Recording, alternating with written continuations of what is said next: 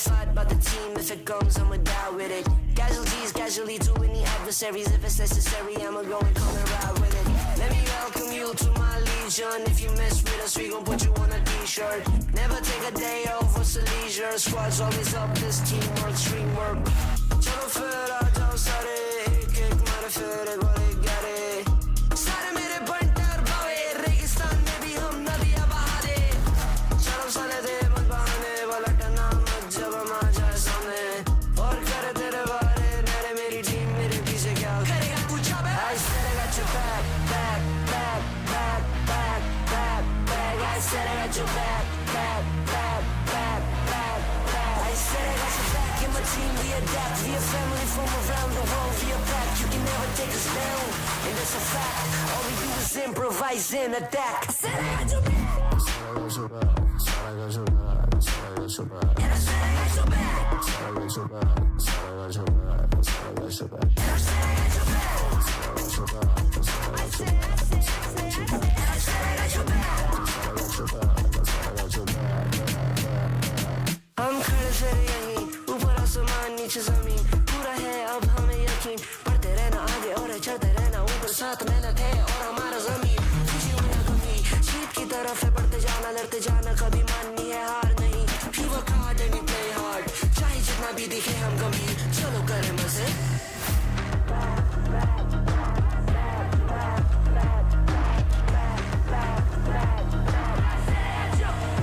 I said I got your back, in my team we adapt. We a family from around the world, we are back. You can never take us down, and that's a fact. All we do is improvise and adapt. I said I got your back. And I said I got your back. And I said I got your back. All we do is improvise and adapt.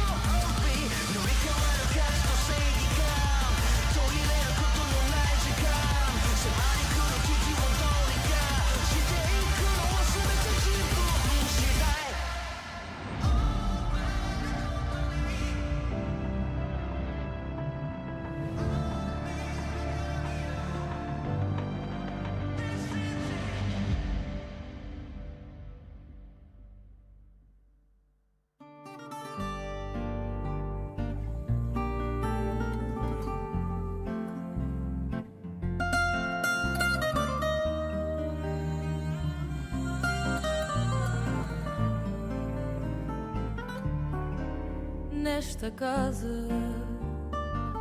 não tem porta nem morada, as janelas são fechadas, guardam tudo o que restou. Mandei o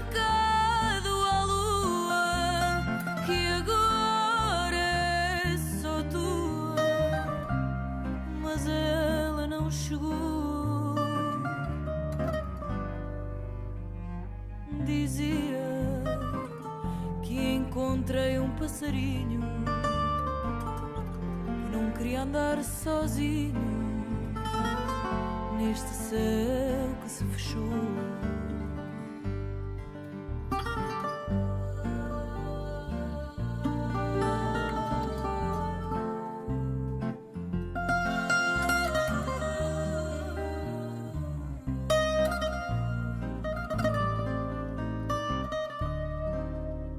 Esta casa não tem porta nem morada, as janelas são fechadas, guardam tudo o que restou. Só quero encontrar o meu destino, sem saber bem o caminho de quem por aqui passou. Alvorada que chegou, alvorada que mudou, alvorada que chegou, alvorada que ficou.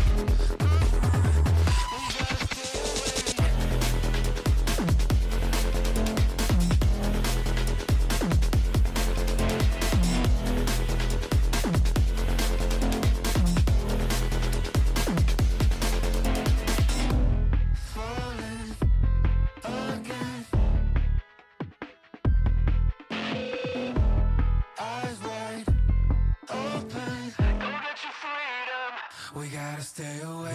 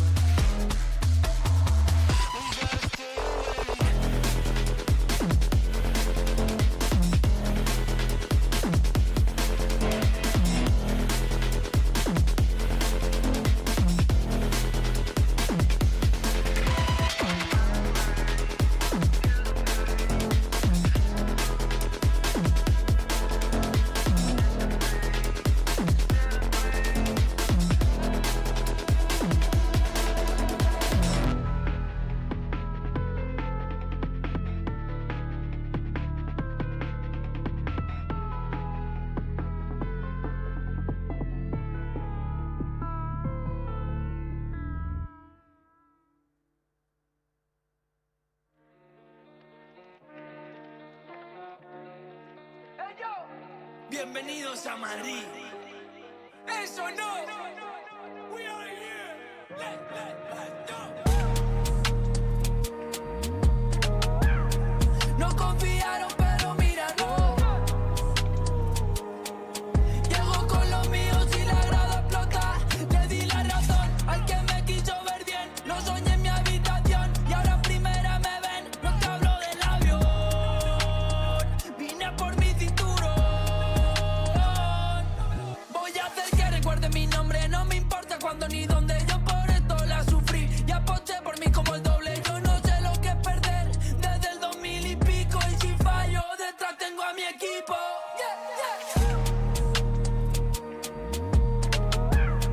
No confiaron, pero mira, no. Llego con los míos y la grada explota.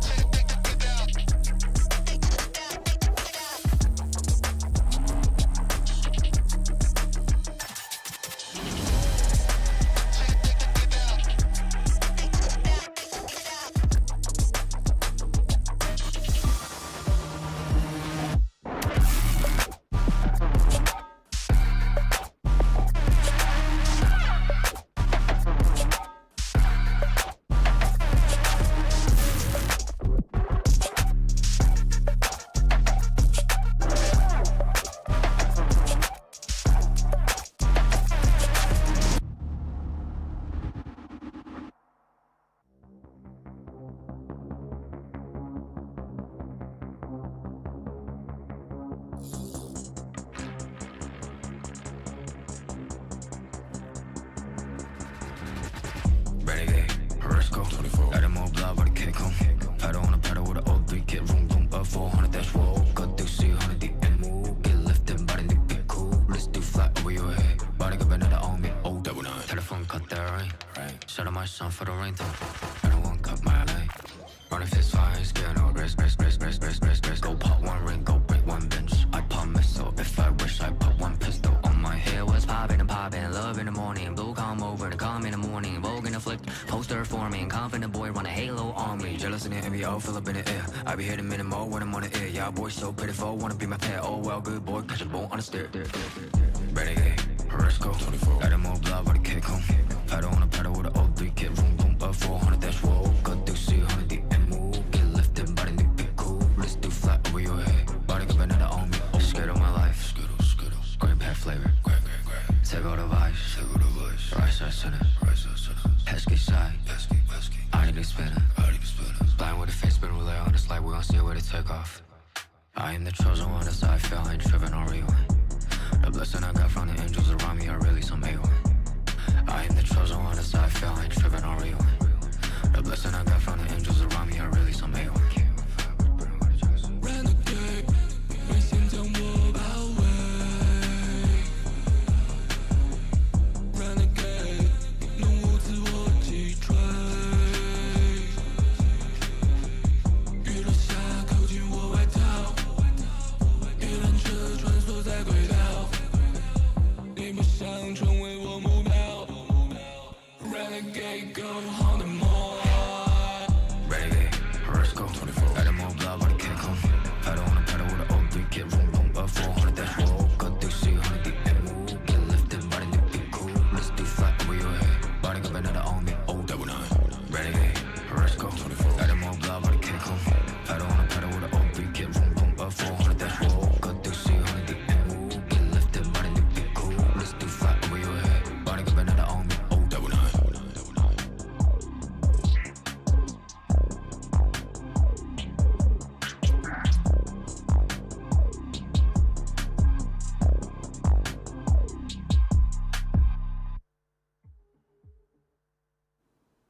Hello there, and welcome to VALORANT Challengers Southeast Asia Split 2. Here we are with day number 5. Hey, I'm Quack. Alongside with me is Coldan. How are you feeling? I'm excited for today, Quack. We've got 2 very exciting matches, and we are reaching the tail end of the group stage for a couple of our teams here. End of the line, right, for the essential year here in the Path to Champions.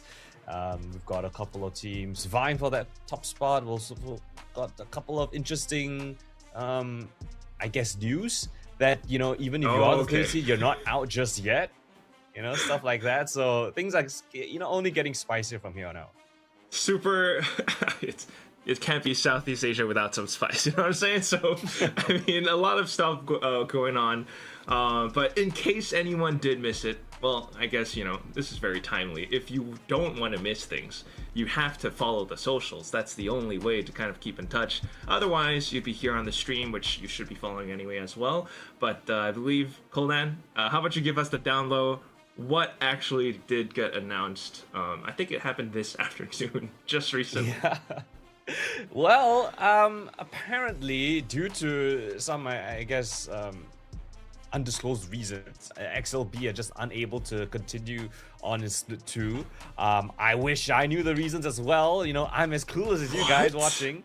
But yeah, I guess some external circumstances made it so that XLB can't continue. And since they've already played their games, ended up as the first seed of their group, now that they are unable to continue with Split 2, 5 and 5 will be kind of promoted to their first seed slot, and every single other third seed, you know, across the groups will have a chance to actually qualify for the slot that XLB have, or at least vacated, I guess. So yeah, even if you do not make it in the top 2 in your group, you still have a chance in like what could be said and seen as like a last chance qualifier to the playoffs. So yeah, you know, Southeast Asia, we're all about giving second chances. You've got a third chance here. Yeah, mini LCQ. Oh my god, I can't believe. Well, Styron, Kasilzi, Zace, a whole lot of them. Sorry, but you guys will be missed.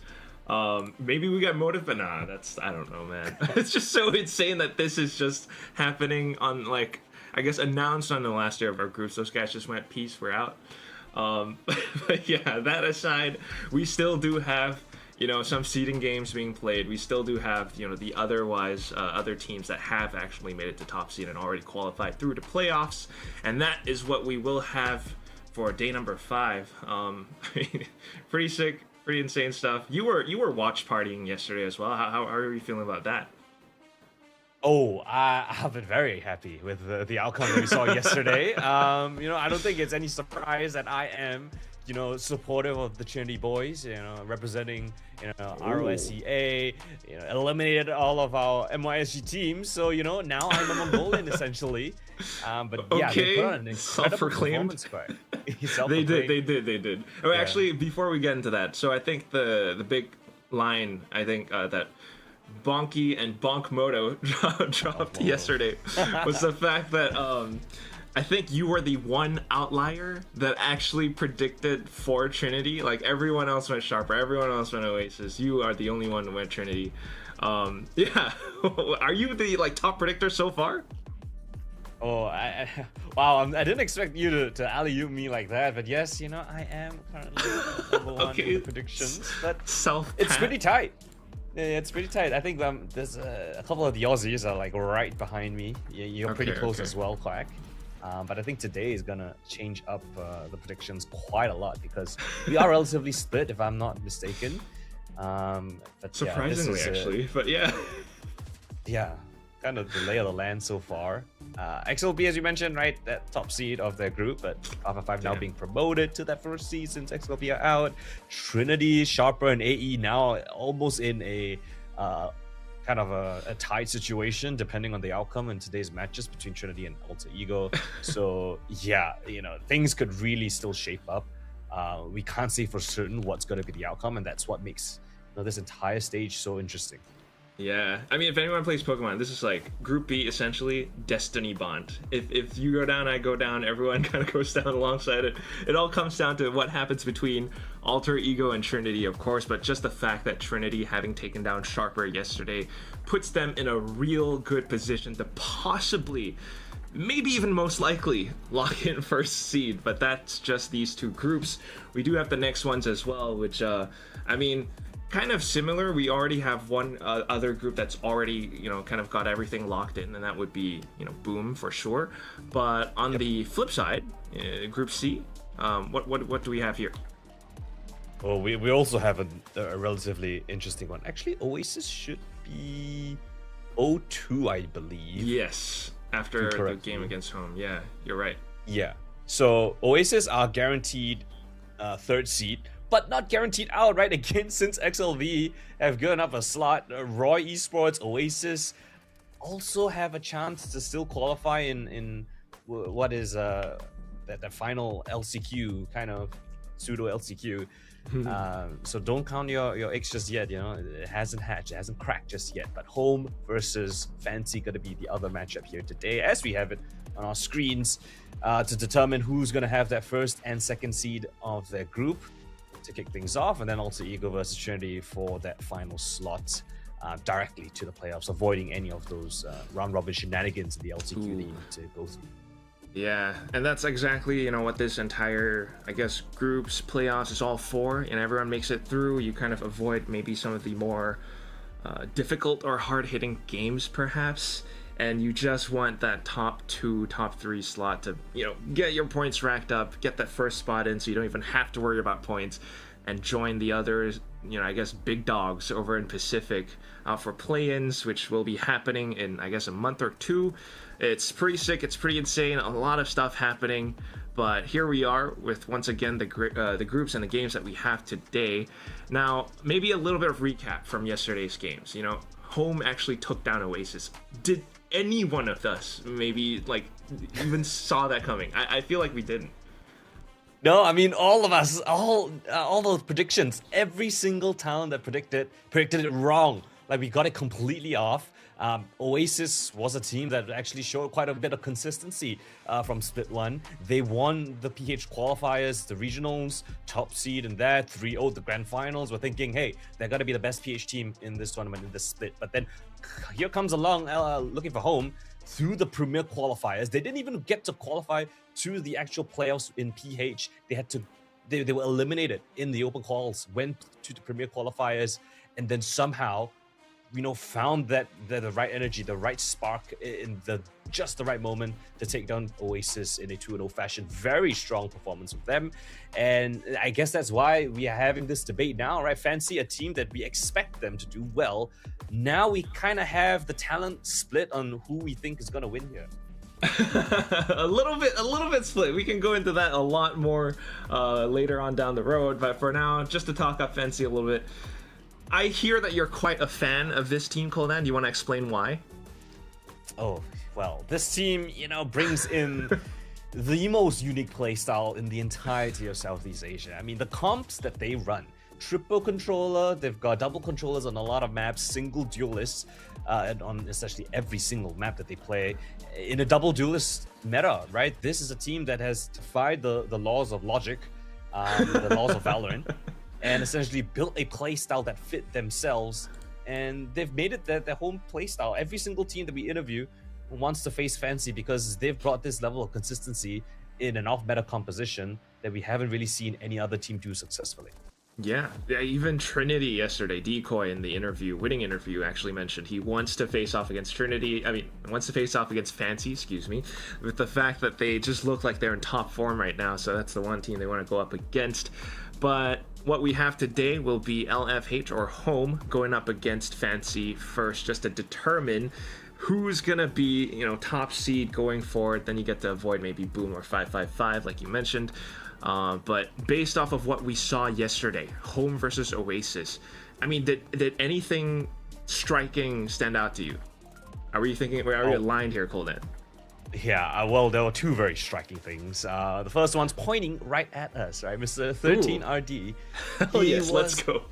Absolutely phenomenal in that game versus Oasis. I mean, really just put his name on the map in its international stage. There has been talk about him. He has been going through different rosters like Zipto, different teams, different rosters, but haven't really found a team that could back him up. And right now, he was an absolute star in that game versus Oasis, putting on incredible numbers. And incredible plays. I do believe he had multiple 4K rounds, an ace in the mix as well. And I think he's really teed himself up to be that front runner, that next up and coming prodigy in the PH scene here, as we have this player matchup. His opponent on the other side, though, this is where the test is going to be at its most critical, up against Nia, one of the best solo duelists that we have in Southeast Asia, putting on great entries for a team that relies a lot on him as that sole entry spear. Yeah, I mean, that game that Fancy played, I believe it was also against Oasis, on Breeze more specifically, Nia was just doing a lot of work, diving in. The opponents really couldn't do much around it. He had some support from his teammates as well, of course, just the flash initiators, I think, coming through a little bit, but... Yeah. I mean, just the way that these two guys can go head-to-head with the fact that they're both that neon is going to be, quite the matchup. I mean, how is the other one going to tee off against the other? If 13RD can actually take down Nia, that would be a pretty big statement as well. But we do have some other players that we'd like to highlight, don't we, Koldan? Yeah, I think Bakute is one of those players that actually is not an exact standout, as you would say in the traditional sense, but he is a system player within Fancy. I think every single one of the Fancy United players, whether it's Bakute, Twilight, Fishio, or Yes I Can, they have their own specific playstyles, they have their own specific identities, but as a team, they're greater than the sum of the numbers, right? They look so incredible as a team with all the flash utility that's being sent in, whether it's the Omen Paranoia being timed well with like the Tejo salvos, all of the timing utility has been perfect for Fancy, and it's why a lot of teams are relatively scared or unsure how to play against them. Bakute is one of those players that brings that level of consistency for Fancy. And speaking of consistency, Quack, we have Kel as well for Looking for Home. Yeah, you want to tell me more about him? I mean, so obviously double duelist, but Kel was like right there, right alongside 13RD yesterday against Oasis. I mean, anytime like 13RD went down, Kel would be the next guy to step up. Is that what you were feeling? Yeah, that's literally, you've kind of summed it up pretty well, Quack. Thank you. It's like your jab and your right hand punch, right? If you're fighting. Wow, I like that. I like that. Kel is like the jet that's being a little bit pesky. You're always wary about him. Not exactly the heaviest hitter on the squad. That's kind of the title's kind of given over to 13RD, but he is that punch. He is that jab that's always poking you in the face. He's playing this jet for Looking for Home, and he's been a very consistent factor in that. Something that a lot of duelists nowadays still even struggle with, but he's able to find that form. He's been playing different AD roles before, but so far on this jet, he's looking like that second hand punch, that jab that's going to be always in your face, that you always have to take care and worry about. And yeah, I love what he's bringing to the table so far. That consistency that we really are lacking in a lot of these double duelist teams. Right. So we've kind of set the stage here already. Fancy with the double controller, sort of. We got Bacute, you got Fishio, you got Nia, going up against what I guess is a bit more traditional in the current sense of the current meta that we have, with Home playing double duelist. You've got 13RD and Kel, of course. With the rest of the team, you can't forget about them. NDG, I think, doing fantastic work with the calling yesterday. Yep. But even stats-wise, everything that we've seen just kind of screams to me that Home feels like this new and upcoming team. You see them through the Premier Qualifier, but here they are, and they have a pretty big statement that they want to make. Yeah, it is a definite statement. I mean, especially in the interview that they gave, right? They want to go on that run. They want to win the whole damn thing. And I think Fancy is a perfect benchmark for them to, see where their power level is at. Yes, they've taken down the kings of their region, but it is just a regional matchup, right? Things can go awry. This is a good test here up against Fancy. As we take a look at the map veto, Quack, we've got Split and Breeze instantly banned out, Lotus, Fracture, that'll be the next two picks, Haven, Ascent banned out, and then Pearl as that final decider. So any initial thoughts, Quack, from what you're seeing? I'm a little bit puzzled by Fancy banning out Breeze, because they played it pretty darn well. So I'm a little bit curious. Maybe they saw something that kind of, I guess, gave them a warning sign from yesterday's game from Home against Oasis. So I guess they land onto Fracture, which is gonna be the more kind of curious one to me, because that's always a bit of a misnomer for me. Yeah, it's actually quite a bit of a surprise that Fracture is being picked, because Fancy have not played Fracture at all this year. This is going to be their first debut Fracture. So we have no idea what the hell kind of compositions Fancy's going to cook up on that map. So I'm very excited to see that. You never know, man. You never know. Things could definitely be a case here if you're Fancy. I'm never going to put anything out of the realms of possibility when I see this team play. So I'm excited to see what Fracture has. But Pearl, I think it's a map that...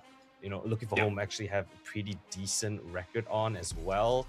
The win against Fancy, that was really, really nice. 13-5. I'm not Fancy. Against Oasis, 13-5. That was convincing. That was a statement piece. Both duelists putting on incredible numbers. So yeah, just going with what works for Oasis. Oasis for Looking for Home. Yeah, Filipino team. So it does make sense. But Pearl is definitely one of those. The Neon, though, it's just such a big thing for both teams on that one. But I gotta say, just because we got predictions coming up real soon, I like what I saw yesterday from Oasis. I honestly did just want to be a little bit different. It was also the fact that Coach Landry from Looking for Home was in your chat yesterday, so I kind of want to put that bit of belief in there. I went all heart, so that's just where I'm at right now. It feels like they have all the right pieces. We're talking about Kel, we're talking about 13RD. Those guys in the winning interview yesterday, they got emotional. This means so damn much to them. They even quoted the fact that they love each other on that team. Like, that's, it seems like all the right pieces just to, put everything on the board together. And then if it all comes down really nicely, you might just have a winning team. But then again, I think you're absolutely right, Koldan. This is going to be a pretty big test. Throughout a lot of our discussions, though, you've been, I think, quite a vocal fan of Fancy United and their kind of kooky compositions that work very well for them specifically. Why do you believe in them coming into today? I think they've just become that consistent force. Last year, 2025, Fancy were that team, still bringing in those kooky comps, but they struggled to find that consistency. I think this year is a different Fancy. They've stuck, true to their style.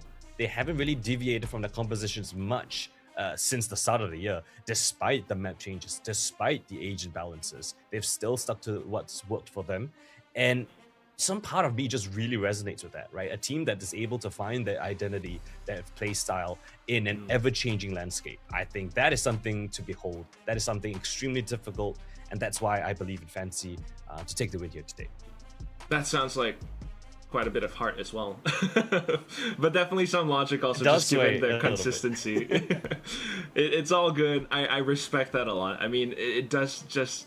The way they play, it feels sometimes like the comp doesn't really make sense when you look at how most other teams operate, but for some reason, it just works out kind of nicely for these guys. And, they just know how to work around it. Even if you look back at like Paper X, right? Back in like 2022, Fair. 23. I already know where you're going. Yeah, you know where I'm going. No one thought that the double duelist style, the super aggro style was going to work, especially when teams were running the EMEA slow play style, slowly defaulting. Paper X, stuck tried and true, and they were able to dominate, right? That has been the identity throughout. I think Fancy are doing something similar, maybe not in terms of the specific agents and play style, but it's the mentality that's coming in. And I think that is just something to behold, something to be respected. A regional team, all Vietnamese, just carrying on the torch for their region. And we are representing Vietnam as well. We've got the Vietnam merch from VC Pacific, so shout out to Ho Chi Minh in Vietnam. But yeah, it's something that it's a certain play style that you don't see any team else in the league playing. So that's why I'm on board with that. Agreed. I mean, that's why I was kind of rooting for Global a little bit in that lower final against Paper X back in Ho Chi Minh. But yeah, you still do kind of have to talk me through some of the method to the madness sometimes, though, Kodan, because if we don't really see kind of, I guess, the intention or the ideation behind the team comp concept, sometimes it just looks straight up insane. We remember we casted some of their Haven games before, no info initiator, but then the Cypher comes in. You brought that up pretty nicely. We are gonna have Pearl though as our first map, and I don't see any big recent games of Fancy playing on Pearl. I think the one most recent one that they had so far this year was way back in Split 1 SEA Challengers, and on that one, their comp was also another thing that kind of looks a bit weird. You want to talk me through that a bit? Oh, they might change for all we know, of course. Yeah, they could change, but I don't think they will. I think that we can put that as a little prediction as well. Do you think they're going to change the composition? I don't think they are. Yes. I mean, ooh, all right. Surely they changed this composition. Come on. Let me lay out the numbers for you, Glenn Quack. In 2026 so far, Fancy have played Pearl 8 times, and they've run the same composition every single time. So they haven't deviated at all. So you're saying right now, this is a chance for them to innovate. They're going to change the comp. Is that what you're telling me? I think so. That was 2 months ago, man. They haven't played it so far in their, regional Vietnamese qualifier. You gotta change something up. It was the KO. Yes. It was the KO, and let's see if we're gonna get the double duel and double initiators as we head over to the agent select screen. And the brim. There we go. There we go. Oh wait, sorry, that's Lotus. I'm thinking of Pearl for some reason. Yeah, okay, Lotus. It is different. It is different. You are right though. Okay, Pearl's the last one. Sorry, my bad. I kind of thought about the wrong maps. But yeah. A little bit different. Okay. Ooh. Yeah, Lotus. All right. It is a different composition. You are right in that aspect, right? The last time that this, at least this team played Lotus, it was, with the chamber. And if not mistaken, it was Bakute on that chamber as well. So now that Bakute, has opted to say, hey, I don't really want to play with the Headhunter. I'm more content with playing a Vice instead. It's a different style, it's a different matchup. Very interesting to see the innovation coming in for Fancy.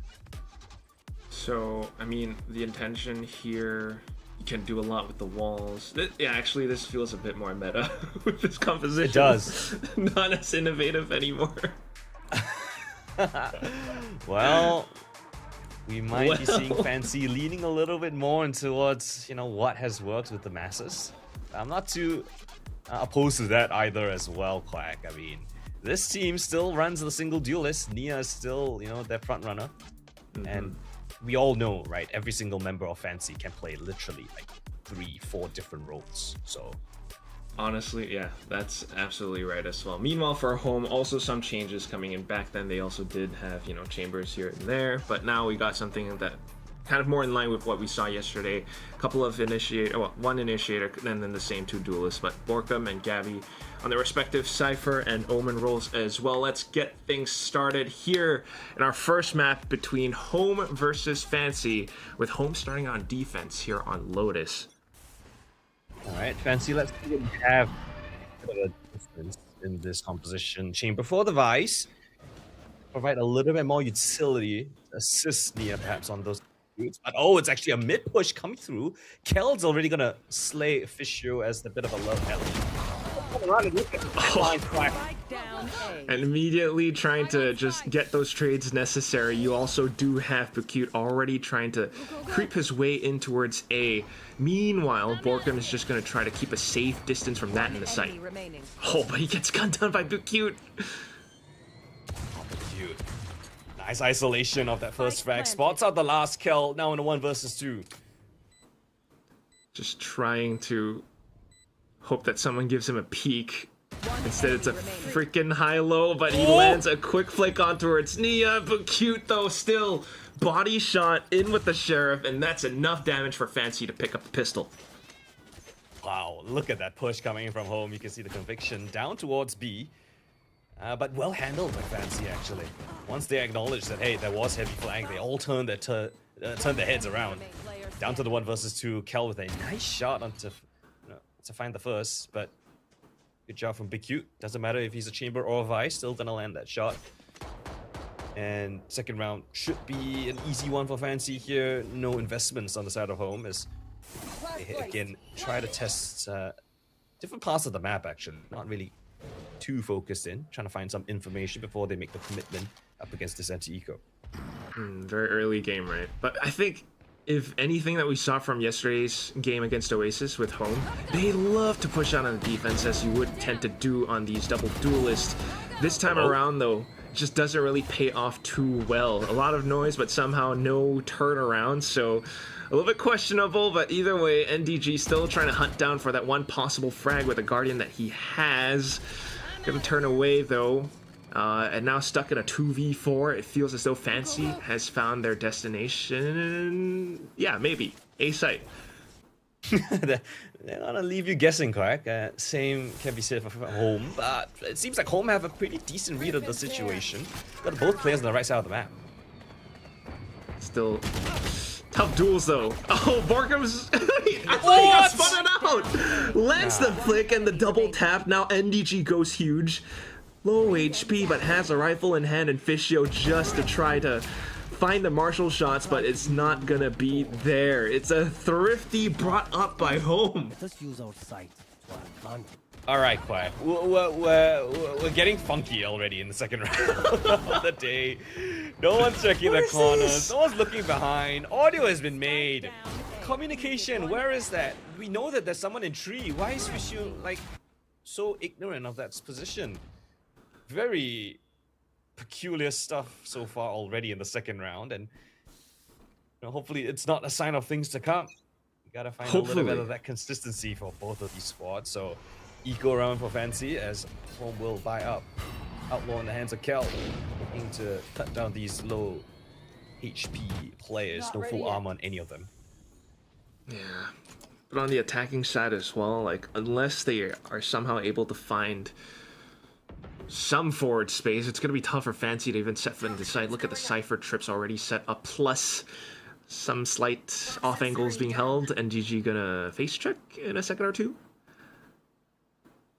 Tripwire.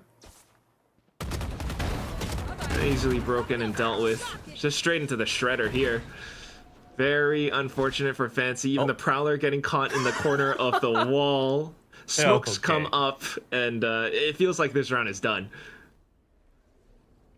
Yeah, Seaside has been littered with Cypher utility. No chance to go back towards A. You've got 13 RD already scouring the B site. Oh, he's got a smile on his face as well. He's happy with that outcome. How could you not, right? Just waiting for the eventual doom of Fancy in this current round. Spots out the first one. The last guy standing. Brute still trying to keep himself above board at least. Maybe get some alt points for the upcoming rounds, which could be pretty crucial. You know, Steel Garden, in fact. But running out of time, surely the hunt goes on. Come on, a bit of damage, but some hesitance as well. Vorker will come in to finish the job at the end. Alright, decent damage. No spike plant though, but good focus here from home. Right, attention all drawn towards the B side. Against the eco, you will kind of want to bolster up the B side on this map. It is a common call when your opponents on the attack side have a low buy. Up in the hands of Kel, NDG with the Odin. Interesting purchase up here. Balls are still penetrable. So very potent here. Kel, what's the C side? That's exactly where Fancy are headed. It's so big. Switching up the defensive setups. Cypher previously on C, now swapped over just for Kel to go off with the off. He did fire it off through though. So a bit of warning signs for Fancy as they try to probe elsewhere. Yeah, but the op spotted now, Quack, so that's what I said. Should be a good call for Fancy to rotate across, right? With that information. And you can see that Kel actually hasn't really rotated too far away. But the reclear is great from home. This is good information. They can send the Omen to support the other sites of this map. Yeah, trying a little bit. Oh, but there's just so much clearance now as well. Home, I think, feels like they have a pretty good idea of where this is going to end up, so they're already in position to strike all the kill trips and everything available. A couple of spams maybe, though, and they might have just lost the initiative. Not quite. 13 RD able to stabilize, and low HP is Twilight. Last player standing, but cute. Gonna get spotted out as well, but manages to land a snap until eventually NDG arrives from behind with that Odin. Yeah, great read from home there. Despite them having a bit of opposition on the C side, early reclear allows them to stack this A side, and it's a mow down here as they try to get the spike in towards A. So 3 rounds in a row now for home. This is looking a lot more comfortable, despite them losing the first pistol round. Fancy have struggled to find any sort of footing. Got a couple of ultimates now, so that's something that they could use in this round. Maybe synchronize the Nightfall with the Overdrive. Steel Garden would be pretty useful for, you know, even an execute or a site defense. Yeah, they're gonna need it if they're gonna try to turn things around. Otherwise, momentum gets completely lost and tossed away. Look at how much space home is taking down C Mount as well. It seems like it's a call, right? I mean, with the double duelist, you want to take control over either A or C. This time, it's a good call on towards C info, but again, it's only just a Cypher here on the A side, bit of a retake setup. So, looking to be content with that outcome. Let's see if Cypher can delay the take with the utility he has in store. Definitely quite aware of the potential alts. But because of this space, Fancy are just shoving it all the way up as well. So just gonna have to relinquish the site for the time being. Does home find the right timing to actually push back in though? A lovely retake setup causes, you know, Fancy to invest 3 ultimates. Eventually they do find a kill, but still, it's a retake setup here for home. They've got everything they want. Eliminated the ults. Let's see how they handle this one. And a little flash from the outside. Gabby being able to keep Bukute invested, or at least try to force this 1v1 while their other squad actually pushes all the way into sight. An Odin frag being spotted. The rest of them trying to seek refuge inside of tree. The classic kills getting picked up and down to the Sheriff at the end as well. A retake setup gone south for home. Alright, we're having thrifties all across the board as well. This time, Fancy flipped the script. Despite them using all their ultimates, Fishio picks up a triple kill. Not sure what's happening in the home camp. That retake didn't look as nice as it should have been. Especially since Fancy didn't really have the best weapons. They didn't have the ultimates to back them up. So a big mistake here from home, but not out of money just yet. So they can go for the repurchase here. Kel's got his knives. Ultimates for NDG as well as they hit towards that A site. A mount very early in the control of home. See that intent with the Odin as well, though. But for now, it's just going to be that quick shove all the way straight through into C site. Borkum trying to keep them away as well. A couple of spams through. You got Gabby, who has arrived on the site as well. Everyone just pretty much in tune with each other. So despite Fancy being able to take up some space early on, home instantly strike back. Wow, that's another fantastic retake. And this one's a lot faster than the previous. Cypher actually gets that opening kill. You don't see that too often nowadays with the current meta. And the Flood retake coming in extremely swift from home. Very fast on the retake, especially on the flank. And now timeout being taken by Fancy. It's getting a bit hot under the collar. It's only just a scatter of rounds. Things are not going what they were looking for. With this being a home's map pick, this kind of feels like that's how they feel, you know, at home cold end.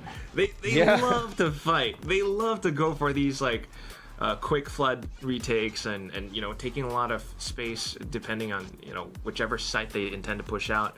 Sometimes it was C, sometimes it was A, and somehow or another it just always works out so well for them. Fancy are gonna have to be wise to that, I think, if they're gonna stop this, and I believe that's what Coach Kawa should be trying to work out with them.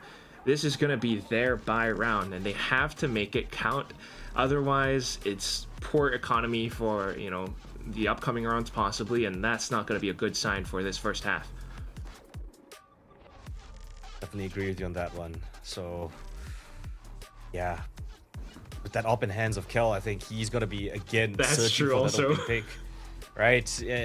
The problem for Fancy right now is that they invested those 3 ults on that 50 round, so now the ult cycle is relatively weak. The only one that's kind of close to it with any impact is going to be Fishio. Yes, he got the from the shadows, but it's not the most impactful ult, so I wouldn't mind if they actually tried to get an ult on Fishio and then play for his pit in the post. Oh, but it's not going to happen now. Opening shot taken by Kel. Fishio still trying to poke around the A site. The rest of them kind of afraid of the op now. Gabby picks up information for the side of home, but okay, 13 RD goes down. There's a chance. Oh, but Q's got great timing. Thanks to the Viper's screens, he's going to be creeping up towards stairs. He's got great positioning. They know that Gabby Diz is here, likely to be the only player on this A side, and that's exactly why they're calling the rest of Fancy here to support. Yeah. Home, though, a little bit slow on the rotation, or not wise to it right now. They're seeing that C mount is clear, so sooner rather than later, they should start rotating soon. We do have the Prowlers coming in. Gabby trying to withstand to the best of his ability, gets away with the TP, but Cute reads that as well. Now a chance to get the spike down. 30 seconds left. Bought a little bit of time. 3 versus 3. Op is not an issue now. Kel has picked up the rifle, and just as we mentioned, Fishio now with the Viper's Pit, but Bakute still looking for more. Triple kill already for the Sentinel. One enemy remaining. Maybe a little bit more as well. Yes, I can. Just gonna be able to hold off of Tree. Kel makes another step around the door, but that just puts Yes, I Can into position. Fancy pushed themselves up to 3. Okay, despite home getting that opening pick, that was fantastic. That was on, you know, the entry duelist, and we know that Fancy kind of struggles when Nia gets eliminated without any successful trade or successive space being taken. But it's a great pivot on towards the A side. Lovely macro play from Bakute to take up all that space, call the rest of the team in, execute together as one. Yeah, you mentioned that timing, so crucial. And this is right after the timeout as well. So trying to continue off of that pace, but look at this from home, pushing all the way down. Fishio is gonna have to try his darndest. Takes down the first though, and that's pretty good already. Oh, the shield wall comes in, and that's enough damage. All the taps connecting, except for the last one. Off to the side, however. Spike not planted yet, and they just managed to kind of fish out Borkum out of the barrel from stairs. Last guy standing is NDG, and this is pretty much donezo. Yes, sir, Fancy up to 4. It's a great hold from Fishio on the flank. Home tried that, very aggressive push in towards spawn on the pistol round. This time they're doing it on a bit of an eco, and Fish Shield, man, lovely isolation of those frags. Thanks to the the Vice wall as well. Gonna make things a little bit easier for him. There's Fancy tying up the scoreline so far. Timeout being taken. I don't mind it. Not sure on who side is going to be taking timeout. It seems like it's Holmes. Yeah, trying to stop the momentum of Fancy. Yeah, nowadays I don't mind. I'm not too worried if Fancy take that timeout. Teams sometimes in the lead they tend to do that just to stabilize. But okay, fair enough. See why. Yeah. Well, for this one at least, I mean, Coach Landry. What do you think, Holden? Do you want to, if you were Coach Landry, do you slow things down a little bit further for Home? Because so far they've been, trying to keep taking space, keep setting up some flanks, but feels like Fancy has caught on to that now. I think Home are still very successful in getting those opening kills.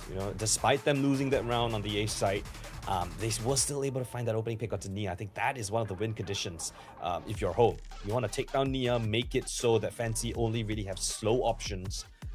Makes it a lot more difficult for Fancy to orchestrate any kind of an execute. So I would like to see continuation of that aggression. 13RD and Kel both really proficient at doing so, especially on this defensive side.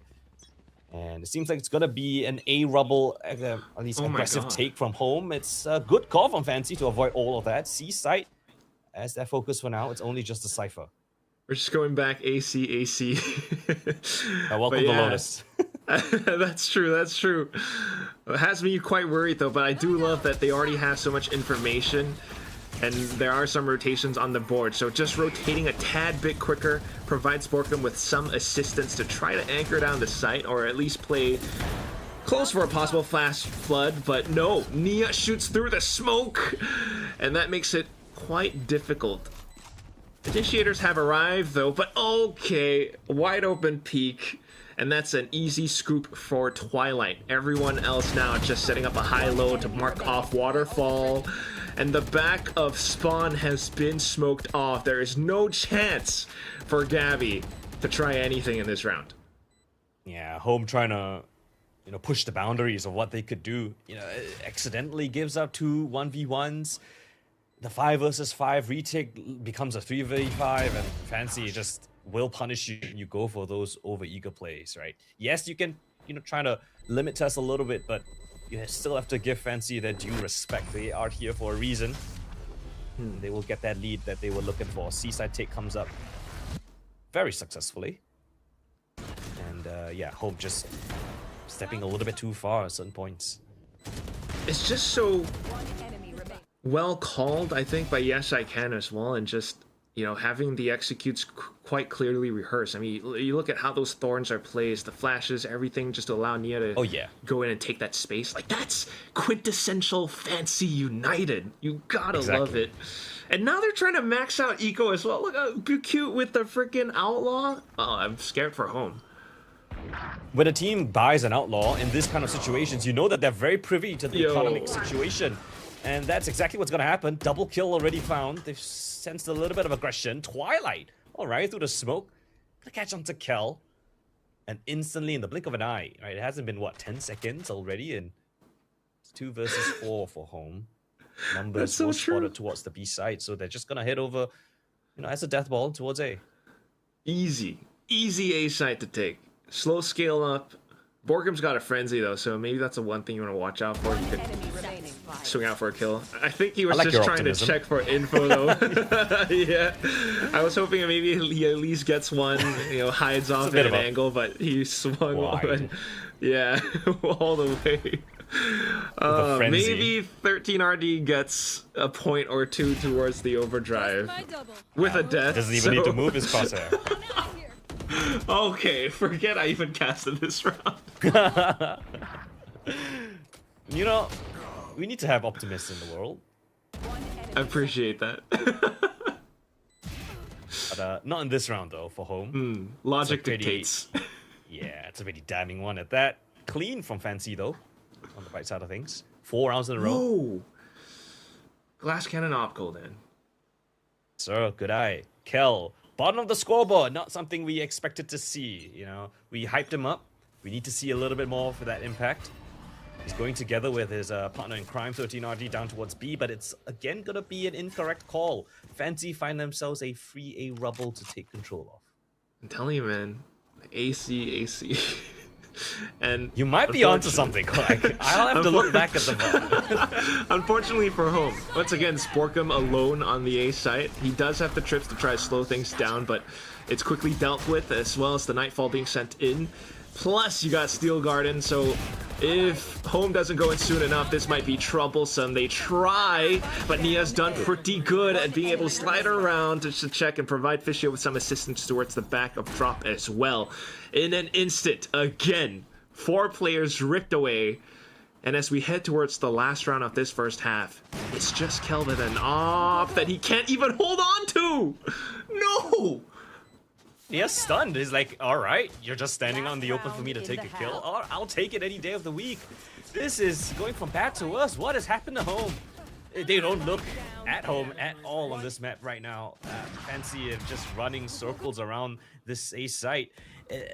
Where is the utility to clear out corners before you go for the retake? They're just jumping out of Viper smokes without rhyme or reason. They're not waiting for the rest of the team to come in together. Kel is at the back lines with an op.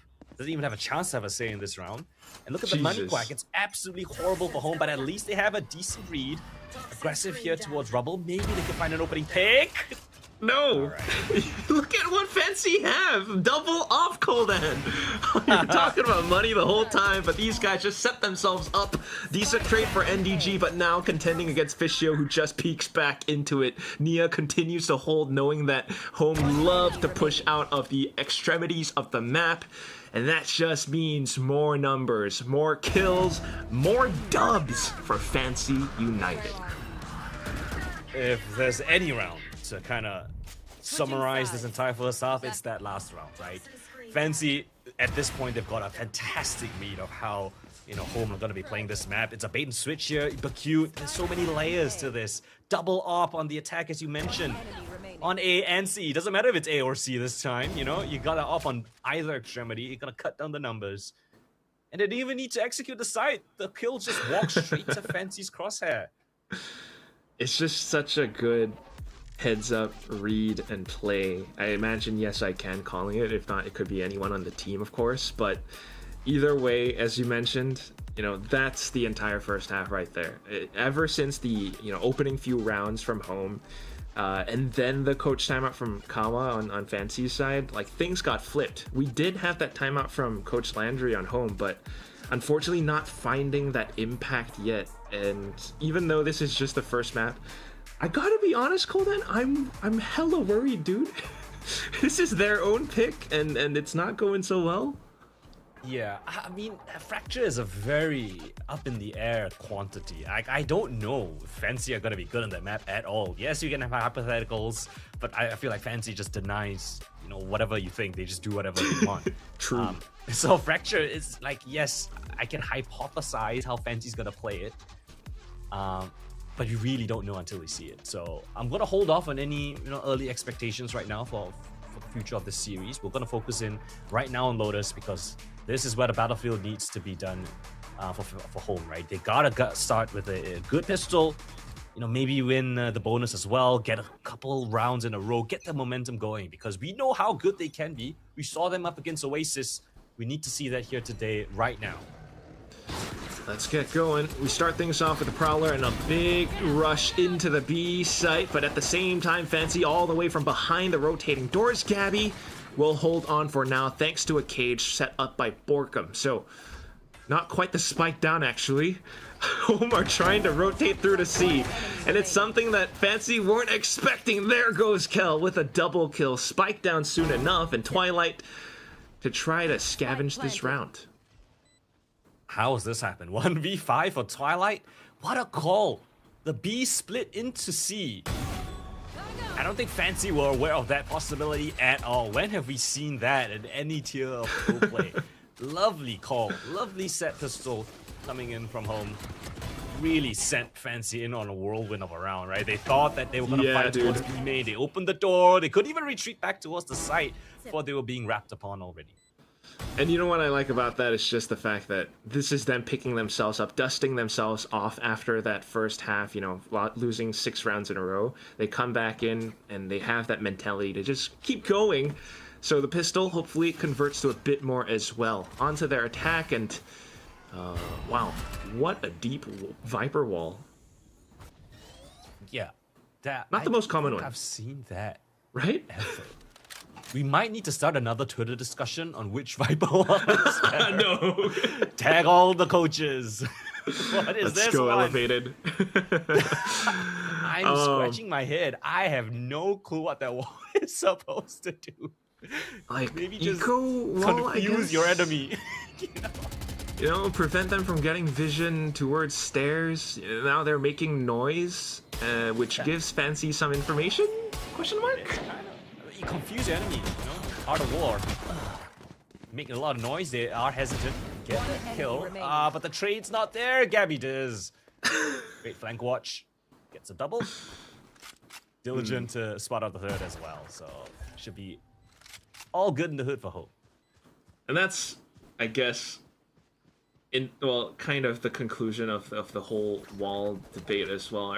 You know, in theory, I guess you could have some neat ideas around it, but in practice, you know, if you're not intentionally making some kind of a play around it, I guess you were trying to set up the, you know, Fancy trying to set up the pistol train outside of B pillar, but if they're not able to collect up on some of these crucial kills, you know, especially against like a Ghost, it's tough. And at that point, they just got shut down. Gabby as well was pretty big, so that's just going to be a bit more momentum for home, hopefully, as they retain most of their rifles going to the next. I want to see if they can win this bonus quack. They've got decent weapons on the side of home. I think with the deficit that you're facing, I wouldn't mind them coming up with something a little bit creative. Try to catch Fancy off guard. Again, it's going to be the weird Fancy wall down towards A. I guess it gets them control very deep in, but focus in towards the B side. Fisher's got to be careful not to go down instantly. Yeah, trying to keep safe. Manages to evade for now. Kel just gonna call it out to the team, but it feels like now they're getting caged into the site. Still trying to fight back though, and not try planting the spike just yet. Quick with the peeks out from Bukute, and alongside Yes I Can and Twilight. They push out on all fronts. They make home feel uncomfortable, and they take them down. All right, okay. So Fancy not gonna get caught off guard this time. They just send their forces in towards the broken door. A bit of an issue for home to handle. There's so many choke points. They didn't really take control of anything. And I have to give credit to the Viper, right, for sure. Actually staying alive, buying space for his team. Didn't allow home to get control over towards C-Link. And yeah, it's just great protocol. So let's see this clash here towards A. It's this weird wall. Who's going to come out on top, right? It's always on this wall. It's quite clear that that's what Fancy wants to work around now, but home are trying to push around it. They will be decayed though, so they're trying to hang back as well. A lot of blinds and everything. Yes, I can TP's upward, but Gabby manages to hold. 13 RT gets involved, and now 4 players from Fancy are down in the ground. That's what I don't really like about this wall. It actually gives home a chance to cross towards that actual rubble on a rubble, and it makes, you know, Fancy have to second guess. You know, is their players going to be on the left-hand side? Is players going to be on the right? You could tell, like, you know, we're not seeing it in the replay, but you know, when DS slides in, he doesn't know where to look. Yes, look at every single corner. The player that TP'd onto the rocks, I think, Yes I Can, also needs to worry about his behind and the front. So there's so many different angles to worry about. That's why this wall, I don't know, isn't exactly scratching my pickle, I guess. I don't know what's the... Whoa. Tickle my pickle. Tickling your fancy, maybe? Tickling my fancy. That's a little, which is more apt for the team. Oh my god, Colden, you're scaring me. Somebody clip that. Let's go. Okay. It's leaving me confused, man. What is this fair, wall? It's fair. I agree. It is quite a bold move, something we don't see too often.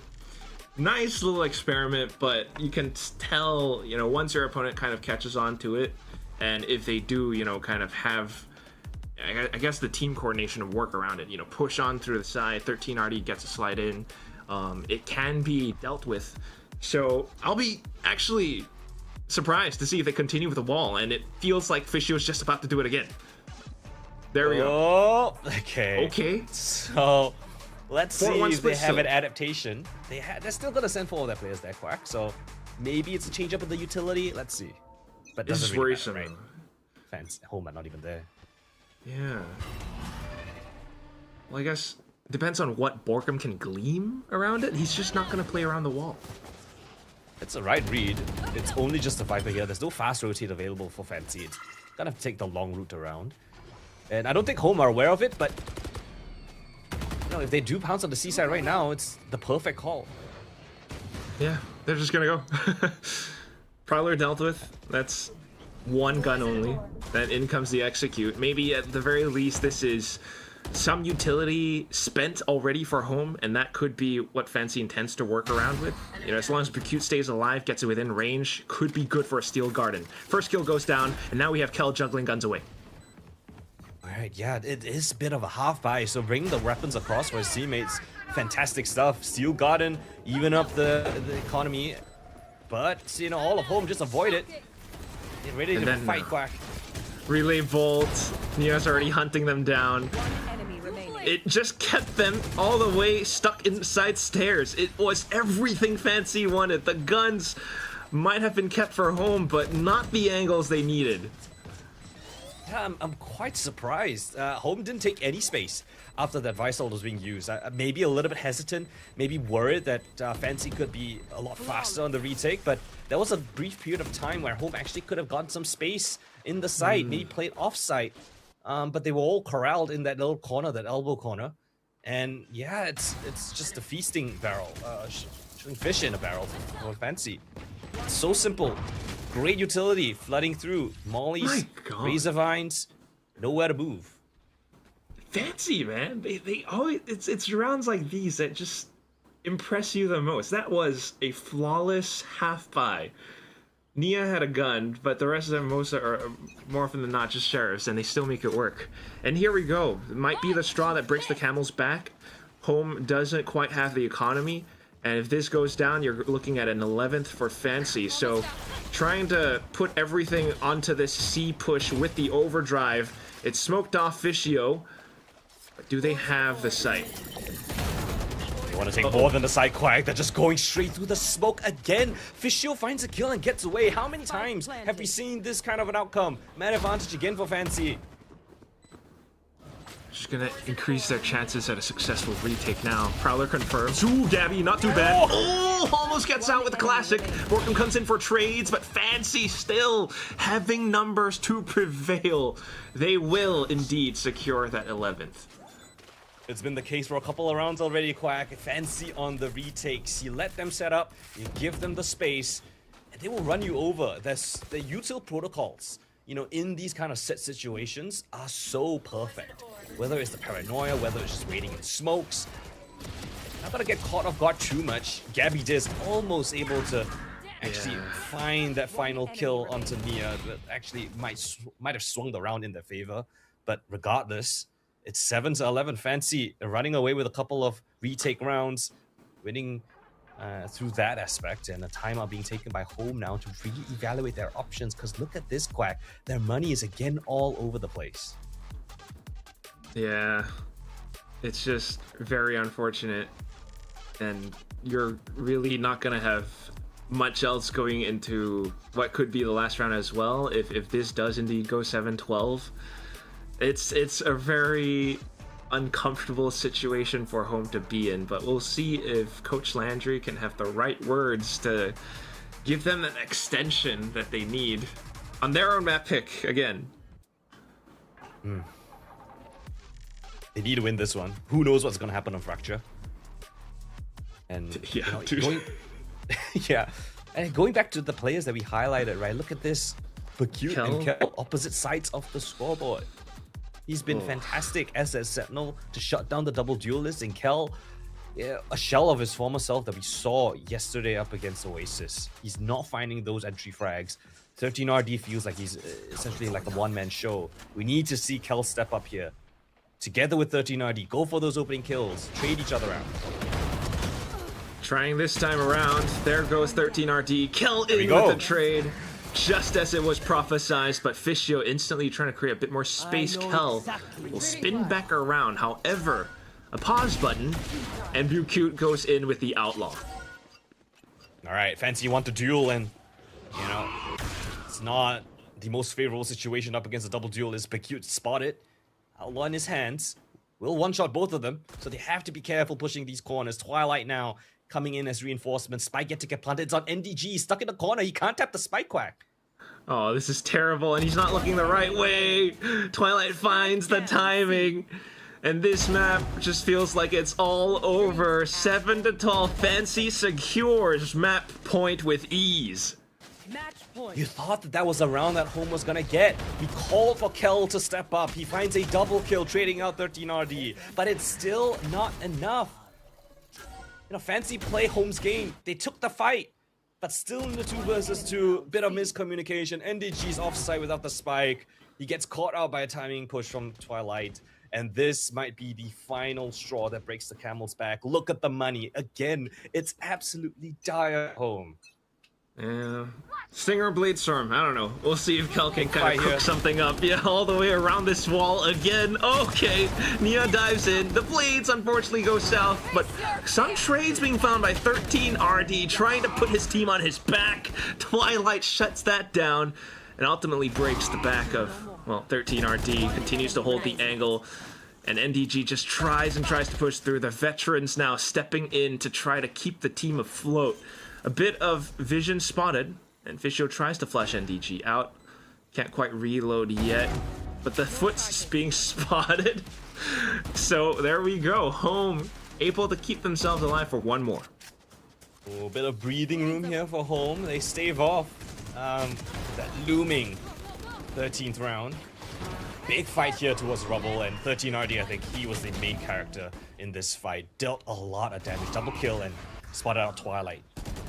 Well handled from the rest of the team, but again, it's not a consistent factor here, this Rubble fight. Both teams have lost and won it.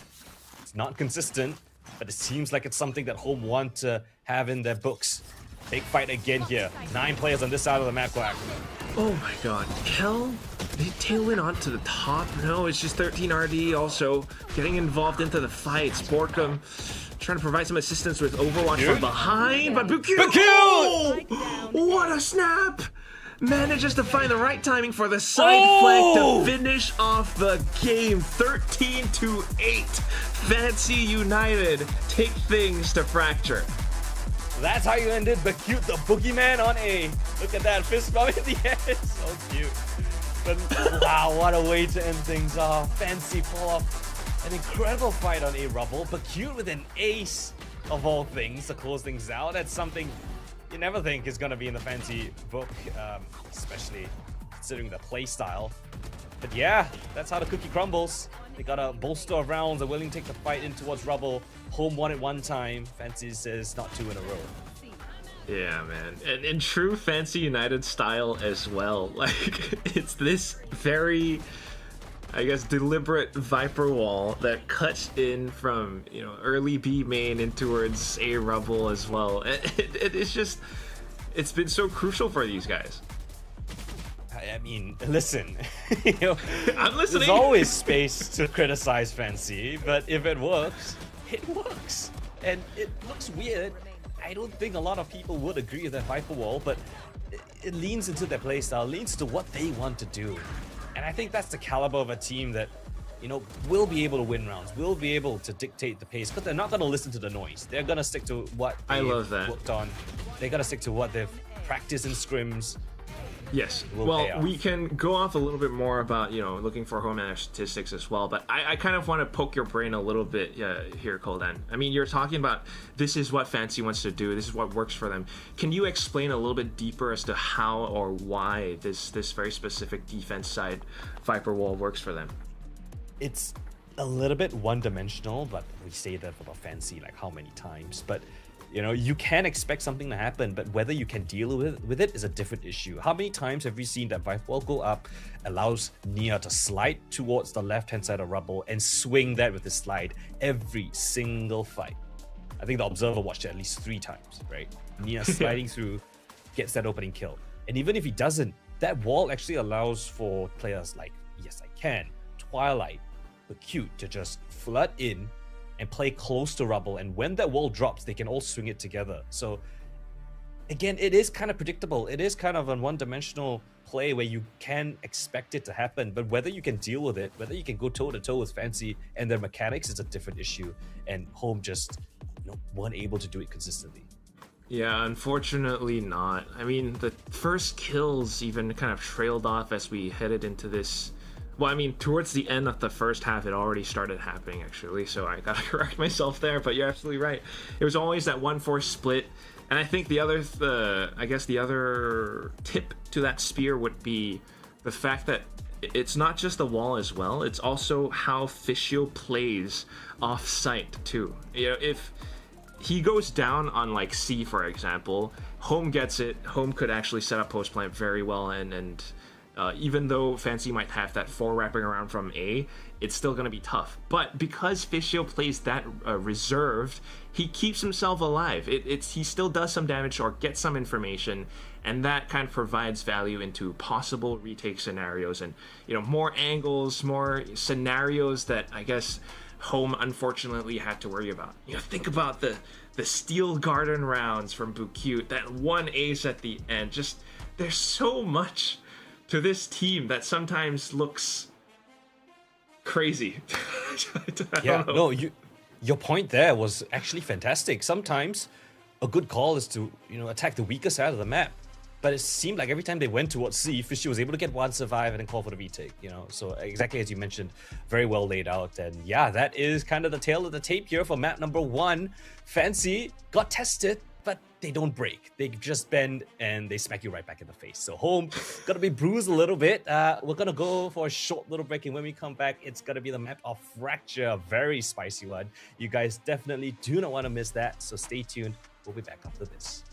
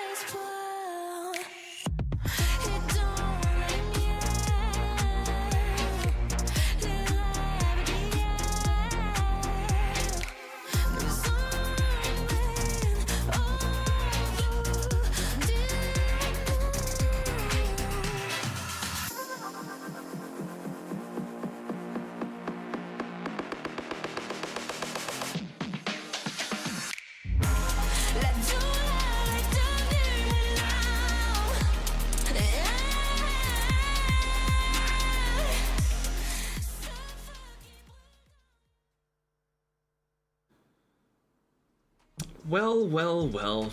That was a hell of a map one. Fancy United still doing Fancy United things. And then now we're gonna move over to Fracture, a map which Fancy hasn't shown anything at all on. I'm very worried for home, but we were kind of discussing this a little bit, Coldan. What do you think Fancy's team comp is gonna be on Fracture? Ooh, well, listen. If you look back at what agents, Fancy do have a bit of an inkling to, you see a lot of KO, you see a lot of Teho, right? Those two agents get you a pretty solid amount of info, a lot of clear utility as well with the salvos, with the fragments. So yeah, I think Fracture is a map that actually leans quite nicely into a Teho. I won't be surprised. If anything, I'm expecting to see a Teho from Fancy in this matchup. Okay, so maybe double initiator. You got Cypher, you got Neon, the Neon still, of course, and then maybe, I don't know, Fishio or maybe even Bukute as the Brim. Is something like that? Is that where we're trending? I think that, as unpredictable as Fancy are, I think that is a pretty reasonable and educated guess. So yeah, maybe double initiators. KO is actually a pretty decent pick on this map. You have a lot of cross map lineups you can do with the 0 point. Teho is just really good at clearing out a lot of these corners, tight corners within Fracture, where there's not a lot of line of sight, so you have to rely on the salvos to bob and weave, clear those little rat corners. And I think that is something that Fancy would probably lean towards. Okay, just because you said that, I want you to be wrong. I want myself to be wrong as well. I'm not gonna lie. I want to see Fancy. Let's go. Let's pull out a double duelist all of a sudden. Who knows? That might be the most unlikely composition. Triple controller. Let's go. I think a triple controller is more likely than a double duelist. I'm not even gonna cap. For Fancy. Yeah. They never do the double duelist. No, they well, never. whatever it is, I'm sure it's gonna be fun and surprising. Who would run? That's a great question. If you could pick, Bukute, I think. Wasn't he a chamber? Recency bias. He was a chamber. Yeah, that makes sense. But no. Let's see, Quack. Drum roll, please. Yeah. Wait, what? What am I looking at? So much to unpack. I was so right and so wrong. So wrong. Mia Vito. Borkum Vito. Oh my god. Well, that okay. We have seen a bit of that, but the solo harbor is quite. That's a mind-boggling one. We were right with the Teo KO. All right. So you run triple control on split, but you run a single harbor on Fracture. My brain's about to explode, Quack. The logic just does not compute. All right, we got to calm ourselves down. We'll see what happens when we actually get in the game. They are starting on the defense. LFH also changing out their comp though from way back when they played in the Filipino qualifier for Split 2. I think they ran something more common with the solo Neon, and then they had Brimstone, Double Initiator, Breach Teo, and a different player back then, but on Chamber. This time around they have changed things up. Kel in with a raise. We want to see him step up from that jet that he was playing before. Quack, I want to interject really quickly. Nia has been playing Neon as the single duelist for his team for how many years at this point? Nia is now on the Vito. Bukute, as we mentioned, who was likely to be the secondary duelist, is now being the solo duelist. It's not even an entry duelist, it's a Phoenix. I don't know how he's gonna be able to make the space. He doesn't have a slide, doesn't have a dash or a satchel. Just gotta fight and flash his way into a win. There's so many moving parts of this Fancy team. But if anything, I think it's going to be a relatively slow-paced defense here. And then they're going to go for a lot of retakes with the harbor. That's my guess. Just initial guess right now. No charges. Possibly. I wouldn't think that you're wrong. Then again, it's all down to these these Phoenix things. But here we go. Already making some moves home. Slow creep up into main. We had a 0 point sent out as well, but maybe not finding too much. And now the drone should kind of confirm it. Confirm the kill as well. 13 RD. Nice pick onto Nia. It's been the case for quite a few of these rounds, even on Lotus. Home with their opening pick, but Fancy It's what they love to do. Retakes here, 4 versus 5 Quack. Okay, well, there go those smokes and walls. A little bit of a blaze as well. Maybe give himself some kind of a way to flash through it. Looking for the frags and has support as well. Low HP now. Home trying to dig themselves out of a tricky position, but they can't. Kel's position somewhat found. But he's still trying to pick them off bit by bit. Bukute takes him down instead, and it's just Gabby who gets flanked upon. And Fancy managed to retake. Quack, this is why I absolutely love this team. What the hell am I watching? God. It's so methodical. It's so crazy, but it's so well thought out at the same time.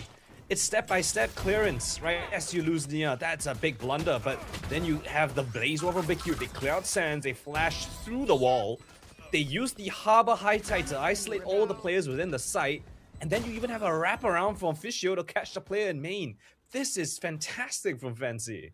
It's just so much work to, segment sites, break things down into very isolated positions for Bukute and everyone else to kind of find advantageous duels. I think that's, what impresses me so much about this right now. Home is going to have to catch on quick, man. I don't know how much this is going to carry on. You got hit by the 0 point already. Stealth drone clears out the off angles. So, at the very least, maybe you dive in, get the spike down quick, and try to, pick up more in this round, whatever's possible. Seems like it's a bit of a protocol. 4-1 splits for Fancy here. They're gonna heavily defend one of the sites and then play for retake on the other. Same situation as you saw on the pistol, but this time it's 5 versus 5 with all the utility and all the weapons that Fancy would want. As long as they don't lose them, they should be looking pretty damn good for... Oh, yeah. Same wall, same flash, same retake protocol. And look at that! Salvos, too! Okay, trying to defend the spike now. You send out early salvos, but Bukute does not care. Fishio again. It's the same thing! Same exact carbon copy from the pistol. Copy-paste. Listen. It's unconventional. You don't expect these types of utility. So Home has got to do the anti-shredding in live time. Right now in the game, ad hoc. Whip out the strap bolt. Landry, you're on panic call. You need to solve this situation right now. Start doing your analysis because it's not easy. You have to worry about Bicute's wall that clears out sands. Again, it's the same protocols we saw, right? 2 rounds in a row. I'm curious to see how it looks like on the B side, but never mind. It might just be a brawl here in A main, Quack. Of all the rounds to suddenly change this up, and it's very similar ideas to what we saw from Lotus. They pushed through, and despite the little peek out from Home, they got turned away. Look at who's on the other side. It's Nia with the Guardian. Spots out Borkum. Oh god, this feels done. Oh, it's fantastic from the Vito as well. Gets a pick, just teleports out of there. Play for retake. NDG, you gotta play spoiler here, sir. Tries, though. Unfortunately, can only do so much. Oh, now hit by the Storm Surge, Gabby. He's trying to play it tight and close, but ultimately the spike is somewhat out of reach. Fancy are quite aware, and Bukute fires off a warning shot. Light swing? He did smoke the spike. He did smoke the spike, so now they can just turn their vision towards the spike. He's gotta have to just win the fights out here, Quack. That's what he wanted to do. He didn't want to worry about his back, I think, and that's why he smoked off a different angle. Now able to get the first one in the 1v2, but down to Fishio at the end. Fancy claim bonus. Oh god. What a read, Quack, as you mentioned.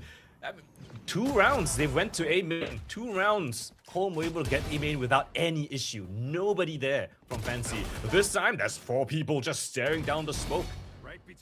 It's very dynamic. It's not one-dimensional, as we'd like to call. I like to call Fancy kind of one-dimensional, but they have different looks, right? They have a strat book, but their strat book is really damn deep. It's vibrant. Wow. Yeah. Well, we'll keep seeing that as we try again. This time hitting the B site from north side. But look at the high-low. Bukute even spamming out as well. NDG is stuck on an island as Fishio takes down another up by tree, and there's just no chance at a reply. A flawless brought up by Fancy. And look at this, it's a different setup here. You know, regardless whether it's A main, whether it's arcade, you've got 50,000 pieces of utility that you just layer on towards your opponent. Right, you've got the flashes, you've got the stuns, you've got storm surges. Every single one of these characters have so many good pieces of util to take fights in. Whether it's Twilight, yes I can, Fish Shield, Big Q, Harbor Phoenixes are so good at taking those fights.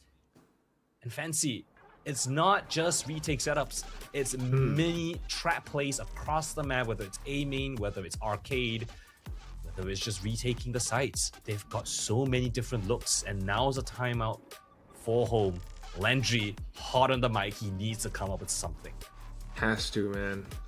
I don't even know about the like how effective the ults are gonna be. You can maybe try to use like orbital to dislodge the potential trap positions from some of the Fancy players, but without, you know, like clear information or reps as to how Fancy likes to set up on their it's just so tough. It's so There's tough. No VODs. There's nothing. You have no record. You can't look at anything. This is fresh. You don't even have the x-ray that we have the luxury of looking at, right? If you're home, you're just seeing, all right, free A main, free A site, free Suddenly A main, free V. A site, 4A, 4 arcade. What's happening? It's just, I don't know. You're pulling out your hair. We'll see what Landry does, as it's a call for home to try and slowly scale up A site once again. This time through Sands. Okay, a little bit different. All right, they've seen this before, Quack. They've seen this exact situation before. You gotta play spoiler. Woo! Well, that would be it. One shot through the smoke, managing to take down Neon in an off angle, but Twilight turns back around, and suddenly, as much as Kel wants to cut off his opponents on rotation, he gets slammed. In with a run it back. Bukut to lead the charge. Clears out door. They always knew that someone was going to be marking that position, and now the high-low even gets broken. I was going to say borked. 5-0 for Fancy. I'm at a loss for words. Look, it's the same thing again. I get it. 13 RD. Maybe that was the call. Guys, you need to play aggressive in the postman. You find a free side, you need to go aggressive. Exactly what 13R did. Took down Nia with the ult. But Twilight, what a fantastic understanding of where he could come in from. The swings coming in from spawn. Again, the duelists tried to be aggressive, but they don't find anything. And then they converge on the side. The Blaze Wall to allow them to clear Sands first. Same protocol, same Fancy, same victory. It's just gonna continue, isn't it? Ultimates now for home. And we can only hope to see some semblance of a resurgence. The guys now from the Filipino team pushing up Dish instead. First time we're seeing it. It's the first time it's a split, Quack, right? You send in the drone from the Tejo just to clear out A main, just to make sure no one's there. The rest of the 4 players in towards... My God. Towards drop. Got the ultimates in the toe. But again, it's going to be a full retake setup, so... Again, Quack, same thing. You know what's coming. How do you counter it? Do you play aggressive? Fancy don't care. Maybe the duelists try, but doesn't look like they're doing it. In fact, they're trying to play post-plant with the ults, exactly. But are Fancy wise to this? Same with the walls, and initially starting things off. Null Command comes in, and that's going to make things tough. Armageddon to try to stave off Fancy's assault, but in comes Salvos as well, alongside a Reckoning. Flushes them away from the site. In comes a Flash, and Fancy want to push into main, but so far so good for home. They put up a strong defense inside of main. Fisho out from behind, and Kel snipes it with the Sheriff. Thrifty round for home. Just to tell Fancy that we are still in this game. Man, how many ultimates were being sent across? I think at least 4 that was being used here. Reckoning, you've got the Armageddon, you had the Lightning Fingers. Orbital there. And the Evolution being invested. I think Borkum using that ult was actually pivotal to counter all the utility spam that Fancy was throwing at them. Got themselves at 50 round. They're playing active, countering Fancy just as they use ultimates, shooting back. That's what we need to see more of. It's a very strong stance to take but we'll see if they can repeat it even without the ultimates. Maybe Kel though this time, so a bit more pacey as they shove themselves all the way up Sands, but Twilight just manages to come in with a double kill. Same with the retake walls, but just a bit faster this time around to prevent Home from taking the plant. 2 players left, and Home try, I guess, to pivot to B. Yeah, but you're walking wounded. Yeah, 2 versus 4. Jonas fully cleared out A main as well. This is another different look. This time Fancy sent 4 players on the A side, but they don't fight for main. They fight for Sands control. They fight for the site control. And again, it's fantastic utility to get them those advantageous fights. Now the 2v4, they have to play aggressive Home. They need to take a couple of players down before they find themselves in a proper post plan. They're gonna try, but they don't even know that Fishio's right behind them. Hot on their tail. Gabby holds off the front. Triple kill secured in the round, and NDG's shifting something more post-plant centric. Spots out Fishio as he tries to hop up onto deck. And then just Twilight left. Has some util. Wants to use it to try and stall or confirm positioning. But gets hit by the stun. Gabby with the swing. A quad kill secured for Home to put 2 on the board. Alright, that's more like it. 2 versus 4, it looked very undoable, but it's a great piece of aggression that Gabby Diaz actually threw into the mix. NDG carrying the hop up. Fancy perhaps being a little bit too complacent here in the 4 versus 2. Gave away a couple of kills that they shouldn't have. And Home will punish. So timeout now instantly being taken by Fancy. They don't want to let Home rattle off a couple more rounds. Want to keep them honest. Maintain the momentum on their side. Yeah, taking a look at the economy as well. I mean, it feels like they can only afford maybe a couple more rounds, including this one. Meanwhile, Home starting to build themselves up a bit of momentum, so that would be lovely to see them get that going as we are nearing, I guess, close to the end of this first half. Round number 8, just 4 more to go after this one. Big alts coming up potentially soon as well. Showstopper, Armageddon. I mean, what are we thinking here for Fancy, Coldan? Well, I mean, if you're Fancy, you understand that you just need to play what you've been playing, maintain your setups, but don't throw away those easy rounds, right? Yes, the round with the 50,000 ultimates are being used, I can understand that, right? But the round previous, you cannot throw away 4v2s. Doesn't even come down to utility. That's just your fundamentals. So Fancy just need to keep that in mind, but for Home, punish those mistakes. Punish Fancy when they get overconfident. We'll have to look at a couple of these players, especially 13RD Kel, I think, as a double duelist on the attack side. They need to make some opening kills come into their team's favor if they want to have a successful half here. Again, 4-1 split from Fancy. Drone from NDG to spot things out, but Drone on the other side as well. Borkup just runs into the smoke. Yikes. Full of lead. Unfortunate, but here we go. As you mentioned with the duelists, there they go, taking up space around B side. Showstopper as well, and might just connect onto Fishio. He does. Fancy once again try to push off through this. A big smoke set down, but Fancy will just ignore that for the time being. Cash in, post plans being set up. Not a lot of ultimates for the post plan here. But still, 3 versus 3. Yes, I can now using the Armageddon to flush a tower. Oh. Well, it feels like NDG's just trapped. He couldn't find a way out of it. Oh, and 13 already got stopped in his tracks. Needed that so much, and yeah, as you called it, Molly gets blocked off as well. Even with the double kill coming in, this round was gone, taken away by Fancy with command.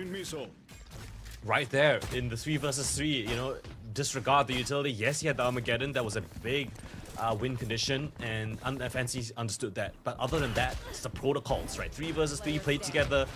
Go for those trades. Gabby Diz did great work to find a double kill, but the body block coming in, the trade from Fancy on that last player.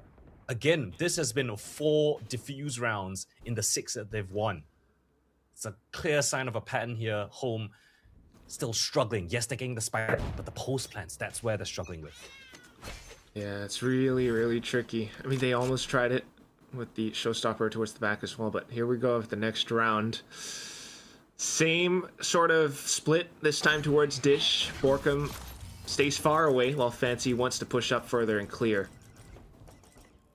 Ooh, much slower approach from Home. I like this. Drone, does it spot a Borkum? I don't think it does. So Borkum's gonna be able to maintain that space control. He notes to his teammates, hey, there's a lot of aggression down towards main. Likely going to be a stack there from Fancy. That's the call for home to explore the B side of the map, which should be the weaker one. Yeah, doing that with the drone of their own. Doesn't see anyone, but I think Nia kind of has an idea about what home intends to do. So in position still, calms it out to the team, run it back to actually clear drop. That's a pretty big bait though. And it's good enough for home to take initiative over B site. It's more like it, playing for the info, playing it slower. Finds the only player on this B site now in the post plant. What they struggled with, can they convert here, Quack? Sent in a stun, in with salvos. Fancy get ahead of it. The duelists try to dive in, but yes I can! Sprays them down. A triple kill to secure the round. It's all down to Borkum on this flank. And he will take the attention away. Draws out the flash, and Bukute now in for the 2v1 where Gabby is so damn low. Sets down an early molly, which is a little bit too shallow unfortunately, but he uses that to get back behind. Tries to look for the swing. Bukute, unfortunately, still onto the spike. Allows for Gabby to clutch it up. Wow, Gabby does on 10 HP. His teammates fall around him. He's been a star player so far. The rock of this team, the closer for the team. Despite, you know, yes I can, getting a triple kill. Despite Borkum coming on the flank, it still went down to the 1 versus 2. But lovely rotation across. Denies the half stick. And then just toys with his feud. But cute, they're trying to get to half. Doesn't let him get it. Amazing stuff from Gabby Diz. 11 and 6. He's by far, you know, one of the key players for home so far. Winning 2 rounds out of the 3 that they've, you know, got to the entire team's name. Yeah, wasn't incredibly outstanding or anything in some of the previous games, but today, damn, he is keeping this team afloat right now on their attacking side as they spread out all across the B site. Fancy, because of their ego, will take things a little bit more hesitantly. Fischio, right up through, gets a right click, instantly traded. Good trade there. It's only just a hero rifle in the hands of Bacute. Let's see if he can make magic happen. Null command as well. Invested. Whoa. And a big shot by Twilight inside of Tunnel. Rifle picked up now, and no more post plants available. And suddenly it's NDG and Kel to try to stave this off. Tries to spin around, but gets gunned down by the Classic. And just NDG, who unfortunately gets hit by the tap from Yes I Can. What on earth? Thrifty. How did they convert this? It's a thrifty round. There was only a single rifle invested in this round. Home even hit the right side. It was the weaker side. Look at this, free side for the taking. They pushed with the smoke with 1-for-1 trade. But the rest of Fancy, they're so threatening on the retakes, man. It's uncanny. Despite whatever weapons they have, this team just flows like water when they have a goal, a common goal in mind. Got that confidence. They're going in with those sheriffs. Even with the Classic Nia taking down, it's absolutely ridiculous. Home cannot be allowing this to happen, but here we are. Round number 11 and only 1 more to go for the first half, and now it's a 4-1 split towards B site. They try to creep up tree.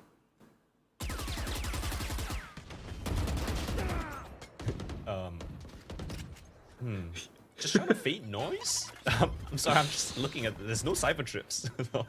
There's no interceptor from Nia either, so I was a bit curious as well. But Evolution popped. Okay, just trying to get, no, actually not Evolution popped. I was trying to get his health back, but either way, it's the Armageddon ultimately from NDG to try to keep Fancy away, but they push themselves through the smoke. Crossfires and everything will be pretty good for home so far. But another Armageddon as well outside of tower. And now it's going to be down to 13 RD to try to play around it. Manages to push through and gets the 3rd one in. Another thrifty right back against Fancy United. Alright. We're getting to the chaotic portions of this half right now. I mean, very chaotic. It seems like Fancy have also kind of thrown away a couple of their protocols. They're looking a little bit sloppier. And home, you know, in that kind of a chaotic situation, the duelist will shine. 13 RD, great couple of kills with that ultimate that he has. And so yeah, despite it being a full 5v5 retake setup, you know, Fancy kind of bottle it a little bit. Not using the utility in the right place, getting a little bit overconfident. So it gives home a little bit of a hope. 7-4 is actually not too bad considering how difficult it was to any strat a team like this. If they can get a fifth on the board, I think that'll be really nice for them. I would love to see a Pearl, our third map, but here goes. Just a push into A site. Showstopper to put the fear of respect in Fancy's minds, but no, it's he hits himself a little bit. Now to try to play a round drop instead. Fancy, we've seen this so many times before. It's a different one this time. Let's see what they have in store. BQ, 1 HP. Oh my lord, he's just about alive. But they've got heavy drop. That's the difference here, Quack.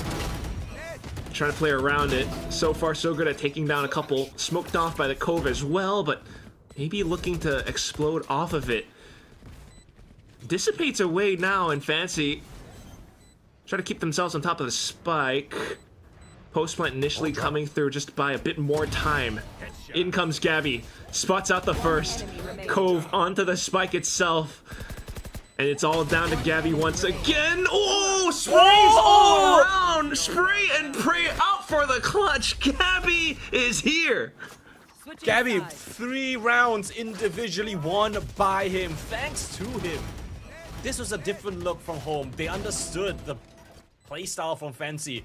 Finally, at the last round and a half, they found a bit of an answer. It's heavy towards drop. This Cove was an absolute pain in the neck for them to deal with. Gabby somehow slips in and gets both kills, despite both of them expecting him to push it. I don't know how this magician has magically just pulled out 3 rounds for looking for home in this half. But is it gonna be enough? That's the question. 5 rounds, considering the playstyle Fancy is not too shabby, but you kind of want to win on your attacking sides as well as a double duelist. Still a bit of an uphill climb, but either way, I mean, I feel like there's starting to be, a case to be made for Gabby. I feel like, do you remember, we were doing our homework for this team. This guy was like the latest addition to looking for home. Yeah, he's I characterize him as a bit of a filler piece. 4 players from home being together for what felt like an extended period of time. They were looking for a 5th. Kind of just felt like Gabby was plucked in and kind of plugged into play here. But evidently, he's been a cornerstone for this roster, especially here today. 14-7. When his teammates struggle to find footing, he's the one that actually, brings those rounds that they desperately need. So very great job from Gabby so far. We need to see the rest of the team, though, back him up here. Because if they want to win this, it can't be just the one-man show. Yeah, at least Cullen 13 already somewhat trailing close behind.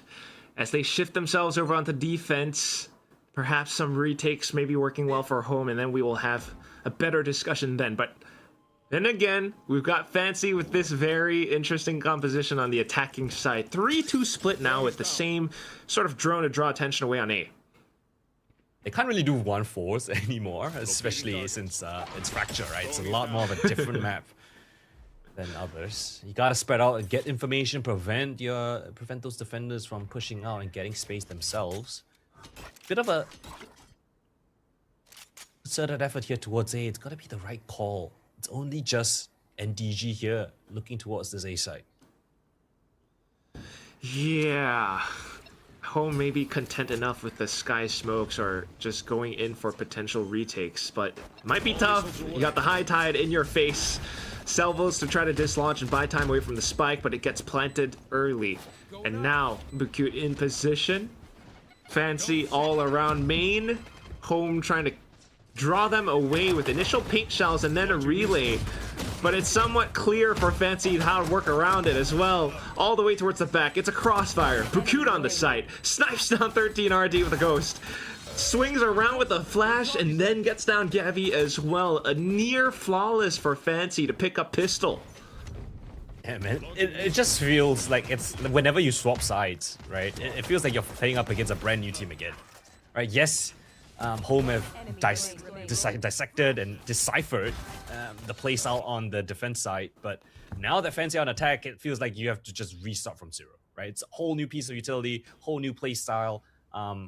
When you swap sides, Fancy very nice adaptation, understanding that there might be heavy A main presence, so they fight for that. With so much utility in that pocket, it's very difficult for Home to find much space. And again, that's just what happens because you've never seen Fancy play this map. So different. And they take things slow, in fact. Can't really go fast, right, Quack? I mean, with double initiator, with just a Phoenix that can't really make a lot of space, Fancy will have to rely on a relatively slower playstyle to get space, to get information, and likewise starve information from Home, because Home, you know, double duelists, they want to be a little bit more aggressive. You just need to stop that from happening. Counter drone comes in, and DG pressured again.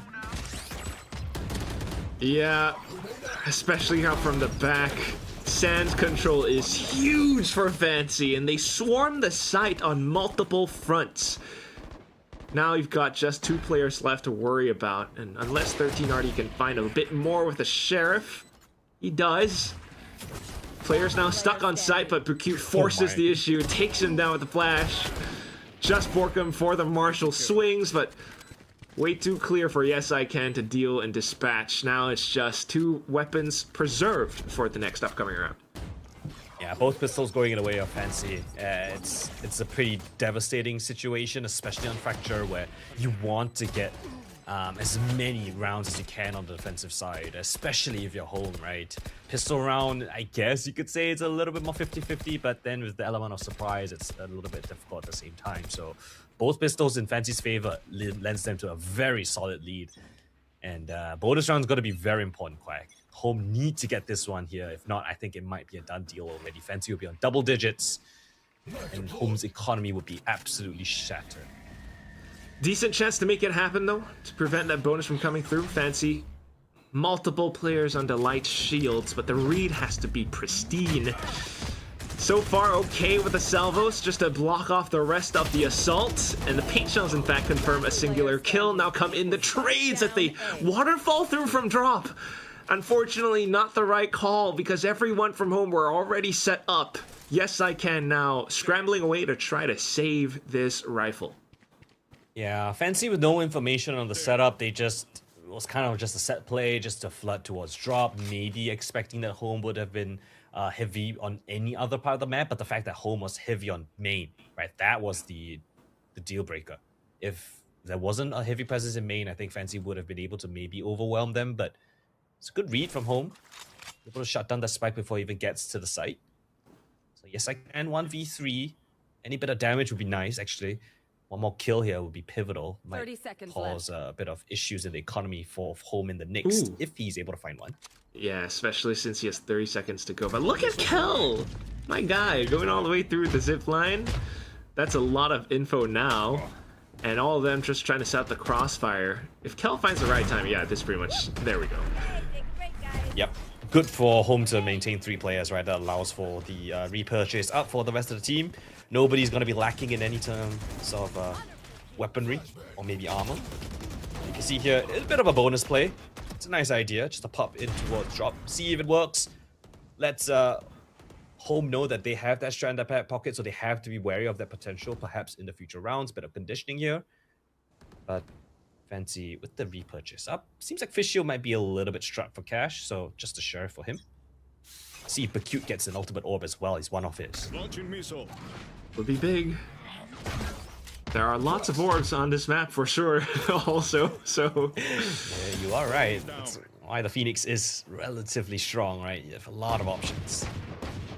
He isn't going for it, though. Yeah. Orbs behind him. Curiously enough. Maybe hoping, fishing for a kill instead. Should pick it up now, right? No, maybe someone else took it. I don't know.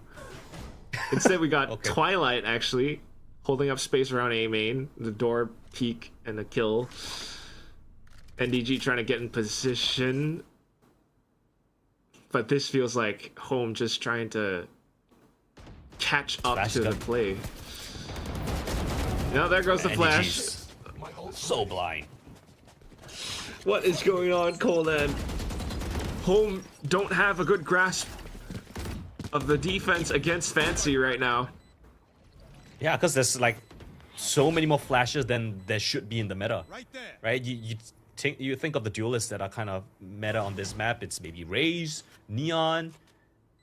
You don't really see a lot of flash agents. So the fact that Twilight and Acute both have 2 flashes each, you have to kind of be wary of and play for anti-flash setups.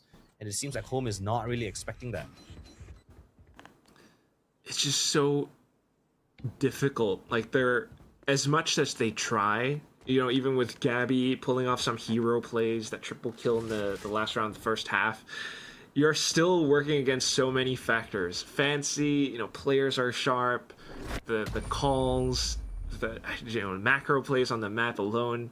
But ultimately, it's all just the fact that this is a comp you don't see too often. Unless you've played Fancy in scrims, who knows what they even play in their scrims, you know? This is what we have, and this is the score right now, 10-6. Final timeout, I believe, from Coach Landry of looking for Home. And we'll see if it was on the same bears any fruit. round that he took a timeout in the first half as well. Might be I think you're 5. right. Yeah. So it seems like, you know, he needs a couple of rounds to get a bit of data to analyze the play style of Fancy, and then he comes in with some wise words. It's got to be words of gold at this point because Fancy just has incredible momentum.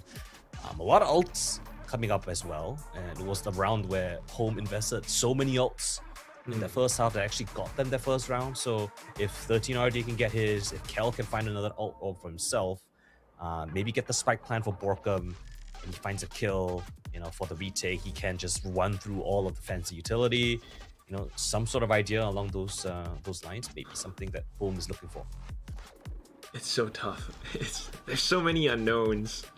Exactly, I'm just yeah. thinking to myself, like, how much of a gambling man is Coach Landry at this point? I don't know. I did like his timeouts from yesterday against Oasis, but that's a whole different team. Meanwhile, Fancy, Bukute still close to his ult. Twilight has an ult command, and we know how strong these can be for, you know, attack side comps. Now it's a split push 3-2 into B site. Home playing so far off, but they have information outside of A main. Seems convincing. Fancy are just gonna brave all the utility, just head straight in. And it's free side for the taking. What retake protocols does Home have? Wide plant as well. Very nice plant for Fancy. Plant gives Bukute his run it back. The wall just holds off so much. Gotta find some kind of kill. Probably more for the duelists.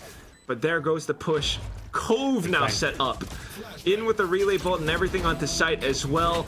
And the flank somewhat wise to it, but still gunned down by Fishio. Just NDG.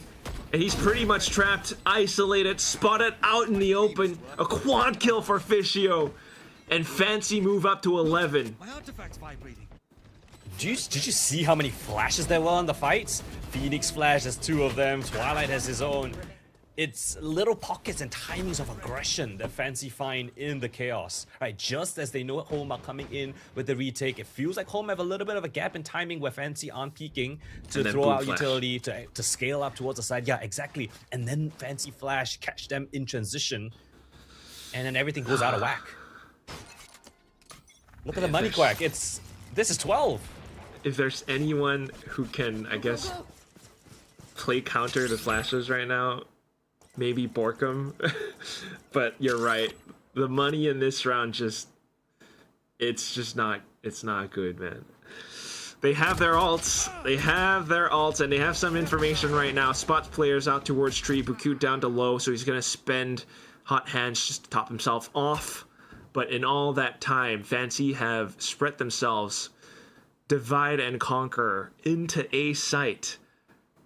Aggression down towards B main. Look at that. 4 players from Home just clearing all of that out. Borkum is now very cautious. He knows that they're all towards his side. He just needs to survive. Just needs to buy some time.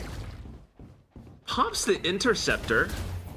but it still goes through. I think it got broken by salvos. Unfortunately, gunned down, and now comes Showstopper. A desperate attempt in with overdrive as well. Does confirm a couple more kills, and there goes Kel being able to pick up a weapon. 13 RD swings out onto the side, and it's just Twilight who is not able to withstand the relentless assault from home in this Thrifty round. They make their stand. Can they go further? Thrifty. Oh, it's a firm stomp here with a Thrifty round again. I need to have a time. At least 3 rounds, I think, that home have got so far have been Thrifty rounds. And it's off the back of aggression. It's off the back of something creative. 4-man push on the flank, something fancy we're not expecting. But yet it yields success. You've got 2 ultimates in the hands of the duelists. Again, it's an ult dump round, which actually got home that round, which, you know, similar scenes that we saw in the first half. But now you don't have those ults. How do you convert? Up in the hands of Kel, that might be a win condition here. He's gonna have to find some of these opening picks. She was famed to do in some other matchups, even a little bit back on Lotus. 13 RD will be the first one to start up by Dish. More players from Fancy trying to creep up and possibly support. Crouched though. 13 RD calls a cancel and heads back.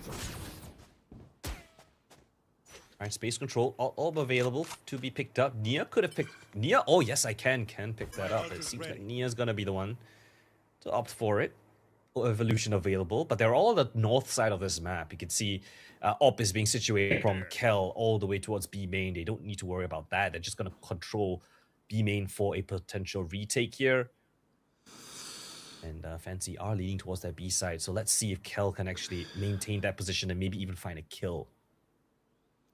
And DG as well.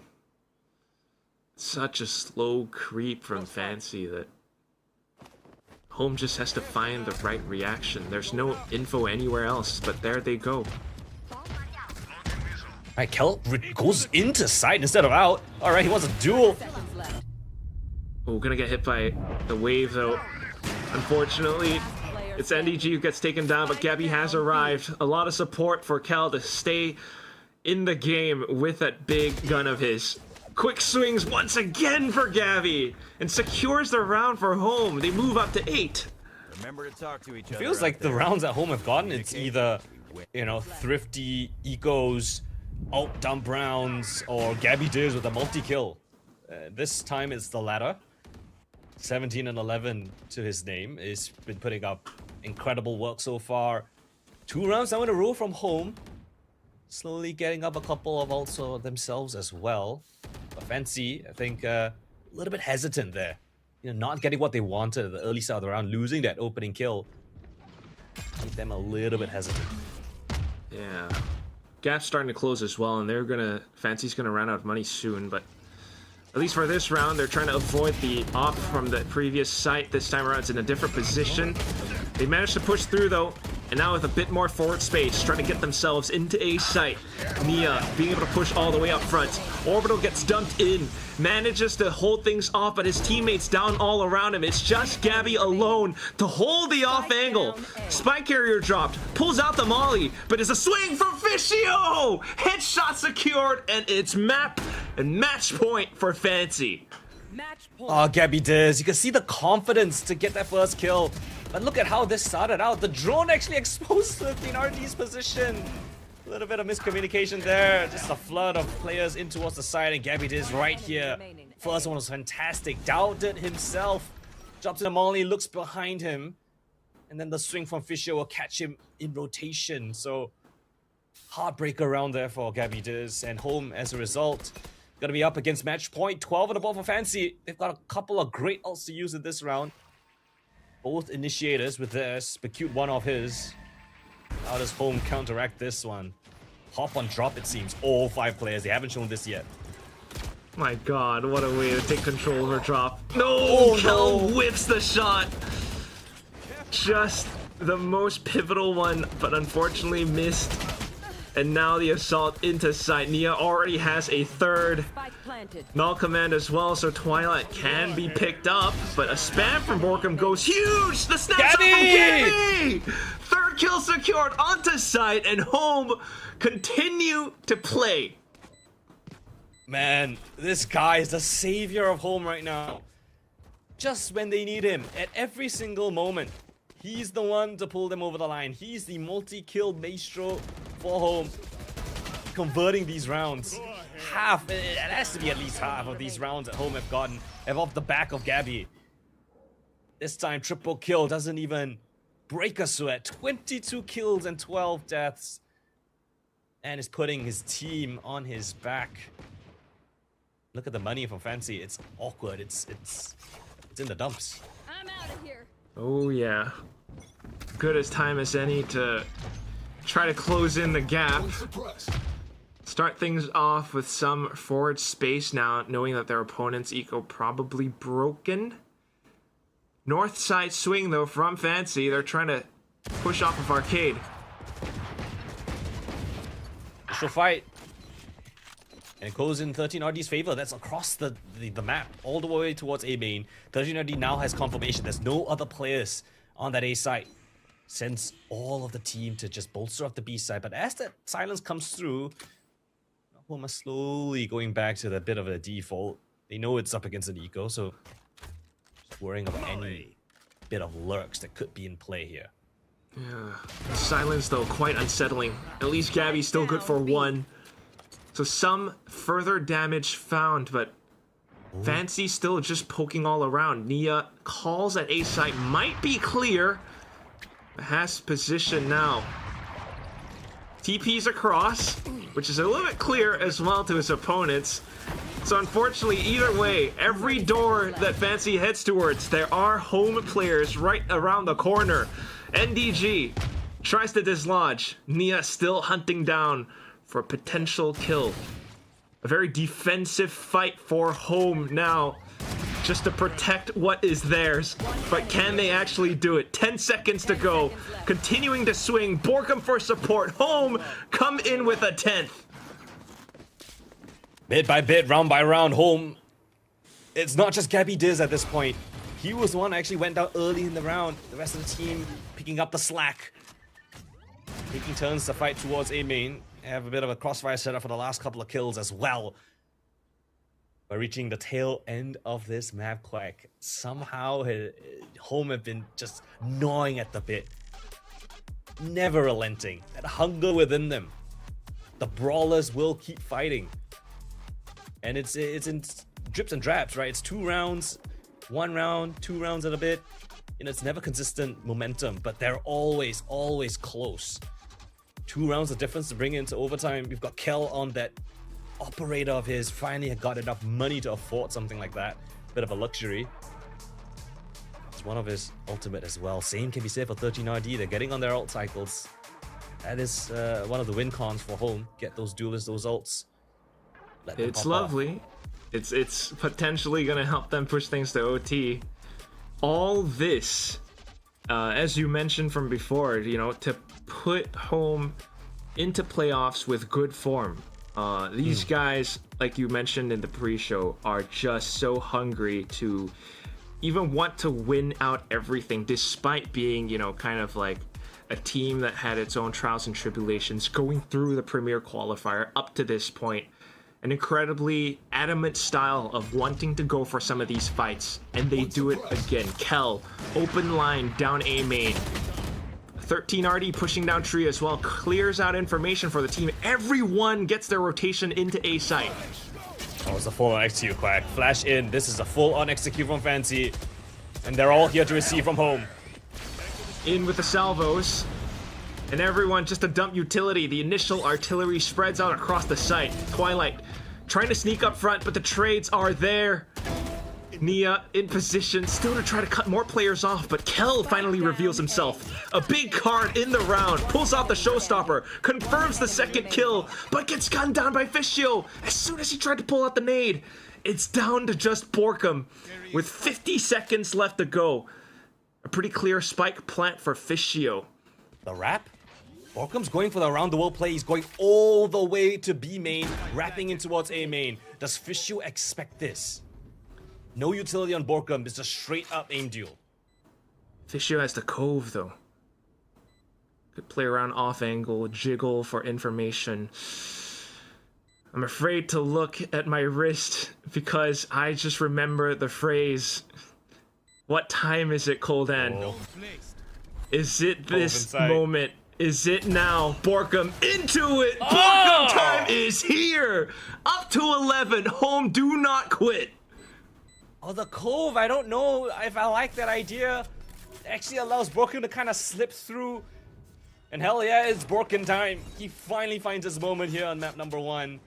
Brings in the off for the Knicks as well. Fancy. They were hamstrung. 2 kills. Actually by way of utility from the side of home. Got them into a pretty convincing situation, but Fancy, as always, very persistent, made it a competitive 1 versus 1. But Borkum, the wraparound play in towards the smoke, finds the perfect timing onto Fisher as he tries to harden the Cove. The last round, here we go, Quack. Everything to fight for. 13RD still has his overdrive. No ults on Fancy side. Just a bit of a stalemate to begin with. 0 point confirms.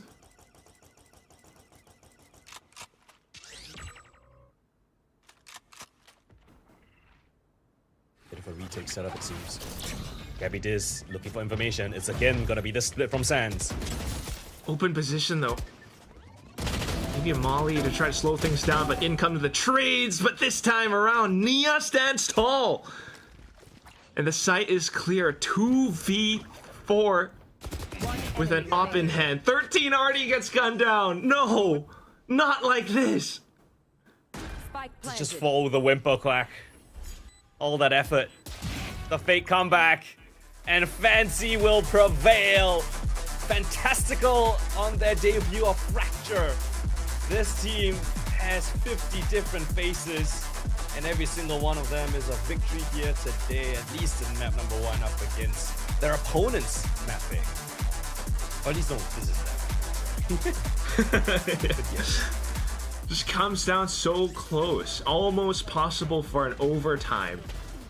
But down to the last bits, you know, all it took was just a simple, I guess, kind of clear and rush into the A site. And again, it's just the mystical musings of Fancy United, man. The composition again. You saw how the tide just kind of walls off so much. Gabby unfortunately stuck in an open position. The trade slowly coming through, but Nia still, you know, being that, I guess, duelist player, but onto Vito now, has the marksmanship, you know, available to be able to take down 2 players and prevent a further trade coming out from home. Perhaps it's a bit of composure, perhaps it's a bit of experience, but it's quite clear that Fancy has it all. I think there's one big mistake in that last round, right? Gabby Diz actually rotating into sight while this execute was happening. I think it was this one. Was it this? Yeah, this round, right? Gabby Diz in the sight. It's a bit awkward because either you commit to the fight or you commit for the retake. It seems like they were kind of caught between 2 worlds. His teammates trying to help him through, you know, the high tide. It was really awkward in the final rounds. A big misstep, and you could see the consequences of a small little mistake like that. Yes, Gabby Diz top of the scoreboard, but that last round, I think, a bit of a missed call there for the team. It's just so unfortunate. Maybe he wanted to drop the molly, you know, at the front of A main, but Sands is open. Get inside, you know. Yeah. It's just a really, really unfortunate situation, but that's gonna be the score. It could have been overtime, but Fancy takes it. Again, it's just the same story of how, you know, this composition, the new things that they constantly, or the new things that they continue to cook up. I think maybe the other thing would be that, you know, we wanted to see a little bit more from the duelist of looking for home, but they didn't quite show up today. Yeah, oh my god, what is this first kills differential? I did not expect it to be this skewed.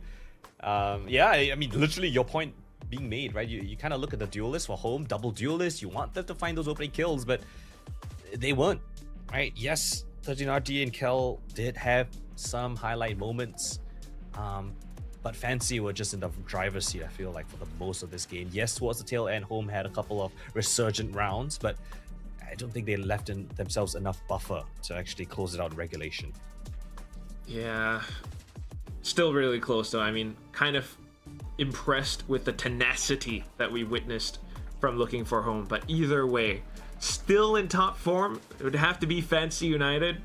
Trailblazers, I think you called them, with the compositions that they tend to employ. You know, very off meta, very just suited to their own style of, you know, sometimes working around Pukute, maybe a little bit of Nia, but it's these guys, and Twilight actually is going to be the MVP of the map. Yeah, honestly, you could give it to a bunch of different players on Fancy. I felt like every single one had their moments. They had a lot of impact, whether it was through the utility or even just the frags, multi-kills on multiple different players. It's a full team effort. It's a effort by committee, as the Aussies like to say. So yeah, it's lovely to see this type of Fancy show up here today. We had questions about what they were going to show on Fracture, if they were going to feel comfortable. You know, Fancy is a team that, you know, likes to play with what is comfortable with them, with the same composition on the same type of maps. But here we go. It's a great showing on their debut of Fracture, and I think it's a good sign of things to come if you're the Fancy. Yeah, I'm still kind of like, just how did they come up with this composition? I would have hoped or would have loved to have an interview with, you know, maybe Coach Kao or anyone from Fancy, but unfortunately we don't have like English translation. I want to pick their brain though, like, who the hell plays Harbor on Fracture? We just don't see that. Either way though, what it is. These guys are awesome. You would love to watch them inside of playoffs. But that is it for our first series. We've got a second one, a big one, between Indonesian Giants, Alter Ego, and Trinity, the Mongolians. Coming up next after this break. Don't go away.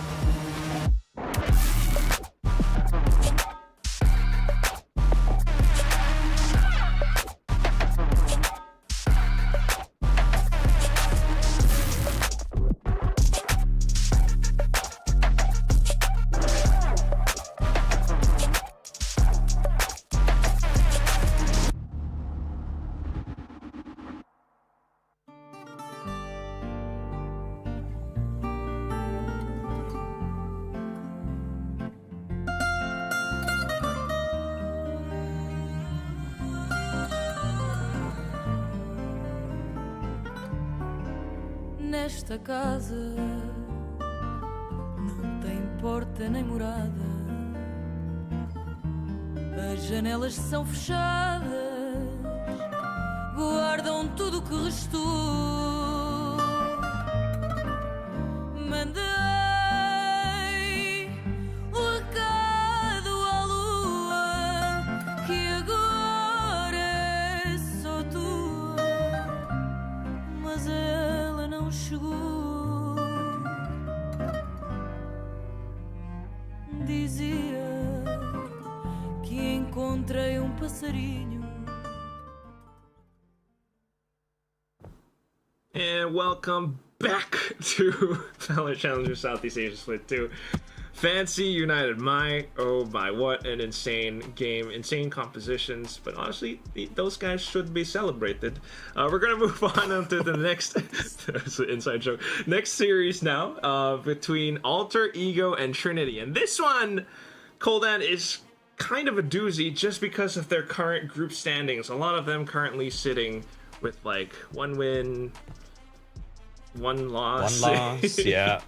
There's a chance for everything to go into a crazy tiebreaker. Yeah, Quack, I told you to memorize the tiebreaker outcome, so are you sure? Wow. I'm just kidding. I did, actually, no, not really. Essentially, Okay, so, I mean, yeah. Trinity win, they get 2 wins, they're in, done.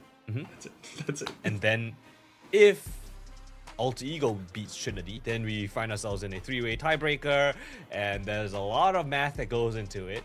But we will keep you guys updated depending on the map scores. Mainly, if you are an Alter Ego fan, Alter Ego must win. If you are a Trinity fan, Trinity must win. And if you're a Sharper fan, I think you also want Trinity to win, because you automatically qualify as the 2nd seed. So all the Thai fans out there, you are now Mongolian fans. You can tell immediately, wait, yeah, this side. You can tell immediately who's the one who would do most of the actual work in a science project. I just chill. At the same time, you do the presentation. You do the greetings. Yeah. I just talk to the teacher. Next slide. I smooth out the relations. Yeah, follow Koldan because I'm pretty sure he's going to tweet out about Fancy United and their competition pretty soon. But focusing down onto this series, Alter Ego versus Trinity. Trinity is a hot topic right now within Challengers Southeast Asia. And you're a very also big and vocal supporter of this team. In fact, you do kind of want them to, I guess, take the entire thing in playoffs. You know, take it all the way to grand final, don't you, Koldan? I mean, just as much as you do. I saw your predictions, you know. We both have, like, Trinity rated pretty highly in the power rankings. You have a very different one, actually. But yeah. I do have a slightly different one. I do have Sharper actually winning the whole thing. But, you know, with the performance that we saw yesterday from Trinity, you know, things could get a bit spicy at the top, especially now that XLB are essentially out of the running. I think that opens up for a lot more teams to be competitive. Alter Ego might be one of those teams that actually could take it to Trinity. We've got pretty familiar names in the scene. Ray4C, Scar, Savano, Elmi Moore, and Per Schofield that actually, you know, came to the scene, at least broke into the scene significantly last year with Team Secret Academy. So this squad essentially playing bridesmaids at Booby Sports all the way in Indonesia. But they've got a chip on their shoulder that they really want to prove here up against Trinity. Yeah, especially alongside Coach Skeltsy. But, and that's a very big but. Like big butts. It's not gonna be easy for these guys. Sorry, the joke was there. Intrusive thoughts. I apologize.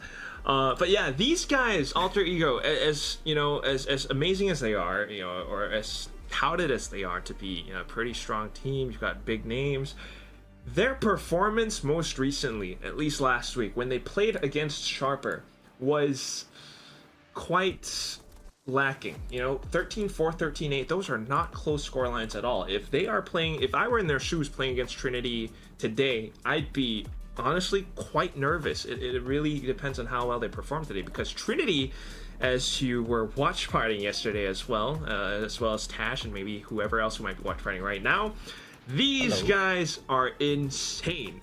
Decoy was popping off a map that almost looked like they were gonna lose, but through sheer will and an adamant refusal to quit, these guys turn things around against Sharper, a team that has been rated incredibly highly by everyone on the talent roster. Yeah, I mean, Sharper, they were the grand finalists back in Split 1, right? And Trinity, you know, a team that, yes, they are on the cusp of really, you know, breaking through that S-tier quality of the teams that we have here. You know, there were some questions about this team, especially with rumors that Satnas might not be joining the team. But, you know, they come into form yesterday. They were down, 4-8 at the halftime of Split on map 1. And then they come back, win it 13-11. It was a very close affair on Haven as well. And Ascent was a one-way street for Trinity. So, yeah, it's a great showing up against one of the best, if not the best team in Split 2 right now. And speaking of, you know, the best, we've got two very standout players here. Satnas as well as Sovano. These two are the main entry duelists for the team. And both of them actually having relatively similar statistics if I'm taking a bit of a look here. But yeah, they're the two spearheads. They're the ones that are making that space here. Neon abusers, some might call it. But with the recent nerfs, we'll see if that remains to be a consistent factor. Yeah, it's just always just such a big talking point for these two teams as well. I mean, you really want to be able to find the entry off of it, but sometimes it feels as though Satnas tends to be a bit more aggressive than that, but he also has the tendency to play onto other agents like Chamber on Haven yesterday, for example. Yep. That's just, you know, tip of the iceberg. We also kind of do want to talk about our, I guess, big, I don't know, Big. idol, Ray 4C. Okay, I'm not going there. But yeah, Ray 4C, such a big name, household name in Indonesian Valorant, in TikTok also. But since the nerfs and everything, the changes to the game, specifically talking about shotguns, this guy has had to adapt, right? And how does that look for, you know, Alter Ego now? It's a big change up in the playstyle, right? Yes, it is a weapon change, you know, not exactly a complete nerf to the character he's playing, but it really changes up the playstyle that his team kind of revolves around, right? Ever since Ray 4C's inception in the pro scene, a lot of teams have actually built around him, playing around the Ray Satchel shotgun. So now that the shotguns are almost essentially null and void unless you are face-to-face with your opponent, you are seeing Ray 4C pivot to different weapons. Spectre, I've seen a lot of that being picked up. Phantoms as well. The spray and pray does favor it a little bit of how he plays. But his aim is actually pretty damn good as well. So we'll see if Alter Ego can actually adapt to these changes. We've seen it a little bit in the matchup against Sharper, but I want to see it more here today. And speaking about adapting to the current meta, Decoy, another player to watch here. He was playing the Yoru back in Split 1, a force to be reckoned with. Switching over to the secondary duelist position for Trinity, and he was an absolute monster quack yesterday up against Sharper Esports. That 1v3 clutch ace was disgusting. He put on an incredible amount of impact throughout the entire series. Damn near powerhouse, if you will. 100%. I mean, it was quite literally because of him that the team found momentum after that. He said it himself in an interview. So, I mean, if anyone is to watch out for, it would be these two guys. For Decoy, it's just because of his performance from yesterday. You can bet that that's going to carry into today, with the whole team just feeling so hyped up with a win against Sharper. But for Ray 4C as well, I mean, it just feels like we always look to this guy. He's kind of gone a little bit missing from the Indonesian scene sometimes. Boom has kind of come in to take that top spot. But if Ray 4C is able to step up today, then maybe we might actually have, you know, a decent, even competition between the two teams. Otherwise, Trinity, you know, new kids on the block, I don't even want to say that anymore just because of how fearsome they are. These guys it feels like they're, you know, just slated to take it all the way through into playoffs. But here we go with the map beater for now to start off at least. Yeah, it's going to be Pearl and Breeze ban that's expected in terms of the perma bans coming through from either squad. Split going to be picked up by Trinity, and understandably so. I mean, they just look unbeatable up against Sharper. Yes, they had a struggling first half. I felt like their identity was a bit in question. They were making some uncharacteristic plays, but then they stabilized. Individuals stepped up, and they really put on a masterclass of a performance up against Sharper, winning that 13-11. So I love this pick coming in from them. Haven going to be selected by Alter Ego, which is a little bit interesting. Not really a map where Raze is traditionally seen on. and their most recent result up against Boop Esports was a 2-13 loss.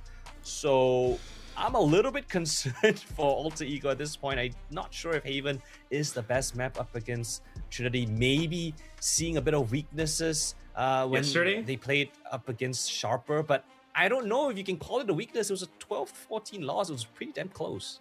I know, it's really damning to think, I guess, you know, how it must feel to be in Alter Ego shoes, what they are possibly thinking.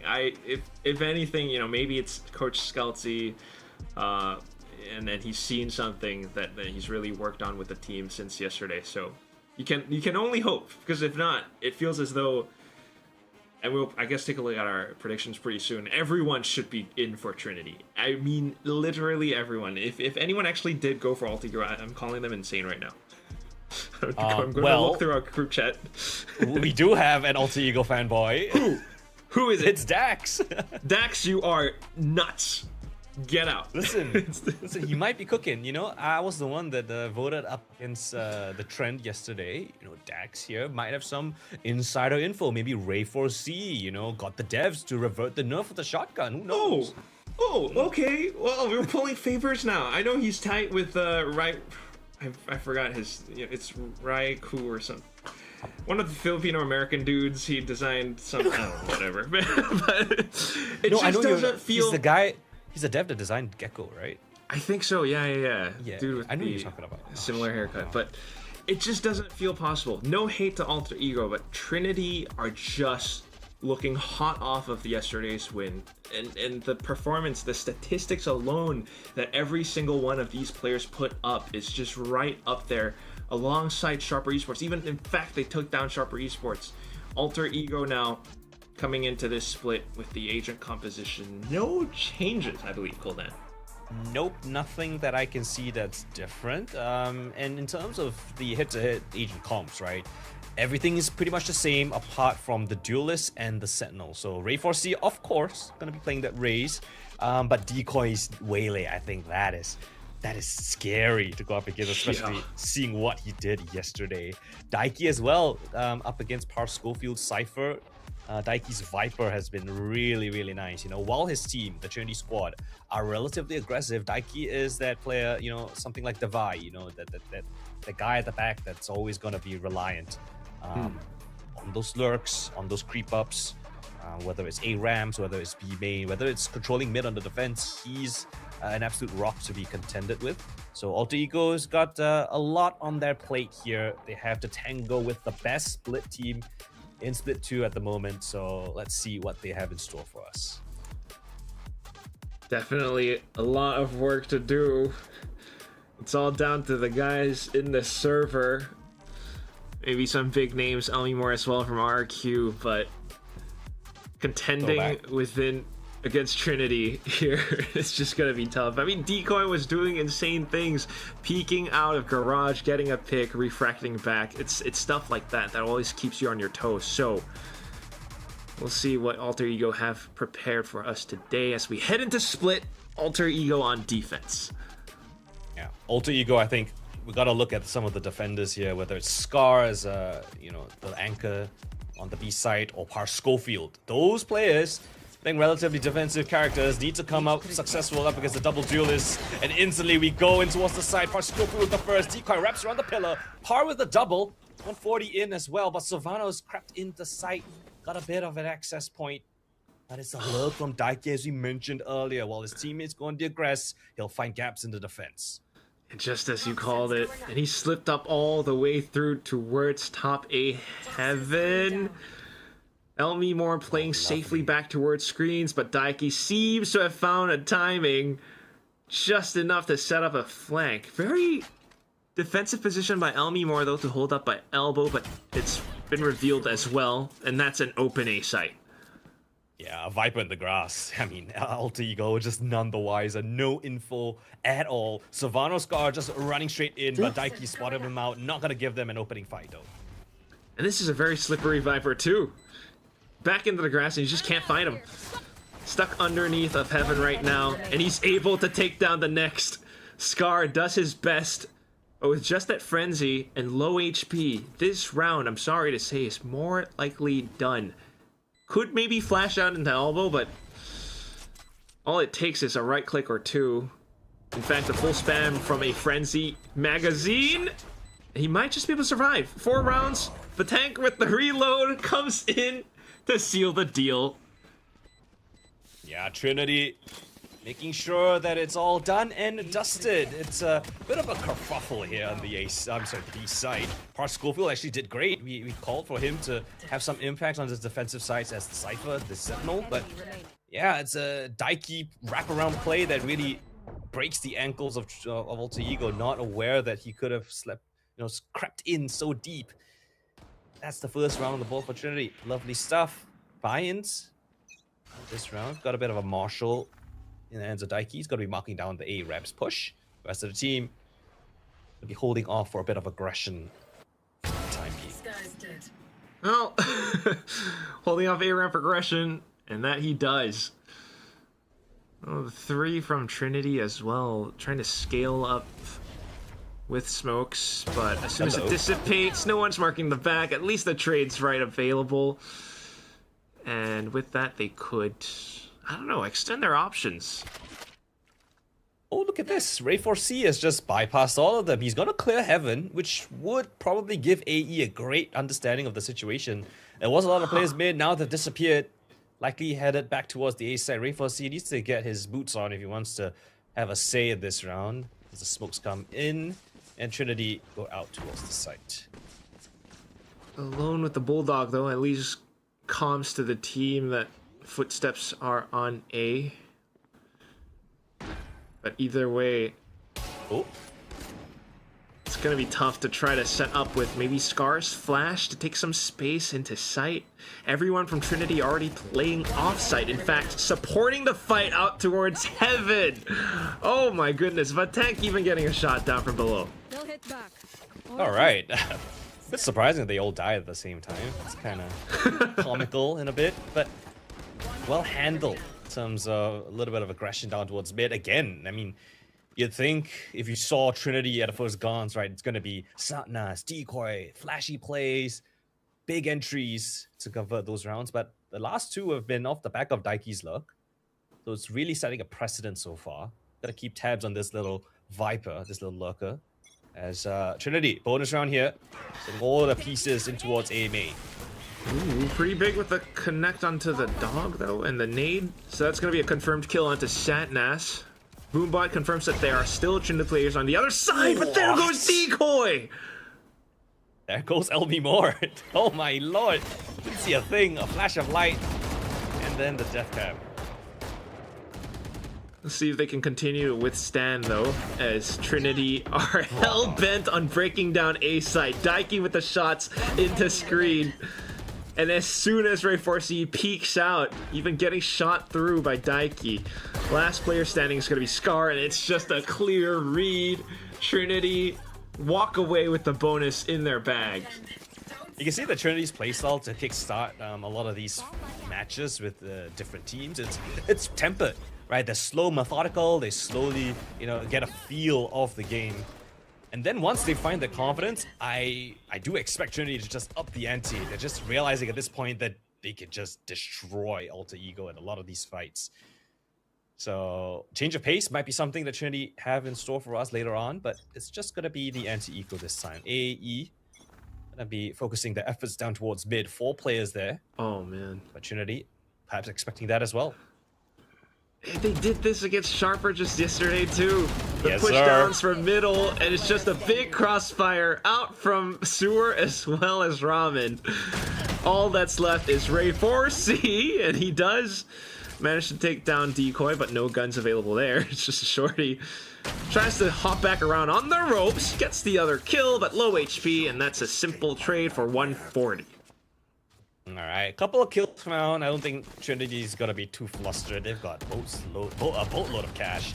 And as you mentioned, right, Quack, this was something we saw yesterday up against Sharper.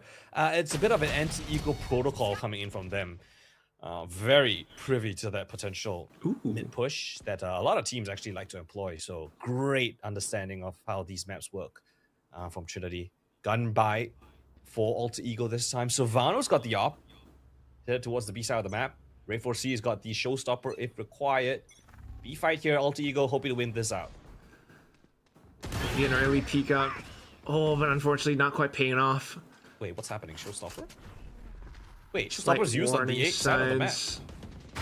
Yeah, it's just quickly popped, maybe spotting out a bit of information, but still the push coming in, shoving all the way up front. In with the fast lane as well to try to delay as much as possible. Blank. Trinity, though, with the blinds, 140 gets up behind, and suddenly now control in their hands. Sets off a slight fake as well to try to force his opponents to look elsewhere, while he continues to play up top rafters. Daiki in for the trades. And all that's left is Elmi Moore alone and cold up by Heaven, spotted by the headshot angle. Trinity are 5-0. Whew. That's what you get. And you don't ban out Split. If you're not a team like Sharper, that's very comfortable playing up against Trinity's playstyle. Yeah, you gotta find yourself in a massive deficit. Alter Ego haven't been able to even get a single round on the board. No momentum whatsoever. A timeout not being taken. Really scratching the heads. Coach Skelty trying to impart some wisdom here. They've got a couple of ultimates. Not too many that's too impactful. Ray4C already used his and it didn't result in a round win. So I'm looking at Sylvano's ult. Alright, he's got to pop off. Maybe find a couple of kills. Maybe transfer some weapons over to the rest of the team. Really, right this ship because it's going off course. Not gonna be easy. I just trying to put myself in their shoes and think about how the approach from Trinity has looked.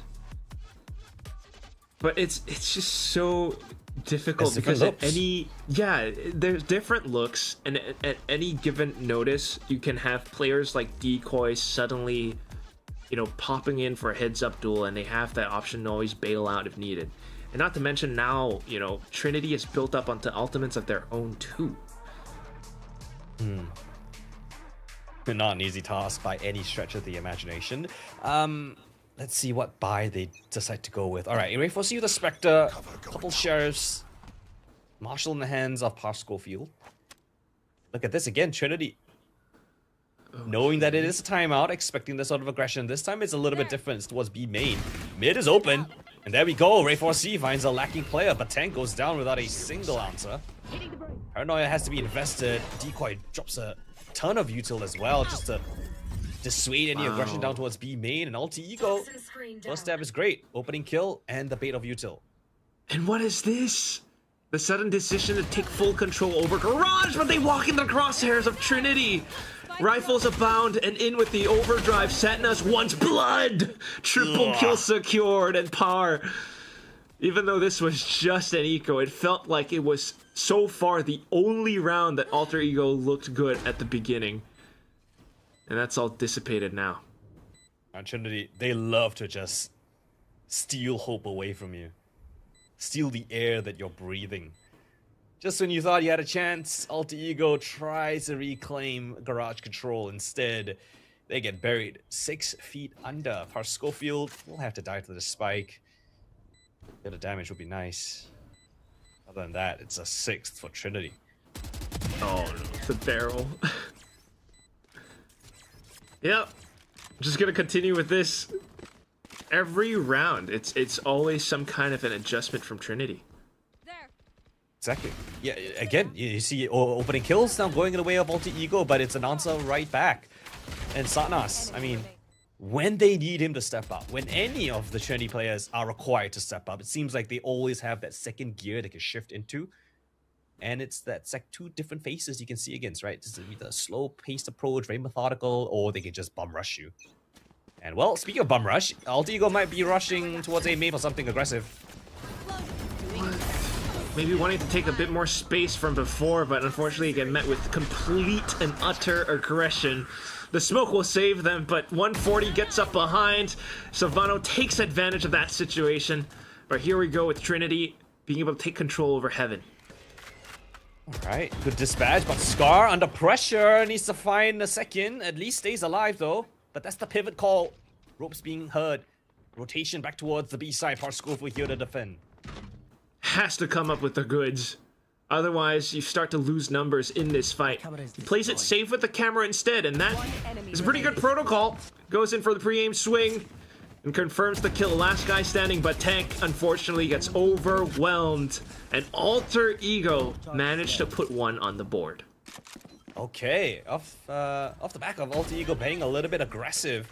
140 committing that from the shadows, something I really didn't like. It was a bit disjointed from the action. If you use that ultimate instantly at the kickstart of the round, I could see a justification for that, but it was quite late. And, you know, there was no distraction for Savannah to be worried about, so just turned around, waited for the ultimate to be committed. Dispatched them, so Alter Ego first round on the board. It's a step in the right direction, Koi. Yeah, but now seemingly wise to it, Trinity switching things up with an operator. A sudden triple swing in towards middle as well, and okay. Savano trying to play trap around the smokes. It's just a bit of pressure from Trinity, though. Just poking, prodding, right? Getting a bit of information. Saw that Ray 4C was in towards the vents. Now they are leaning their presence towards this B side of the map. Scar standing tall. Paranoia dropped in, calling for reinforcements here. Savano top of the site. Got lightning fingers coming through, scattering across. Finds a triple kill, Savano. That's what we're looking to see. The duelist picking up a triple kill here as Daiki is left alone on the wrong side of the map with an op in hand as well. So, that'd be pretty long save here. Yeah, full 40 seconds to go. And that's why this matchup between Satnas versus Savano was so crucial, so appropriate for this team. No save for the op either, as Daiki kind of, I guess, donates it over since he went into garage. Yeah, peek from Savano. Not sure if I like the donation there, but again, it's Savano, right? We called for him to step up to the plate here. It can't just be a Ray 4C team that's just operating around him and his playstyle. Savano also has a bit of autonomy, right? And you can see him taking control of the situation right there. Love to see that little bit of aggression off the back of the Paranoia. Time up being taken by Trinity. They don't like what they're seeing so far. 2 rounds consecutively for Alter Ego. That triggers that timeout call. Not trying to give Alter Ego any chances. They know that Savano has that op in hand, so perhaps orchestrating a plan to work around that. Yeah, hatch something. I mean, they had a... You know, they've had so many different approaches so far, Trinity. But for this one where, you know, there's still a bit of buyback up, Daiki has the Viper's Pit. I mean, what kind of plan could you possibly be cooking around this time? I would say finding out where the op is, you know, that would be a great first step in the protocol. Then you can work out in terms of the information where the cipher is located, where the omen is, try to bait out maybe like a Paranoia, then go in for an execute. And on the other side of things, I think Alter Ego just try to set up your offer, right? You got double duelists on this side of the map. Let's see if they can find Daiki. Round gets revealed by the dog. Tries to run away now in towards attacker spawn. Is there a chase from Ray 4C? Oh, look at Sada's in vents as well. It's weird, but they're jumping straight through. Ooh, Parscofield alive. Parscofield dispatching of one more and staying alive. And Neural Theft 2 reveals a lot more, but a quick pivot from Trinity. Senna's just putting on his best running shoes to get into A side alongside Decoy, but way too straggled, way too far in front of his teammates. Unfortunately, leaves them out in the open. He will deal with the Boombot for now, but not quite able to deal with the 1v1. And then just Daiki left. The op will still get that kill into Daiki despite him being the last one to go down. Yeah, it's a scramble across the map. There's kills all across, up in B heaven, in the A site, and all seemingly simultaneously. Ray4C evades detection. It stays alive for such a long amount of time, and yeah, we know him to be a shotgun merchant, but very sharp with his Vandal as well. So 3 rounds now, despite Trinity taking the timeout. And the momentum is slowly shifting in Alter Ego's favor. This is great stuff to see. Not being too phased by all of that rounds that Trinity have gotten. Rave received the rocket sent downtown. Daiki again. He was spotted in that same pot in the round previous, so just a pre-fire rocket there. It's an easy opening. Or if not, you just see multiple players and let the rocket go anywhere, right? It's just so darn good. And Trinity, unfortunately, looking for a brawl, they get met with fists instead. Such a big push from Par Schofield alongside Elmimore. And now it's just Satness left. The calls, unfortunately, not working out for the Mongolian team as Alter Ego start to climb up. All right, one by one, individuals are finding their form. They're finding their confidence.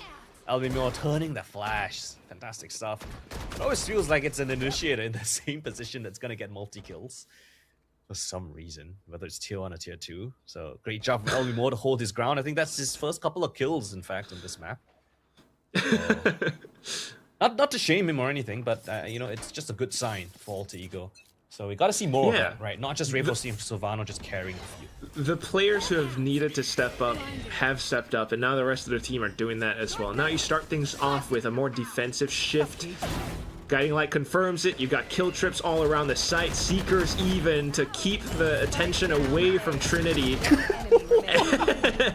And a bit of a Goomba stomp from Ray 4C on top of Decoy. What is this?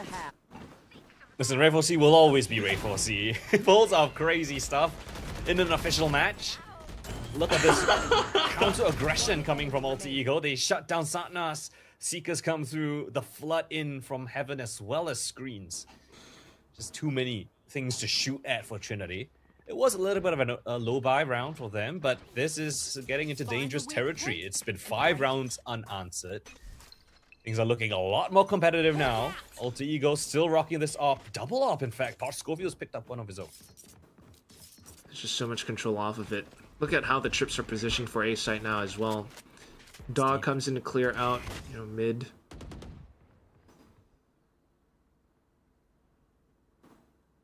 Oh, and a slight about timing. gap. There goes the trip. Swaps to the secondary weapon.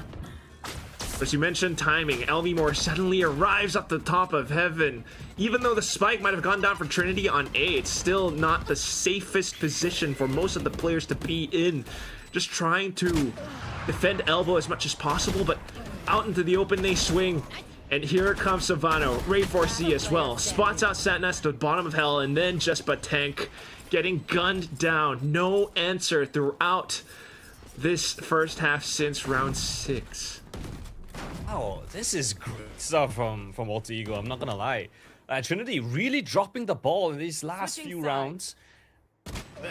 Not looking like themselves whatsoever. Alter Ego, look at the convincing retake utility. The timing perfect just as the sun expires. Ray 4C lands right there, catches a player who's been paranoid up. So yeah, a lot of great things working in the way of Alter Ego, whether it's the timing play, whether it's the synergy, the duelists are firing, the sentinels, or at least the side anchors are able to find one and at least live or trade each other out. So yeah, this is honestly a fantastic resurgence of Alter Ego 6-6 after going down 0-6. Absolutely. It also just kind of looks or feels as though something's not really gelling too well with Trinity right now. I mean, the calls are a little bit all over the place. The coordination not fully there in certain rounds. You know, Satnas running ahead of the team, even though they're trying indeed to find gaps in the defense. They might be there, but without the, I guess, coordination for it to come in, you know, timed well, it's gonna fall apart. And in all these instances, it's Alter Ego actually, on the other hand, who, you know, have all the right plays, you know, playing more defensive, switching up the cipher trips, and always tripping up, you know, the duelists on the other side. But we'll see what happens now that we're swapping sides. Trinity on the defense. A little bit curious as to how this will play out, because this was the side where actually Trinity fared a little bit worse against Sharper yesterday. Yeah, you are right. It was the first pistol round win. They got basically ecoed, only got 4 rounds on the defensive side. So Trinity really need to step up here. Kind of dropped the ball in the first half. Savano, instant aggression here towards the Rams, but gets stunned up. Going in for more. Stuck in the corner though. Sana's trying to bail out his buddy. Right click coming in. Ray 4C with a double kill. Shutting everything down. Daikyu clawing one more back down towards mid. But Tank here, what can he muster up? He's the lone defender here on this A side. It's a double kill from the set. From the initiator, Scorpio as the Sentinel, 1 versus 3 required. First one's there, 2 more to find. It's not impossible, especially now that that first kill has gone through. Tries to walk up, but then a bit more disciplined play out from Trinity. They hear the spike being picked up and begin to make their move. Par, wanting to bait it out, but a little bit more than he can chew. Unfortunately, goes down to the classic of 140. So round saved by Trinity. There we go, Satnas there, trying to help out. Rayforce gets a double kill in all the madness, but it's Batank. Initiator, back of sight. Double kill was fantastic work. I mean, isolated. And the attention all drawn away. I think there were like, what, 3 players on that A side? Maybe Alter Ego, you know, getting the 2 players up in heaven thinking, alright, there's unlikely to be a player back of sight still, so. Bit of a misread there. 6-7. Just trying to get some information to work off of, but hearing footsteps now in towards A heaven. Daiki tries to play far back, will eat some damage. More peaks coming in alongside everyone from Trinity. Out towards the Raptors, out towards the back upstairs, but running out of ammunition. At least Daiki's around the corner. Damage though still sustained. So even though the round was picked up, unfortunately, might hurt their economy a bit trying to go into the bonus. It's a little bit of damage, but still round is the most important. Straight for C always makes things interesting. But yeah. Yeah. That's Trinity with both pistol wins. That's most of the time a huge win condition for a lot of teams, even in tier 1. So Gotta convert it to something. Exactly. With that kind of a lead with both pistols, you know, set up pretty nicely. But Alter Ego, they've clawed it back before. Bonus round is important here. Trinity trying to convert this, but they don't have a lot. Very much on the cards because of the economical damage Trinity sustained in the round previous. So, like you mentioned, they're trying to delay and hold true to their defensive positions now, but a slight gap exposed. And now maybe a route towards B. Right, Garage Control being as a reactionary response. Bit of an interesting smoke, and wow, LT got going straight through. Oh, flash and stuns, not too bad, but unfortunately still difficult to capitalize given the current weaponry. At least Satnas gets 1, tries to spray down a couple more, and now on to Decoy, who can't quite land the shot. It's all down to Batank, but this is still possible. Explosive on 1 point of HP. You don't have much utility, just a couple of smokes on the refresh, and Batank has found a fantastic gap. Heads up duel against Scar, spots out the barrel, clicked a little bit too early and can't quite land the next shot. What a reaction from Par. Oh, Batank, a couple of whiff shots, and that's a couple too many. If he was able to stabilize himself, you know, 1 body shot, leg shot, anything would have done it. It was still a relatively costly round, all things considered, right? It's considering it was the bonus. True. Trinity were able to cut down 4 players, so Alter Ego still able to buy up. Not too worrying in that front. Couple of light armor, regen shield. But this is where Trinity need to strike, right? Decoy has read the economy, they've bought up an outlaw. Let's see if he's able to find success there. Either you stabilize or you lose control and Alter Ego picks up steam. That's what this round means. So, unfortunately, with the positioning from Daiki, he gets caught out. Another gap.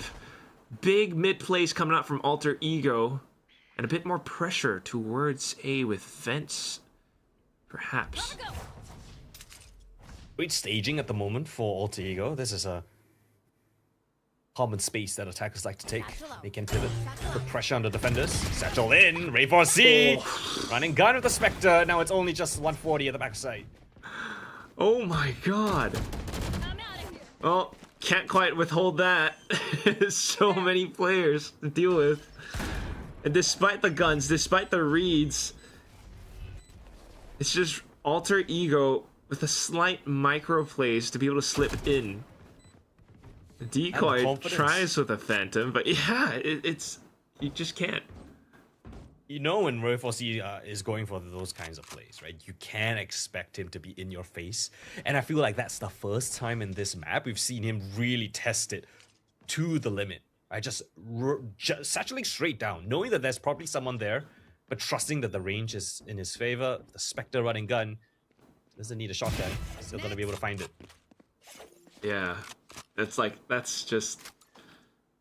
something about that, you know, gives you a warm feeling. It's like when you're a kid and you're you know, up late scrolling TikToks at night, you saw VCT and like, oh, he's doing it again. I like it. VCT in my dreams. Tied up 8-8 now for Alter Ego. And as mentioned before, the economical situation between both teams, this is where, I mean, I think Alter Ego starts to separate themselves from trailing behind. See, Trinity's not going to be able to buy up in the upcoming round. Yeah, 0-6, 8-8 now, and Alter Ego might find themselves with a lead for the first time in this map. But to look at Trinity as they take this time out, what is the economy looking like? Absolutely horrid, Quack. Oh my lord. Yeah, I just said that. But yeah, I mean, in all these timeouts, though, I'm actually quite curious because if I'm not wrong, Trinity doesn't have a coach. In fact, it's just Daiki doing the calls. Like, yeah, no coach for them. It's how do you kind of, you know, cook something up for the whole team just in an instant like this? You kind of just look at the ultimates that you have, and it's only really just Satna. So I do feel like it's a little bit predictable as well, but at the same time, there's not much you can do to support, you know, just an overdrive play. It feels like it's a bit ambitious, so at least we've got Decoy on that. What about more for the upcoming rounds of the map? Just given how Alter Ego has been playing so far, there was a lot of mid plays with Sovano taking space against Daiki from before, but now it's a shift of approach from Alter Ego to maybe try to stage a rush into B. 140's been spotted. 140's got to defend here. A bit of a survival smoke. Teleport to back outside of the judge. Might be good enough to get that first kill. That's more than he could ask for. Oh my lord, the shotguns. And the Sheriff's gonna be able to find success here. 2 versus 2 Quack. The last one left now. Dog comes in. No concuss yet. So they're trying to bait him out with little jump peeks, air strafes, flashes. But Elmemore just kites and kites. But unfortunately to no avail, still revealed by the edge of the pillar. But Tank will secure a round up for Trinity. Well, I guess Trinity don't have to worry about the next round, or at least, you know, worry about getting a round on the board. They've already stopped AE in their tracks. It's just a flood attempt, a flood retake through. Daiki with a shot, the falling player. Down to the 2v2. Tank able to isolate one of the frags, and then they play the man advantage to perfection. Just dancing around the spike and the pillar. And so yeah, now the economy is looking better than ever. Decoy can buy up and up. Everyone has weapons that they would want. They even got a couple of ults in tow if they require as well. VCT's got a showstopper. Something that Alter Ego could use in this round. I like how Trinity's going back to the judge though.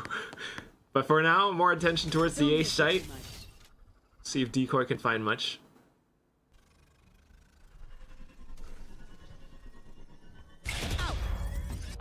What? How did that not hit? Well, Sana still manages to do so.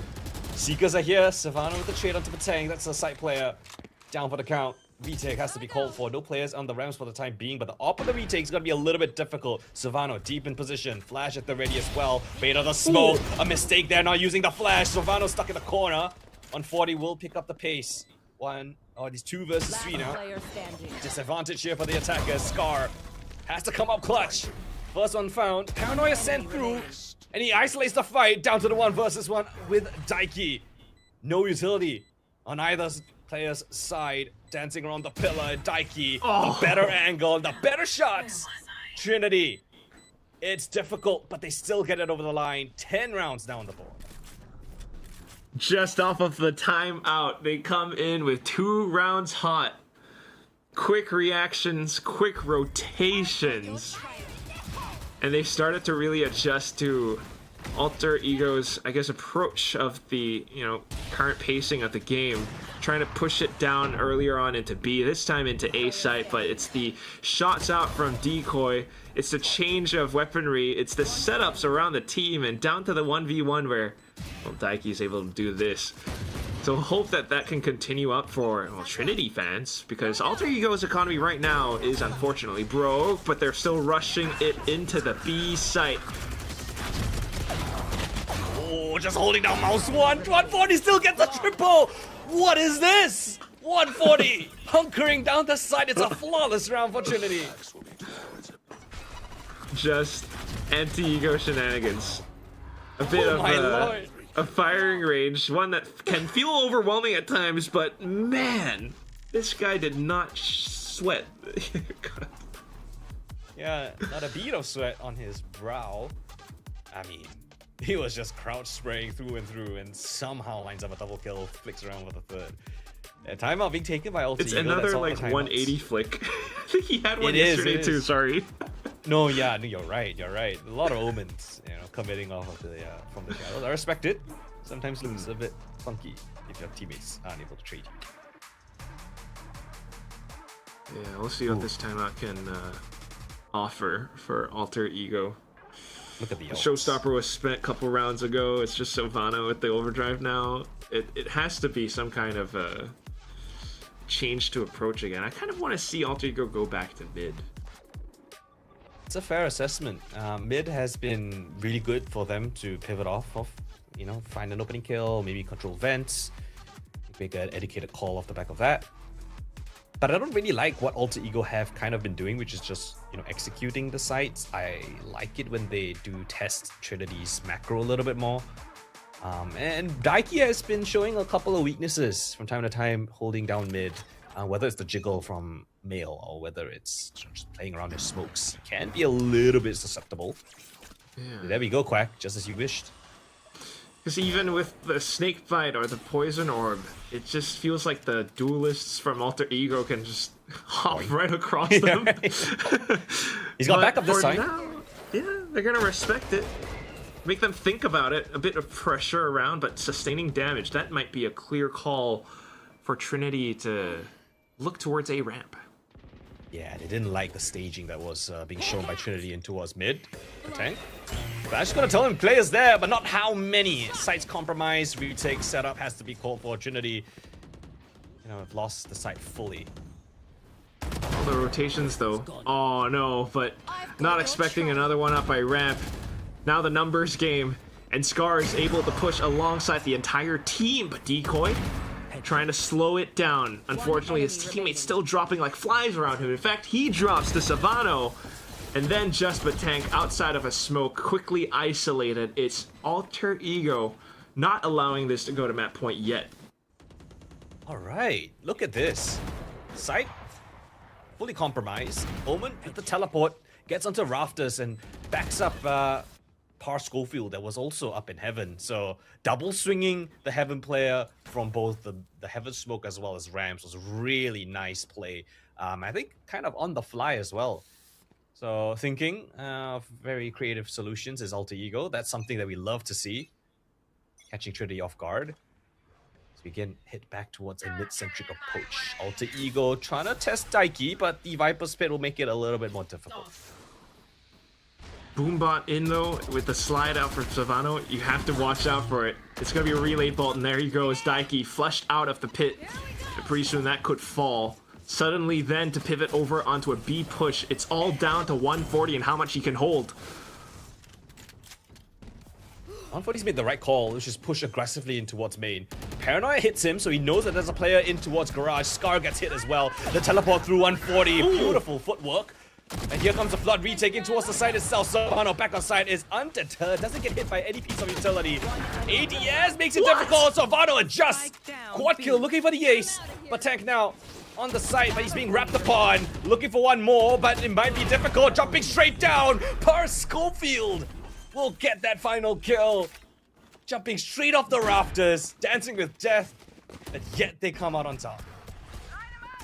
It's just so fast pace for pace. The convergent paths coming in, but not hitting Sovano. And unfortunately, that was the death knell. Being able to bring things up to a quad, dealing some extra damage, getting the information for Par to finish things off. You're now at the precipice of possibly turning around the scoreboard. Alter Ego might just be able to take it away. Garage fight this time for Trinity. They've got 4 players on this side of the map.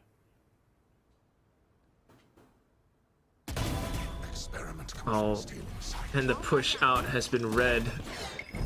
Scar marks out towards the back. Meanwhile, the rest of the team doing a bit of footwork up towards middle. At the same time, Par has slipped into the A site. It's Par, man. Oh my gosh, how Patank has not noticed this at all. And Par's gonna call for the rest of the team to come through. Decoy tries to claw on back, but info spotted, and Savano is just laying down the damage. Enemy remaining. More damage found. Maybe a little bit for Patank, so he gets a little bit closer to the Seekers, but at this point, that's a tied up score. Yeah, Quack, this is getting a little bit dangerous for Trinity. They're not comfortable at all at this point in time. Momentum is fully swung in a way of Alter Ego, and I love what they have. Every single player. Par stepping up to the plate. Savano's got a couple of multi-kills. Ray4C is still doing his Ray4C things. And this is what we expected to see, or at least wanted to see from Alter Ego, right? Not just the Ray4C show, not just everyone playing around him, but Savano stepping up. Par Schofield with some great lurks. And it starts to make me worry about the possible next map as well. This was Trinity's pick. This was where Trinity made their stand against Sharper, who were touted to be the best team in SEA Split 2 so far. Decoy baiting for his teammate. It might be troublesome, but there they go. Just continuing to fish out for information. Satnas able to hold off ramp. And holding out the off angles, trickling down the numbers against Alter Ego. That was all off the back of Decoy baiting with the op. They don't expect Daiki there. Down with one enemy remaining. Oh, and the trap setup coming in, but Tank and Satnas off angle being held. And it's just left onto Scar. 1 versus 5. He's great, but I don't think he's 1v5 great. Looking for more, but a shotgun close range. You can nerf it, but not at that close. 12 now on the board for Trinity. And just like what we saw yesterday, when they were up against the ropes, able to secure a map point first, win it out 13-11 up against Sharper. Is this going to be a repeat of history? It's not impossible. But this is more like what we expected from Trinity, right? The careful little micro plays controlling each lane of the map.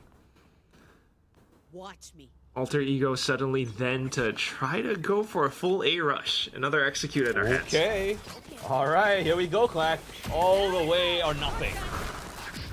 Fast lane, overdrive, following along with a dog from the shadows, but gets cancelled, and everyone from Trinity to try to play for a quick retake. Meanwhile, Daiki setting up a flank. Pause in the action, and 140 is far from it. He has to make his way all the way across. Heaven rep potential available for Pascovu. He's the win con, as well as Daiki. Both Sentinels. What can he muster here? Oh, and they're stuck in a corner. It's a fight, but Tankis wins it out. Pascovu now with a fast trap on towards the heavens. Daiki pressuring the backlines, gets hit by the paranoia. Scar maintains control. 140 catches him on the drop down. Down to the 1 versus 2 now, but Tank on no HP to work with. And this is overtime secured. Alter Ego will not let it go. We need more than just regulation. Yeah, they can smell victory once they had control over the site. Once they managed to find those necessary trades, blocking off Daiki on that flank approach, they knew they had this one. They're invigorated off of some of these round wins, and with that, they might actually give us a 3-way tiebreaker in this group. It all comes down to these next few rounds, though. The job's not down yet, and it's Savano on defense with an op to kick things off. glass cannon as well, right? In overtime, we don't have enough cash to splash. But it might just be enough. It might just be enough to catch Trinity off guard. Not often do you see Trinity in these kind of situations, but Alter Ego have pushed them to the limit. Need 2 rounds in a row here. A little B main fake out. there's Daiki a playing a spot out, very Daiki. different position. But Trinity tried to creep up towards mid. Unexpected with the operator. Oh no. And now nothing quite following up alongside Satnas. The only option then is to, I don't know, either you try to re-clear or go through vents. I mean, you're hamstrung, you have no smokes, you don't have your entry duelist, your main one. Scar's gonna get caught, Ray 4C's out in the open. Oh, it just jumped straight down, but tank there at the trade. The op is still alive here. Just try to bull rush this one. And it's not gonna work. Unless Batank can do it more. 1v4, tap of the spike, Seeker spots out where both are coming from. Tries to play the headshot angle, spots the first one out, spots the second as well. Flash in for the fight, and Park Schofield will collect. Alter Ego, they're the ones onto match point now. Switching sides. Match Just point. quick with the plays. The op, an unexpected play. And then for everything else, just to hold off the incoming, I guess, heaven push onto B. All the trades, all the shots, down to the 2v1 where Batek did almost make it possible. Just slightly more coordinated on their front with Alter Ego. Final timeout called by Trinity. Let's see if they can have to turn come up things with something around. Creative here. I mean, you've tried everything. Everything in the strat book up until regulation, it's not worked. What's the call here on this offensive approach? And I can't help but to look at the scoreboard and notice that Decoy is 15 and 18. He is far from what he was yesterday. Right? Not finding the type of impact that he did. And you could tell that Trinity is lacking that kind of X factor. Yes, Batank and Satnas are able to come up with a couple of hero rounds here and there, but they're missing their star fragger.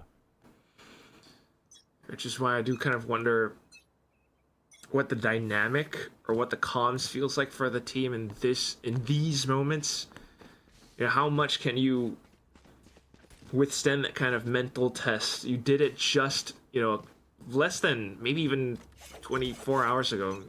Definitely less than 24 hours ago. But here we go.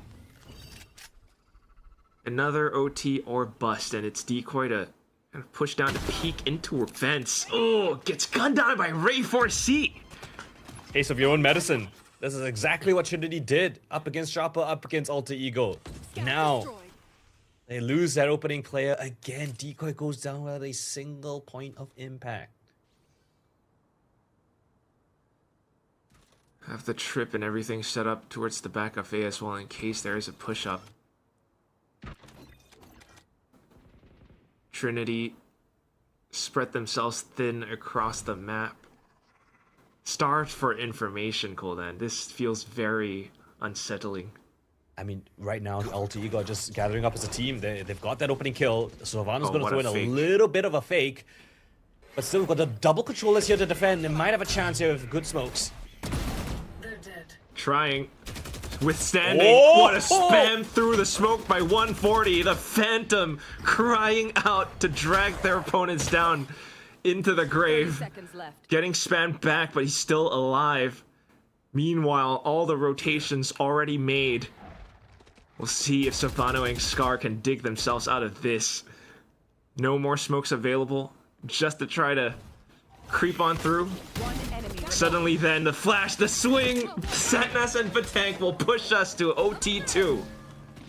Wow, how did Trinity hold that one down? Alter Ego, perhaps overthinking it a little bit too much. You'd want the double duelist to come through, but it's only just Ray 4C, and once he goes down, Sylvano's on the wrong side of the map trying to throw a bit of a fake. He's unable to trade out his partner in crime. And Alter Ego, yeah, perhaps overcooking a bit too much there. Trinity now a second chance at life. Overtime number 2, and Sylvano's back on that op. We'll see if Trinity starts to get wise to it now, but it's a very different position played back then towards B. down middle where Trinity was known to play before. Just very slight angles, but maybe a coordinated swing perhaps. It's gonna be the dog first, and that reveals the up. Great stuff from Trinity, acknowledging that there could be ops at any corner that they turn, so using it now, acknowledging that the op was towards B main, or not B main, Okay. from B male. So they take control of events, they put pressure on the players in male, and now they're just going to reconvene and hit towards this A side. Similar stuff to what Alter Ego did, but without that opening kill. But at least for Trinity, they've got all 5 players here on this side. What I'm worried about though then would be the trips right at the mouth of No main. Trailblazer. It's not gonna be easy to clear unless you somehow spam it close enough. It's gonna slow things down. Well, he actually recalled one of them, Par, just to set the other one up. Flight path interrupted. Sentinel slowed down. And then the peaks come in. Cyber Cage makes things difficult, but still into sight. Decoy trying to bail himself out, but Elmimore swings out from elbow, gets another against Daiki, and Alter Ego once again kicks things off with a dub. Switching sides. Wow, the Cypher relocation of the trip. I don't think it came out to too much success here, but because he went down. But regardless, he was the one to actually find that first kill onto Satnas. And then the Flood retake coming through. Elmimore flashing in. He's been having quite a difficult map so far, but he picks up a tremendous multi-kill round in overtime to get Alter Ego back on that match point. Ooh. And here we go, Alter Ego just going straight in, I guess. All 5 players here on A.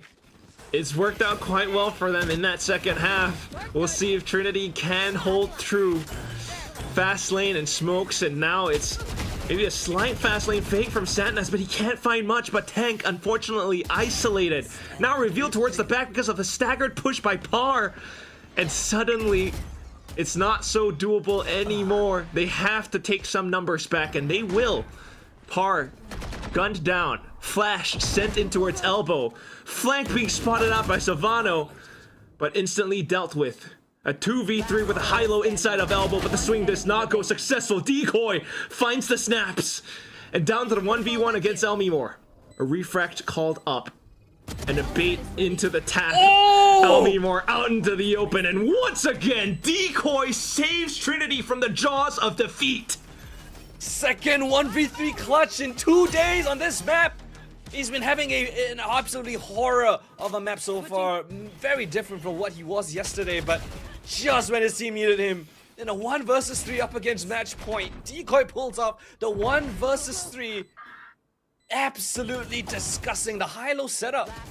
Somehow gets the first, pivots to the second. Oh my god. And awareness for the wraparound of Elmimore. My god. That is preposterous. You just don't see that every day. Actually, you know what? 2 days in a row. You'll see that 2 days in a row. Oh. Oh my god. My lord, man. This series has gone from what we thought was gonna be a bit of a blowout, right? It was a 6-0 start for Trinity. Alter Ego just answered right back with 6 of their own. Now in overtime. And each team coming up with heroic plays just to save their team. I mean, surely someone's paying attention. Like, someone's got to pick some, like, Trinity up. Like, this is ridiculous. That's This is fair as too well good. for any organizations watching, prospective owners. This is a free agent team. Trinity are free for the taking, guys. Come on. 14-14. Let's go again. Again, Back same over thing. onto the attack. But Last Daiki has cannon an out off for now. Savano. Oh, good call. Good read. Let's see. Oh no. Savano Really? gets off the up? All 5 into A. Slow one. Oh no! That was You a don't jump expect- peek! Here we go again. Pressure at Now- its highest. But the trip still Par in an off angle. Trades found by 140. Elmimore towards the back. Another one found. Hit by the flash. What? What? He caught that one against 140. Quick on the trigger. And he's back into sight. Decoy stuck and somewhat pinned down. Another tap by Elmimore. And suddenly this guy has been activated. Missing throughout the entire game. But finding his opponents through Seekers now. Crouched down below, and Daiki has to choose between a rock and a hard plays. He's gonna get smashed. in the world have these players been invigorated with the last couple of rounds? Daiki with the opening kill, and then Elmi Moore stepping up to the plate, blind kill onto 140, pre-firing it, catches onto decoy. Again, this man who has been struggling on this map has come up with 2 incredible rounds in overtime. Neither side just willing to concede. Oh, What wait, is hold up. Yeah, Whoa, okay. Okay, alright. We lost our marbles for a second. Another A rush. The wall's not quite there, but just a slight spam through the smoke spike. But Tank, who's played off-site now for the first time in quite many. Satnaz though, oh no. What is that? Did he just TP blind into the smoke? Suddenly then they have to worry about pushing through in towards heaven, but they managed to get it done. But Tank tops off decoy. But everyone from Alter Ego set up into positions. Trinity trying to maybe apply a bit of pressure towards ramp. But Alter Ego feel quite safe with their trips. Still though, at least Screens gets broken down and then just Elmi Moore onto site. Decoy makes the first move, taps all around every single angle. Daiki finding the spray transfer alongside 140. Trinity and everyone comes in just so that we go another overtime. Both these teams have just become defense-sided teams. They're just winning all of these rounds. How does this happen again? Overtime. It looks so great for Alter Ego. Look at this TP play in towards the smoke. Scar just slides straight through. I think he was teleported on the edge of the smoke and then he walked in. I don't think he just teleported straight through. So, you know, just a bit of... I don't even know what the word is. It's just a bit of sensibility, I guess, in all of this madness. But still, we go against Giovanno on this defense side. It's been a common theme so far, so Trinity should be expecting it. Oh no, Miss Orb. Great catch, Observer. That is not ideal. The Orb now has full reign of sight. Threw it a little bit too early. But maybe it doesn't matter if Savannah just stays posted up in this position while Trinity goes elsewhere. It's really huge because now the Orb just has full information that Viper's Wall is not going to do anything. Okay. Still unknown though. He's maybe expecting Daiki to be lurking behind it. So a bit more pressure. But what the utility's not landing right. Yeah, it's getting to the tail end. Everyone's just fumbling everything at this point, Quack. The adrenaline, the cortisol, it's causing them to, you know, shake a little bit, but here they go, still just double diving in towards B site. Look at Scar, look at Elmi Moore, Ray 4C in position, and he will strike them down where they stand. Just Decoy alongside Satnaz, both duelists, trying to will themselves out of this situation. They look and hunt down the final few players, and then Par to swing out. Oh! A quick burst of the Phantom, and we go again. 16-15, Alter Ego in the lead. How many 1v1s have we had so far in this map? It feels like it's just one kill, one trade away from success. Ray 4C with a lineup double. And the duelists on Trinity just picking up a boatload of kills, but down to the 1 versus 2. Par Schofield steps up to bat. 16 for Alter Ego. Again, another match point. Defense. Defense, man. Hey. But it's tough Alter now Ego because that's always the one that's getting the match points. Trinity have always been playing catch up in the overtimes. exactly that. It's not easy. You don't quite have the momentum. You're not quite sure what your opponent's next move is going to be. Suddenly now, it's a 4-1 up middle. 2 players, Daiki alongside Decoy, inside of Mail. Oh, he's committed. Daiki is stuck in this corner, but thanks to the utility from his teammates, the redeployment of the smoke as well. Oh no. We'll live to see another day, but they are just hightailing it back towards this A site. At the same time, look at what's happening on A. But Tank, that was a shallow flash. He doesn't have confirmed information. The dog might reveal now, but he is stuck on site. No escape route. I don't think Satnaz can help. And Satnaz has an Odin. I just noticed that. Up by Screens. Oh, but Tank with the taps gets a third. Maybe not quite the next, but still maybe enough damage to allow his team to get over safely. Boombot confirms presence by Screens. Decoy wants to swing. He gets a tap on a Ray 4C. And we are quite likely to go against Scar. Gunned down by the duo. It's 16-16, and this will not stop. Please never remove Split from the map pool. This map has given us bangers on bangers. These two teams, inseparable. The defensive Switching rounds, sides. so consistent for either one of them. And every single time, it's a different player to step up to the plate. But Tank now learning from LB more. How is it that no one looked around site? They were all worried about screens. That's unfortunate for Alter Ego. At this point, it's one unchecked corner, and that could be the difference maker. Double op again. Either side, Silvano with his, Daiki with his attack-sided one. It worked out on the A side. Can it work out on B? No. Shot goes awry, but that's info for Alter Ego. Doing a thing. Yeah, look at how much Silvano's pushing down A now. Maybe trying to set up a flank, but I don't know if that might end up in an overcook. All the utility walls of smokes into backside on B, and that allows for Trinity to start off on the right foot. Back in with Daiki, who trains his sights onto the top of heaven, but it's a whiff! Elmi Moore has a slight opportunity. Out with a flash, in with a bold, and he takes down the next player. Flash out towards the back end. He's trying to conserve ammo. In with slight taps, wide swings, takes down quad! Elmi Moore, once again, stepping up, getting activated, pushes Alter Ego off the edge onto 17. Elmi Moore is an overtime demon. 3 rounds in overtime thanks to his contributions. And give them more. I mean, give them hell, Elmi Moore. What did he just do to Trinity? Flashing in just for his lone fight. The double swing comes in, whiff shots, bad spacing, Elmi Moore. My lord, we go again. And again we go. Alter Ego with that match point. Trinity on the back foot, as we have always seen. Okay, this time it's Batank on top rafters. Setting us to play around ramp. Well, on top heaven, actually. Gets a slightly, good spam in, takes down the opening player.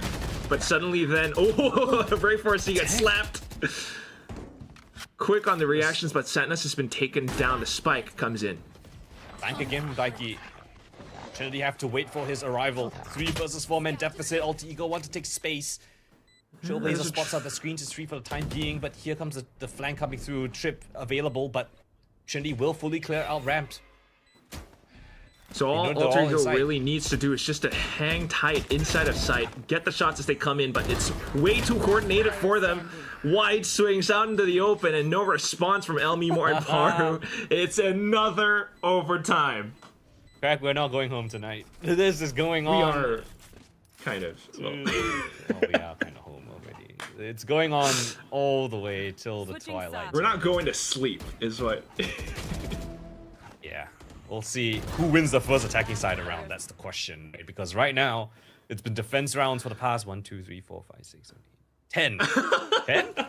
10 rounds? It has. Yeah, that's 10 rounds. And ladies and gentlemen, this is only map number 1. We're not out of the woods just yet. Still a lot more work to be done. Up in the hands of Silvano again. Back towards middle. Both players on A from Alter Ego playing linearly towards the front, but it's a quick dive over the top of heaven. Silvano. Weird, awkward angle with the op up towards fence, but he still might be able to find a slight timing. Setness clears off towards the back side. Par slips in towards elbow. Silvano trying to pick the right timing possible to appear out from heaven, and Par holds it down just right. Just enough for the rest of the team to get into position. Satnus tries to get the spike down. 140 with a delayed lurk. Suddenly reveals himself. It's back into the 1v1. Out in the open. You could just tap onto it.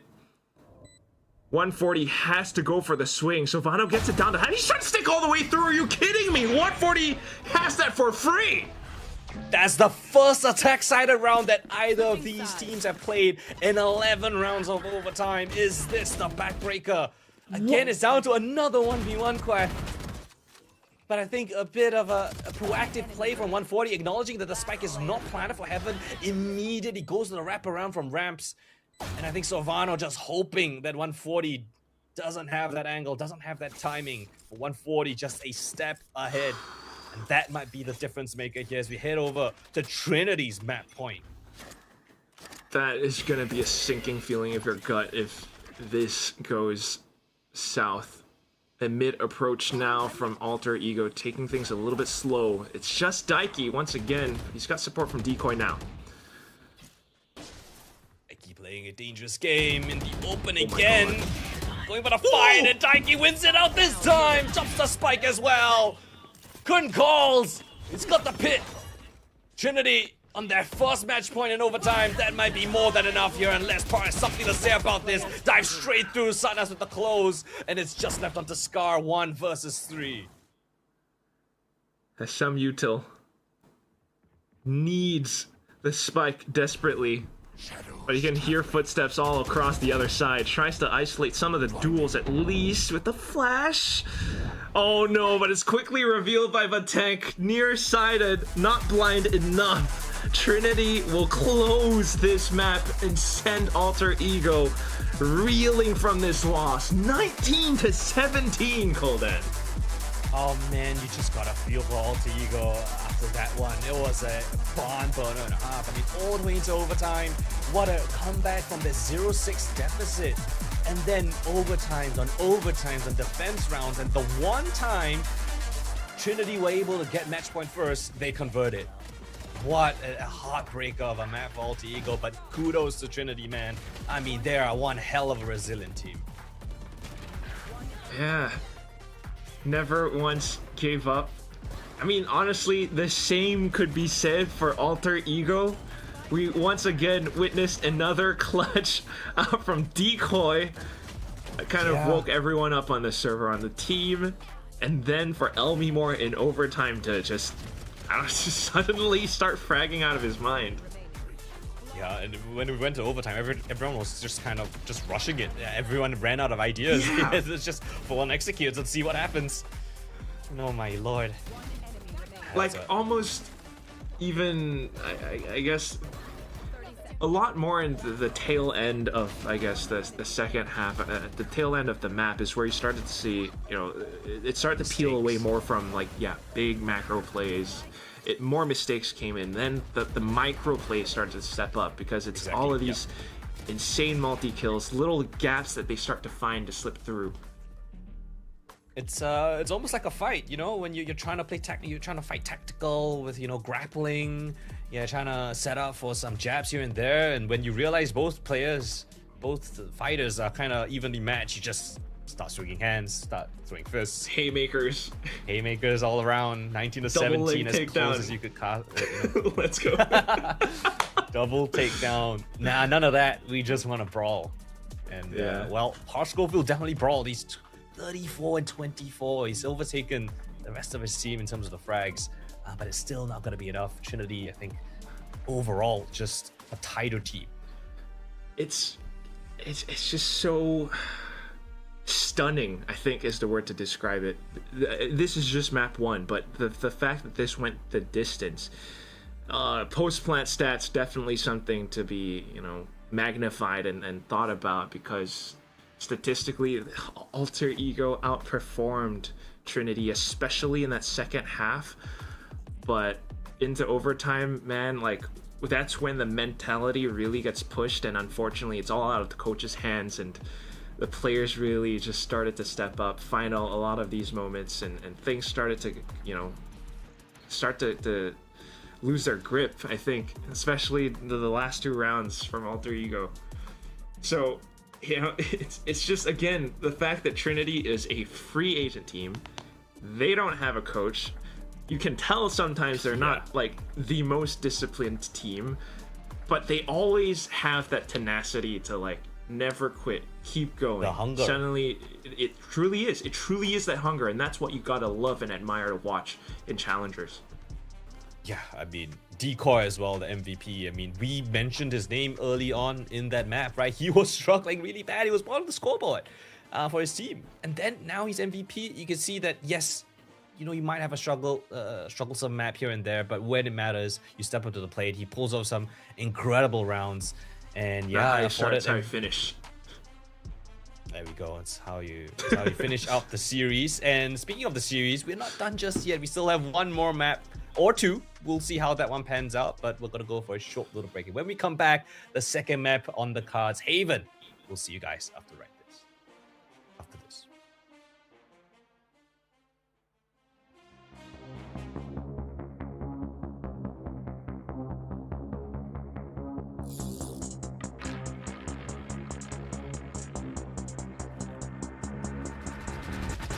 Renegade, Horoscope, 24. Let them all blah, but I can't come.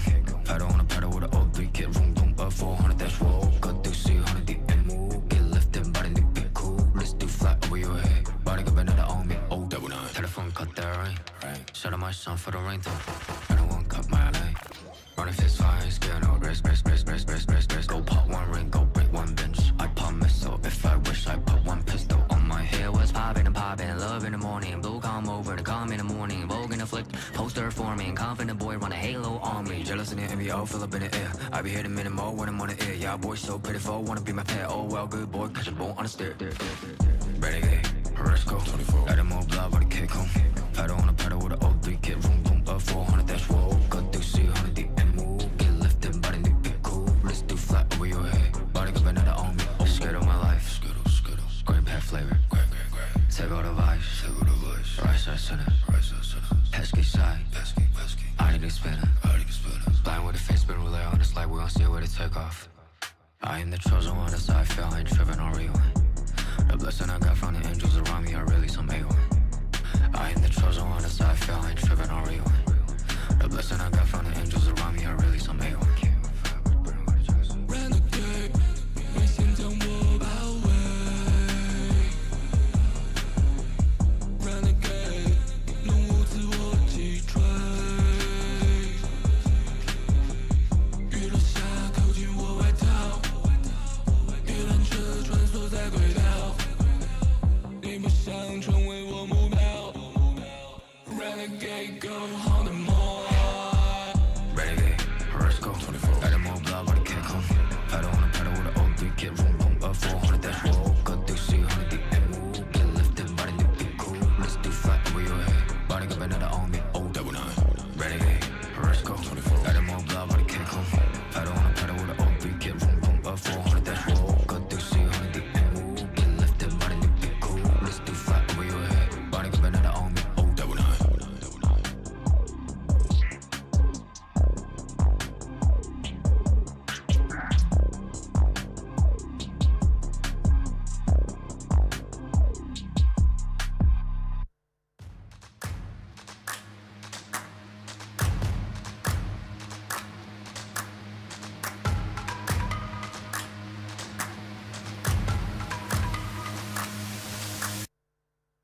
Y'all sit back and watch me speak. About to take over your screen. Talking bulls in 93. Talking mom, I'm on TV. Y'all know all I do is me. All I do is me. Y'all sit back and watch me speak. Y'all sit back and all I know, my money green. About to snap and make a scene. My cup off and make this free. My cup off and make them scream. Go back off for TMZ. Y'all sit back and watch me speak. Y'all sit back and watch me speak. Y'all sit back and watch. Watch me. Watch me. Watch me. Sit back and watch. Sit back. Sit back. Sit back. Sit back. Money long, nothing on credit. I got style, don't catch no feelings. All this bread ain't got no lettuce. I got style, don't catch no feelings. Watch me. Watch me. Sit back and watch. Sit back and watch. Sit back and watch. If it ain't got style, I ain't with it. I ain't with it. If it ain't got style, I ain't with it. Look, if it ain't got style, I ain't with it.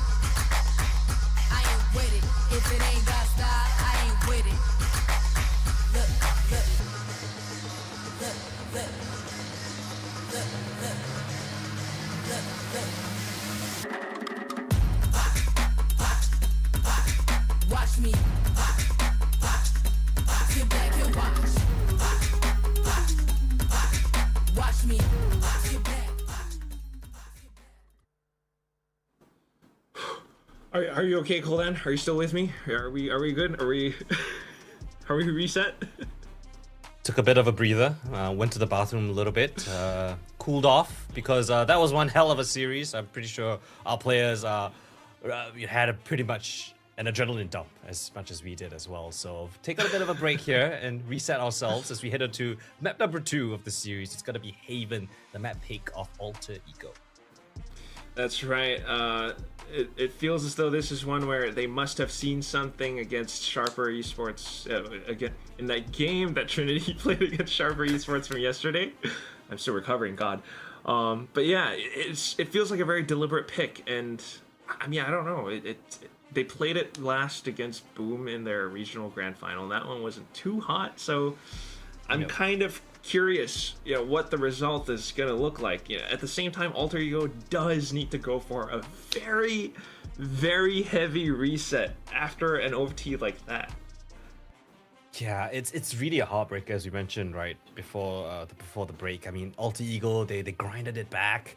They were down 0-6, and despite them having 5 match points in overtime, they weren't able to convert a single one of them. And just when Trinity were able to get that first, they did. So yeah, I think mental reset is going to be the main point here for Alter Ego. Hopefully Coach Scout Z has some motivational words this time for his team, not just the strategical side of things. Because I think going into Haven, we can see that yes, Alter Ego might not have a great track history here, but what we've seen from map number 1 is that Alter Ego can contend with Trinity. I think that is a good sign and a motivational aspect here for Alter Ego in this matchup.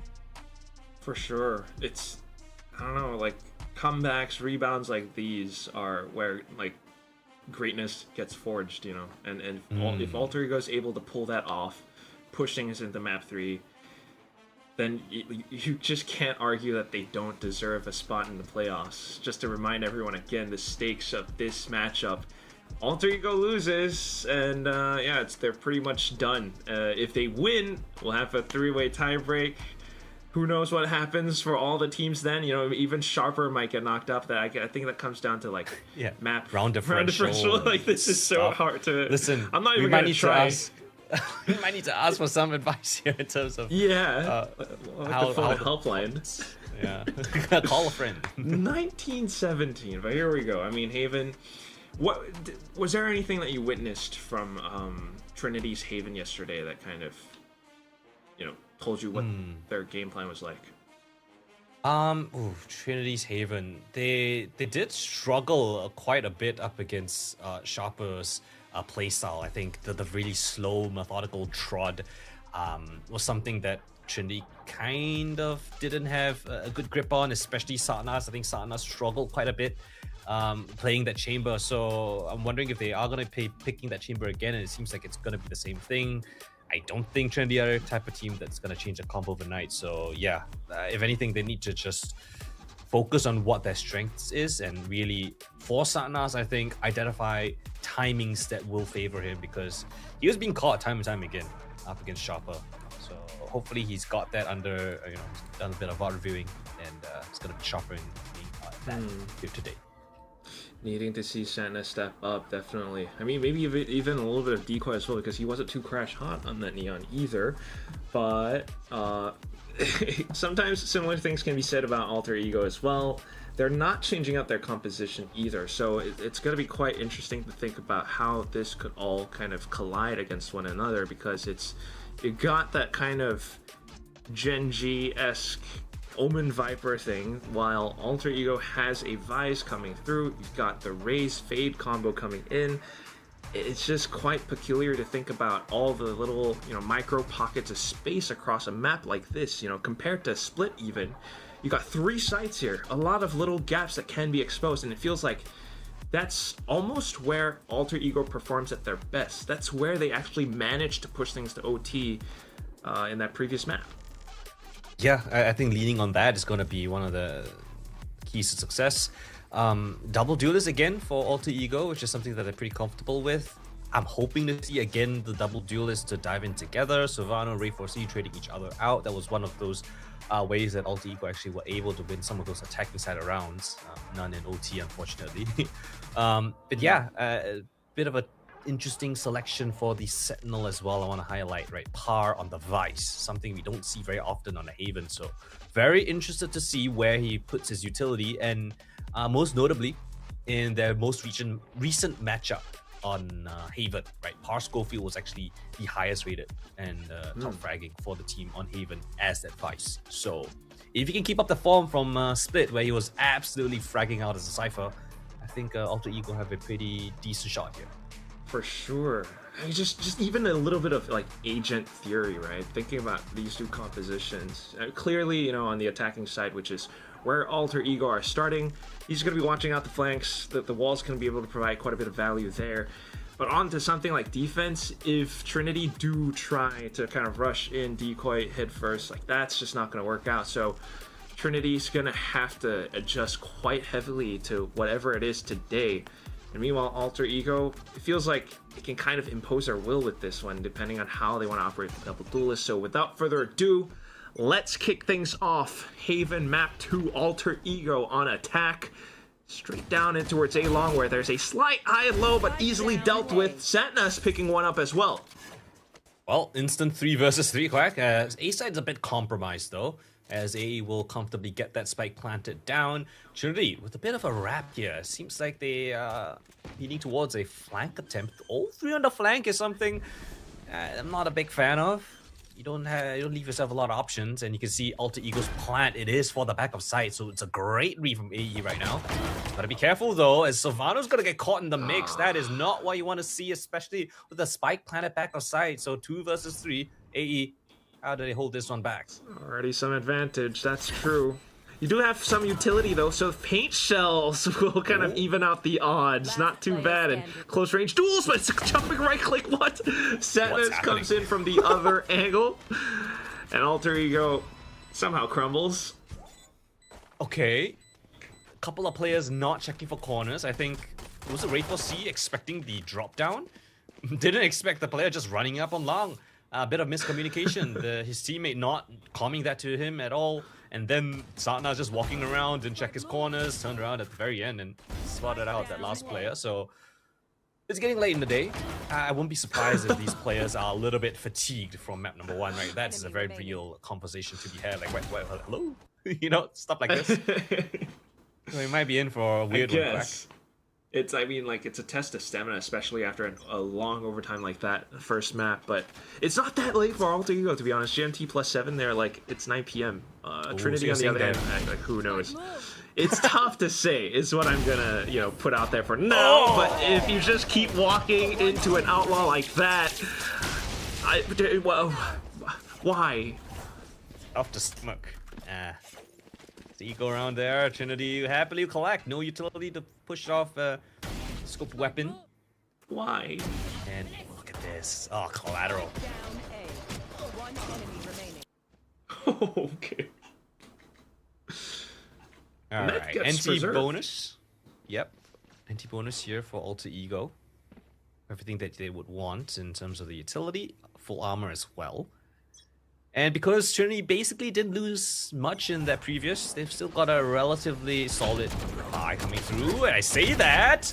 It's all good fight here for Savano. Eventually it will be able to stabilize, but it's 1-for-1. The tank. Trade that for Scar. And I will take that any day of the week. You don't have an Omen now. Such a big pick. Well, Alter Ego's position. What are they thinking though with the spike player all the way deep down A short, Colin?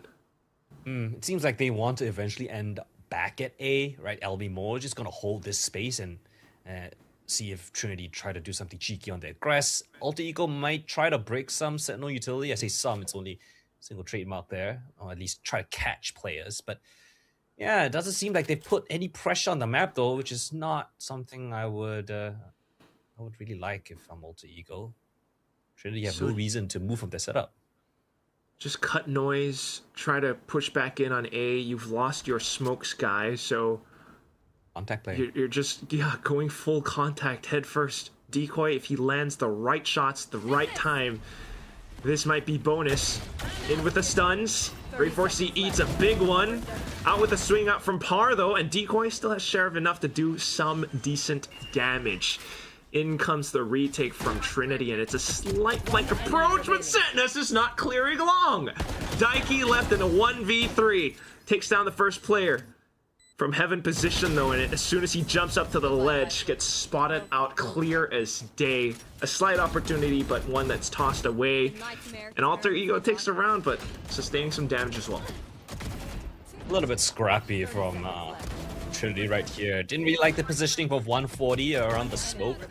Wasn't really much of a crossfire. In fact, it was more of a lineup for Alter Ego. Good damage done, nonetheless, for Trinity.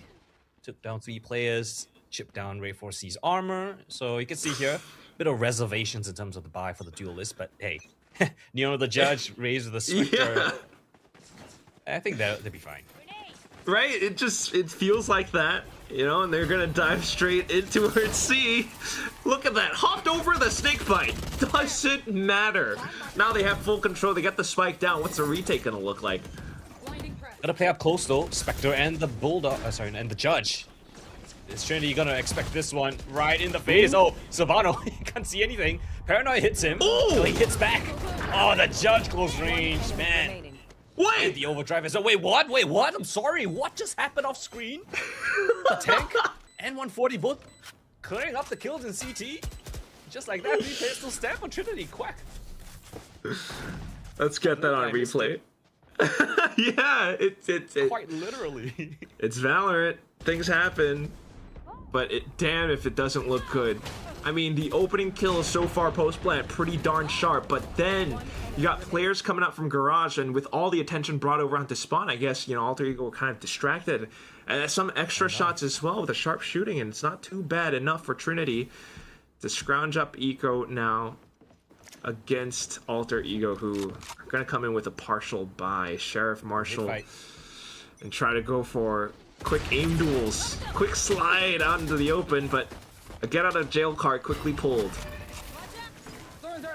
Call for all aim now. They've hit spotted here. Oh my lord, Daiki playing aim labs.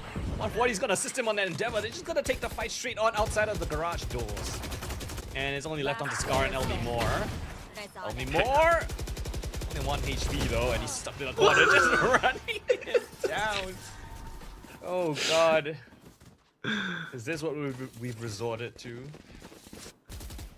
It's just violence now. I kind of want to see the player cams, because these guys look like they are having fun. I'm not gonna lie. Sounds very like it. Yeah.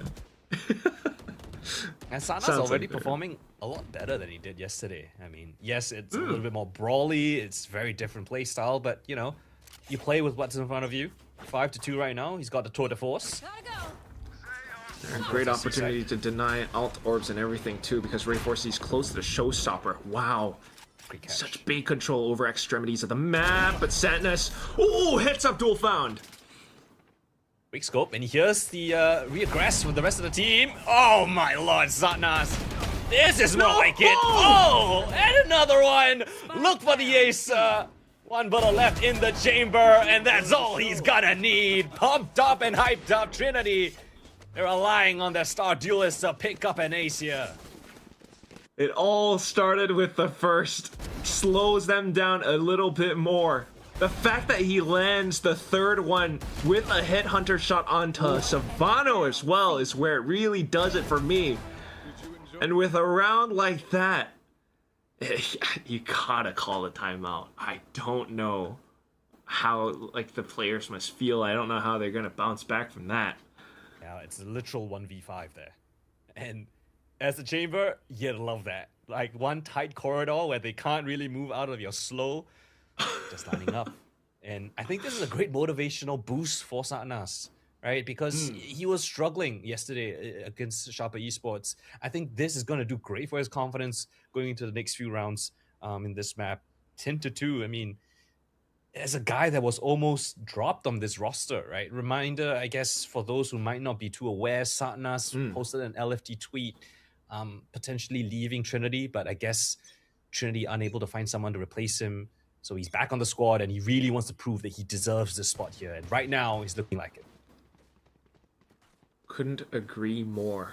I mean, there's only so much that we can glean from some of these like socials posts and everything. Maybe we get the Right. interview later on, but Okay. for now, like this is everything. You know, just the performance alone tells you quite a bit. Moving on to Alter Ego, though. Can they find what's needed? They have some alts, but in this eco round, with the shots going that way, it feels like the round's already done. Oh, shot down midair with a headhunter. Yeah. Ray 4C not allowed to fly. Oh, and even giving him the weapon. Look at this. Oh, look at the teamwork. Just letting him farm. Hold on. We Young got a gun. slight gap for Par. Let's see if we can turn back around. Takes down the first one. Hit by the flash, though. Oh, No and they're way. just giving Sanez another ace. Like, ace to ace? Surely 140. not. What a teammate. Oh, Get it. oh, no ace. Scar. The dream breaker. Oh, it's all good fun, though, still. Is it fun for Alter Ego, though? You know, it's a little bit of a morale boost, maybe. But that deny shot the ace? against Ray 4C, though. Yeah. Yeah. Why not? Oh my god. Satnaz. I didn't think that you could get more confident after the round that he had, and I guess I've been instantly proven wrong. 4K instantly. Now he's like 3 points away from a tour de force. Has an op, doesn't even matter. 4 alts online for Alter Ego, and they're trying to dump all of it maybe into Seaside. So Vano taking down Decoy.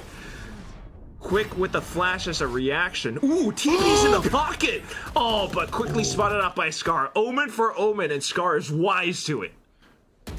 Alright, a bit of resurgence now from Alter Ego. Looking to get a second on the board. It's a 4 versus 2. They've got a bunch of ultimates and abilities here to deny this attempt. But Tank will try his best. Locks first on the bat. Scar with a bit delayed trade, but still there nonetheless. Satnaz now. You're a great shot, man, but this one looks like a done deal. Yeah, it's an op. You know, what are you gonna do? They could be anywhere as well. So, just trying to save off to it. But otherwise, a very quick, very committed round by Alter Ego. Just all the way, again, into C, but this time Satnaz was elsewhere. Yeah, is the play just to avoid Satnaz now? We've had the avoid CNET, we've had the avoid Aspas. Wow. Is he the next raid boss in Southeast Asia? Yeah, challengers, maybe. But then again, I mean, they didn't really know. So it's just pretty impressive that they really doubled down into the C long push and even clearing on towards 140 despite the flash. So, all right, trying it for a third time. And this time maybe with ultimates too. We'll see what Elmimore Ray 4C can do. They've got Nightfall and everything. It's just Daiki onto C. Whoa. Wow. Oh, it's a bit of a mid-push play. It's a set play that Trinity like to do with Hunter's Fury, but it's gonna be the C side execute again for Alter Ego. Ray 4C a bit preemptive on the showstopper there. No one here to find any kills for it. Here we go again, 5 versus 5 for the retake. Daiki has got his Viper's Pit if they get control over the site. Flank attempt from Decoy as well. Nightfall invested, they want to push Satnaz back, but he goes forward instead. Oh, and Daiki providing cover for his teammate. Full swing shotgun. It's Satnaz again. Man to myth the legend, but Scar trying his best. 1 versus 2 now. Paranoia hits, but Decoy does not get blinded. And Trinity, what a retake coming in from them. Satnaz and Daiki both holding back, double ultimates thrown at them. Alts for alts.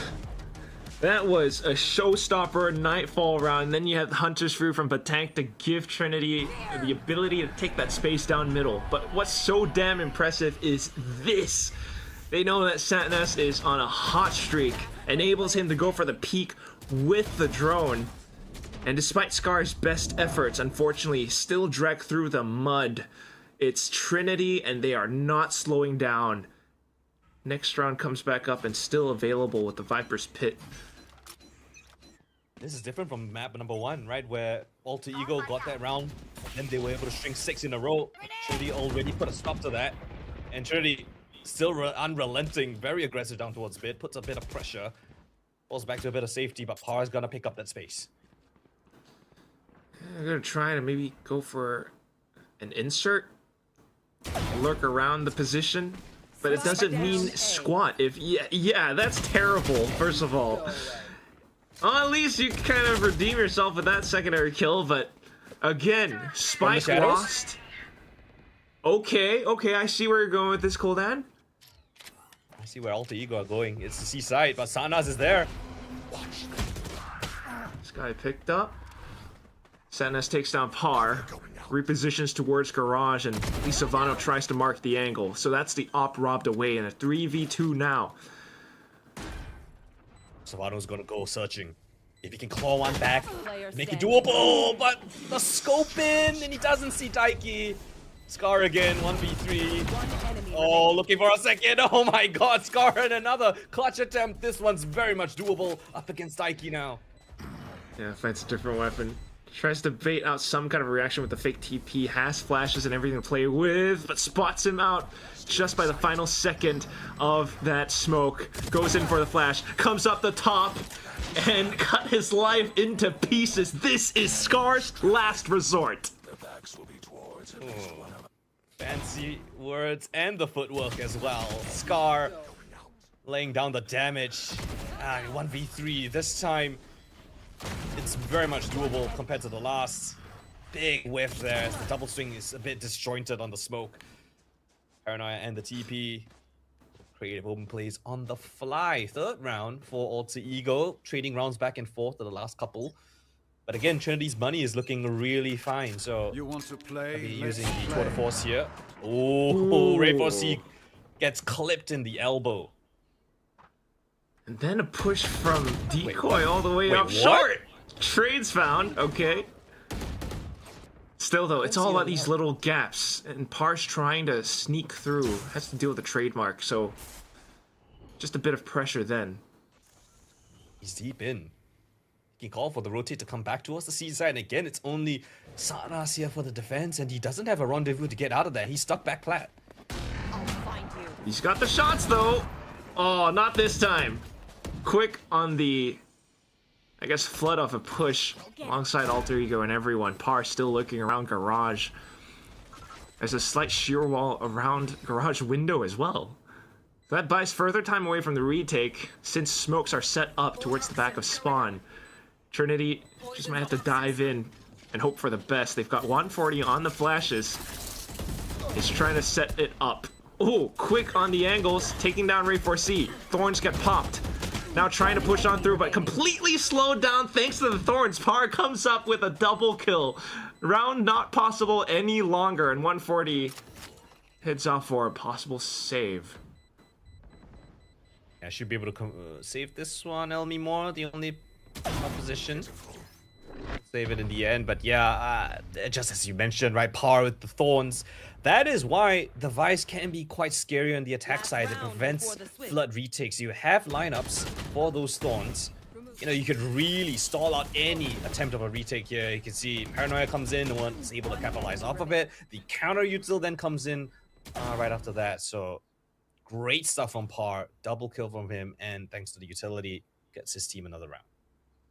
Quite like that. Despite losing Savano early on, it's just such a good adaptation of a round. But now, last one of the first half, and Trinity calls a timeout. Curious. Very curious, Colin. It's a bit late, but, you know, better late than never. I do think there is a relative big difference between an 8-4 half and a 7-5. Especially if you're on the defense side, right? 8-4 on defense is really, really nice, especially considering your composition. And I think it gives you a great buffer of rounds, even if you do potentially lose the pistol. So I think, you know, yes, it might be just a single round, but if you can convert that round, it's going to result in a great deal of relief, I guess, heading into the second. And it's also a good time to discuss your options in terms of the buy, because Batank is a little bit low on the cash. Will be able to scrounge up something. Only Decoy with his ultimate for Trinity side. The Ego, they can get a couple of ultimate orbs. Quite a few of them are nearing the ultimates as well. So a approach again this time for Trinity. Stun and the paranoia being sent through. Scar TPs across. Lovely space being taken. Pushes back the long defense. Oh, but Decoy goes ahead. Decoy goes in front. Dino goes back. He doesn't have that S key. It's just like that. It staves off the attempt from AE. Oh. Beaming them down to low HP as well. They were pinned down every step of the way. Decoy finishes them off with the last 2 kills, up for a complete total of 3. I'm sorry, I could have sworn he ran back and then, like, he ran backwards and then U-turned and said, hell nah, I'm just gonna go straight forward into the fight instead. It looked like what is it, yeah. that tenacity, Quack? It's just so, like, we're gonna have to talk to these guys. We're gonna have to talk to them to figure out what that is, or at least, you know, maybe on your stream or something too. That was amazing.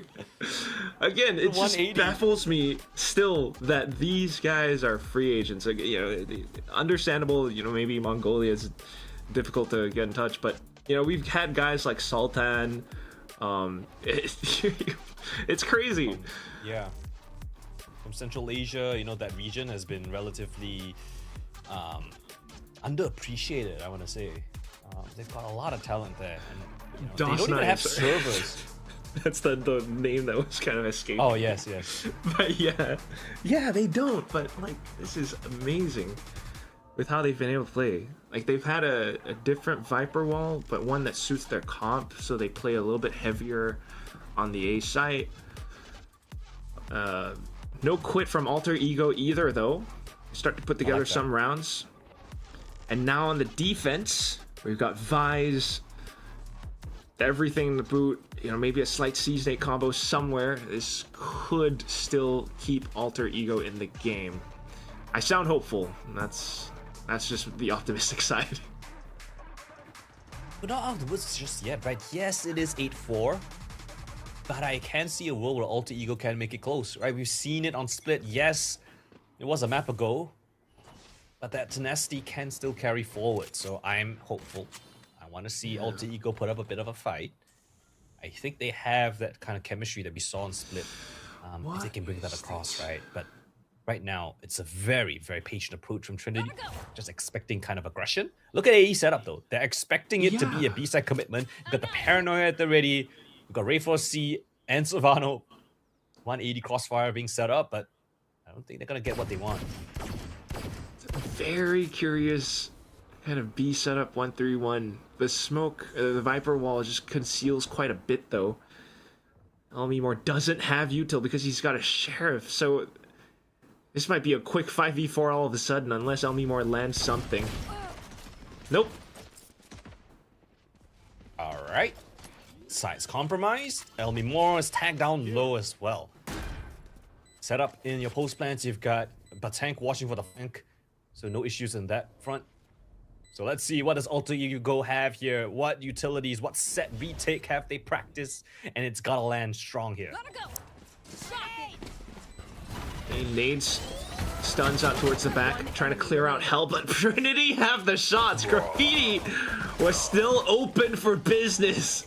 More shots as Daiki dives in alongside Sadness towards the back. Trinity, have they dropped the pistols yet? What? That's a fair call. I think they've won. Trinity won both pistols, right, in the first map. So yeah, this should mean both pistols going in the way of Trinity again. So Alter Ego struggling desperately so on the pistol front. It's all in the rearview mirror now because hey, gotta handle what's in front of you. If they even get a second chance, I guess they will, right? Because there is still the XLB tiebreaker dealio. Oh yeah, it's possible. Either way, though, time to refine things. Steep hill to climb right now, at least. But Trinity playing reserved. But this is what they like to do on the anti-ego rounds. I think that's a great protocol for most teams, especially the better teams in Southeast Asia, right? Just to play a little bit slow up against the anti-egos. You don't want to get caught off guard, walk into stacks. You want to prod for information. You saw that Alter Ego had 4 players on that C site. And now as the time ticks down, you know, Alter Ego are getting a little bit antsy. They have no information. They want to scour across the map. And that's where, you know, Trinity could catch them in transition. But for the time being, no no presence in towards A, and they're gonna take up that space. Just a slight. Oh, I was thinking they were maybe trying to work around their wall, but it's not even needed now, huh? Just Elmy Moore again, alone on A. I don't feel comfortable. Oh, and he's none the wiser as well. Walk up from Sarnas, clearing all these corners. Here we go. Sneaky beaky, cheeky breaky, off towards the back of sight. Okay, quick flood, but 140's got your back. Cool. Was that a knife? I swear I heard a slice in the mix somewhere. I think Rainbow Seems C like it. got a little paper cut on his little butt cheek. 30 seconds. This one, I mean, pretty clear. Oh, we don't get to see it. Oh. Alright. But hey, that's now the final timeout, maybe in the series, if Alter Ego does not make their last stand. Lose this one, economy's going to be in shambles for the foreseeable future. Trinity's already close to map point or series point as well. This is one for the books. Teams should have an anti-bonus setup, you know, just off the bat, right? If you do lose the pistol. So them taking a timeout now makes me a little bit concerned because you don't have another timeout to be taken later on in this half. But I guess desperate times call for desperate measures. Trinity are already on to double digits. If you don't win this bonus, it really is going to be that snowball effect. So I like it. I really want to see what they have in store, especially on the defensive side, right? Are you going to go for something aggressive? It seems like it might be the call. Double Duelist and the Fade lined up to fight towards A. Okay. Well, down to the leadership of Coach Skaltzy and the mechanical skill of some of the players in the game. As you called about their defensive setup. But Trinity kind of shifting their weight closer to C side. It's just par with the utility here. Yeah, I mean, Trinity have been pressuring A, and just when the timeout comes in, AE change the setup to a heavy A presence, and then Trinity just change it right back. Hit towards C. It's the vice setup here. Yeah, they bypassed most of it because of garage push. No one was marking that position, so Decoy gets his free picking on the site. Jumps around, doesn't see anything. The spike gets planted. Garage compromise, though. Chance. Oh no, fighting it towards CT. Decoy's picked up another weapon. It's the Guardian, in fact. And he's laying down the damage. AE fight right back, but it's 2 versus 3. They need this one. Rainbow C fly high in the sky, down to the 1v2 now. Sylvano 1v1 up against 140. Can he do it to save his team? Wall comes in, tap of the spike, but he doesn't know where he's coming from. The spin comes in, connects onto Sylvano. 1v1. The jump in. Oh, lovely information TP. Second one at that. 140 toying with his food. And Sylvano needs to find his kill right now. If not, this round is done and dusted. 140 waits for the peak. And a timeout squandered, not a round win. It is a massive loss, a bonus round for Trinity. Just the shadow, the specter, the ghost that haunts Sylvano in his sleep, unfortunately. It's one of those situations where, like, you really can tell. I kind of applaud the effort again. You know, with Ray 4C being the kind of distraction that decoy to dive in, allowing for Sylvano to find something, but all for naught. And now with economy broken, Trinity putting So fast. their feet on that gas. Sylvano, what have you done? 140 still marking the position though. Oh, and not quite getting the angle through. At least the trade's being brought up by Patank. And everyone else from Trinity finding an open B site. It's just Elmy Moore here with a stinger. Wait, what is this? Jumping around, he gets a shot in. Picks up the Phantom, has no ammo. This is all time away from the spike. He'll find one, but he doesn't expect more behind. The round's done. It's map and series point for Trinity.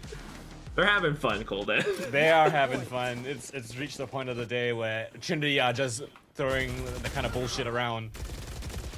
And you can see here, yeah, Sylvano, I like the idea, right? Using your opponent's Viper Ball against you. But there's no one else to help him out on that endeavor. It felt like it was a one-man effort. The speed at which Decoy slides in to find that pick onto Ray4C was disgusting. How fast as the barrier drops? I don't think it was even 2 seconds and Ray4C out of the picture. No. They're gonna try it again. The fight towards A, it kind of almost worked out successfully. Cease comes in, but no one there. And okay, Decoy.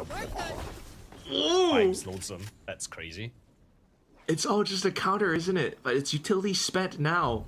And then you leave Savannah on such an insert. The rest of Trinity... Okay, well, if they head back here... Savannah's got good timing, though. I don't think they expect this. Yeah. Not bad. He's got to land the judge shots, though, and that's where some Neons can get a bit over-eager. So, hanging tight to the corner, he's got support from Elmibor. Confirms it. No! What a swing from Decoy! Overdrive instantly ripped and in with... Oh, no! Why? Stops in time The just BM. to BM a bit. Spike down soon enough. Ray4C out from heaven. And a slow flank 5v3. I feel like this is it. They smoked the drip on the flank. They're trying to catch him. Oh, but Tank is too aware. But Tank! 6th sense. 1v5 for Ray4C. The man that this team was allegedly built upon now left alone to fend for himself. An alter ego going down to Trinity. Silence in the feed. Decoy lets them know 2-0 as they take down Indonesia's 2nd seed. Put some mother freaking respect on this team's name, Trinity. Day to day, we've had an ace going into a 4K round from Satnus on this map. We've had 1v3 clutches, ace clutches coming out from Decoy. We've had 140 clutching out situations in a 1v1, calm, cool, and collected. And not to mention just everything with the support from Batank and the calling from Daiki. This team is one to be admired, respected, and beloved. Moving into playoffs, they have secured that top seed because they took down Sharper just yesterday. The tenacity, the perseverance to go through that grueling 1917 banger of a map on Split. Onto this where they, unfortunately for Alter Ego, just kind of rolled over the opposing team.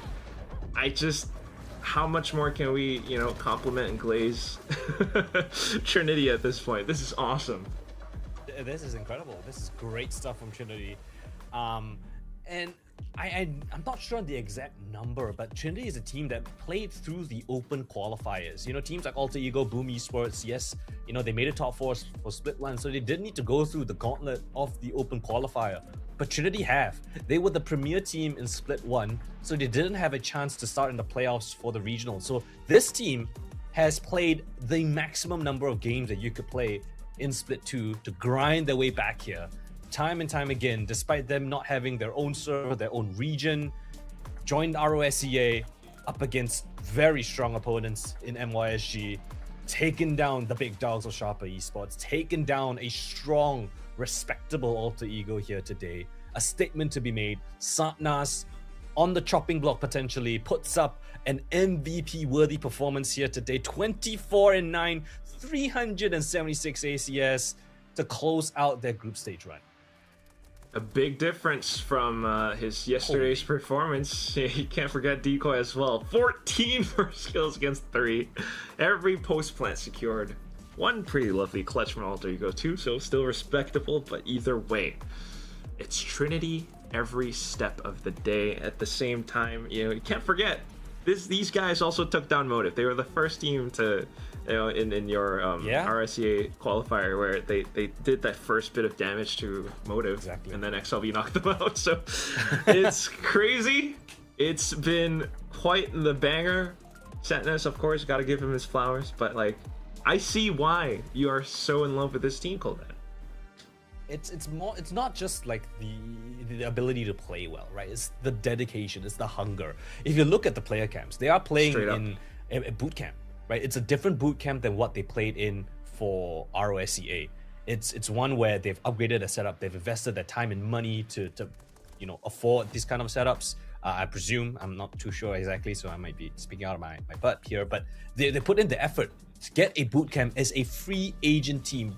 That is how serious they are about winning this, about proving themselves and proving that this region deserves the recognition that every other region gets, and potentially even more.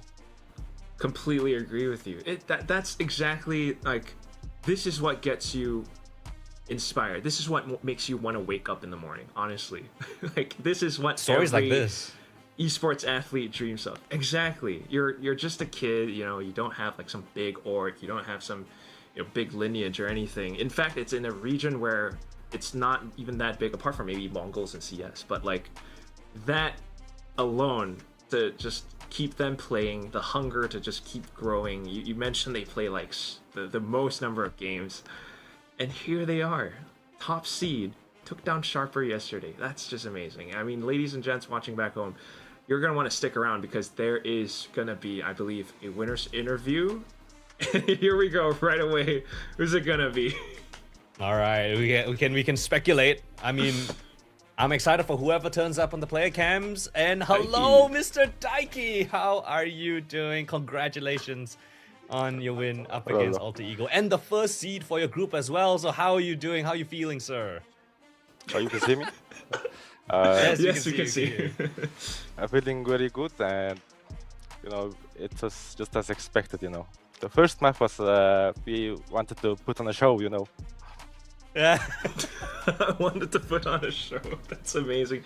You guys are awesome. I mean, again, congratulations. I do have a question for, you know, since first map did go so long, what do you guys kind of say to each other in the timeouts? You know, especially since you're the IGL.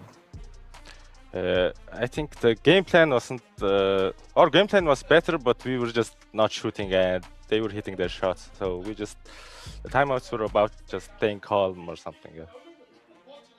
Okay. Awesome. Just to stay calm. And I think I talked about how teams, you know, the best teams in Southeast Asia, the best teams in the world, have that resilience, that tenacity to just focus on and continue working on the current map. They're never going to give up, whether you're down and you have to come back, or if you're in overtime and it goes to like 5 different overtimes. So what do you think gives Trinity that edge, that ability to play so consistently, even while down, push to overtime time and time again against different opponents? What makes you tick? What gives you that ability to play so resiliently? I think we're just confident in our call, and we just, every move we're confident, so we never try to hesitate. You know? Well, if it's confidence, can I ask, where does that confidence come from? Is it just you trust we your just play? think we're better, bro. Ooh, okay. All right. I also want to ask a little bit of a more serious question. I think there was a little bit of discussions, and we saw that Satnaz put that LFT tweet out, right? I don't want to prod in too much, but is there something you could share about what was the decision making behind that?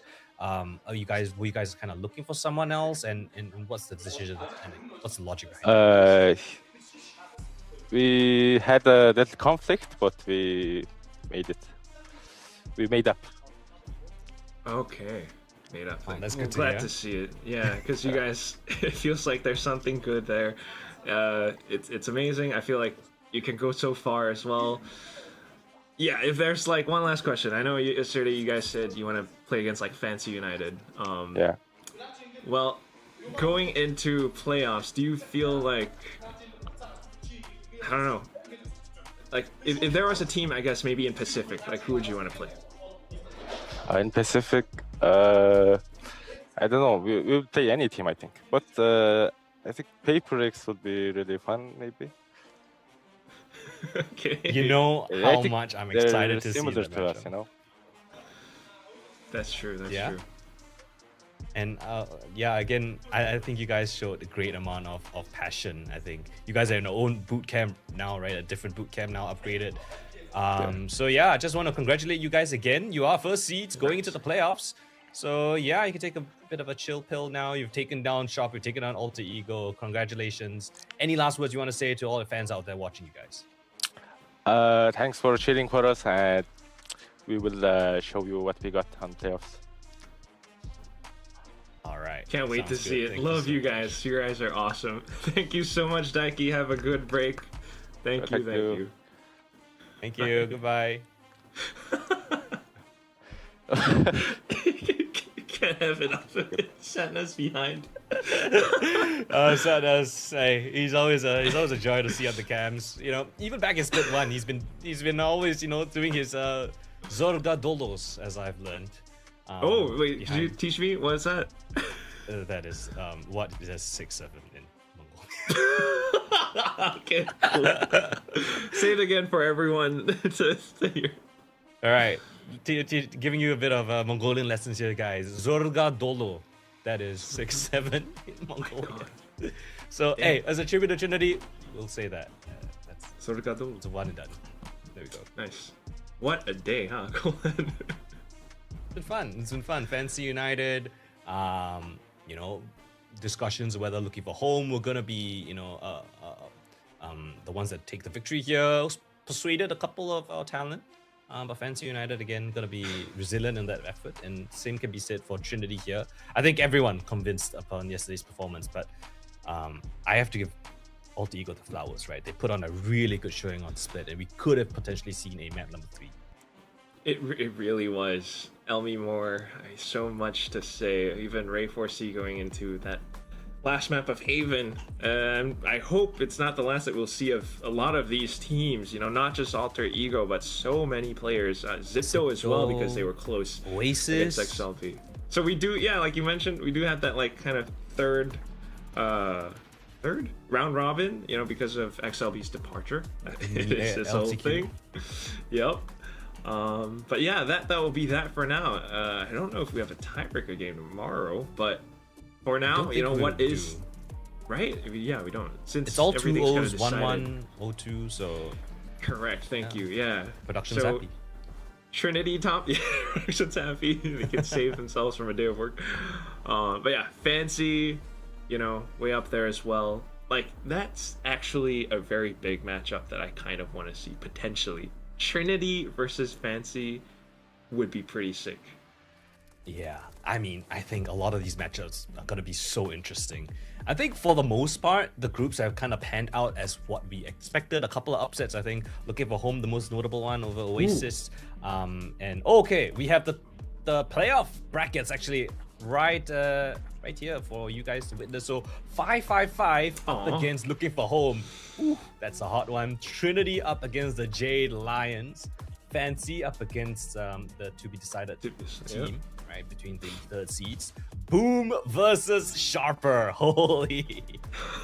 Which kind of okay, so Trinity's not gonna even be able to face off against Fancy, at least maybe until upper finals. So that's unfortunate. But Boom Sharper, like having to decide between those three teams there, match 3 and match 4 is that's I'm not gonna lie, that's gonna be tough to predict. Boom, Sharper, Fancy on the same side of the bracket.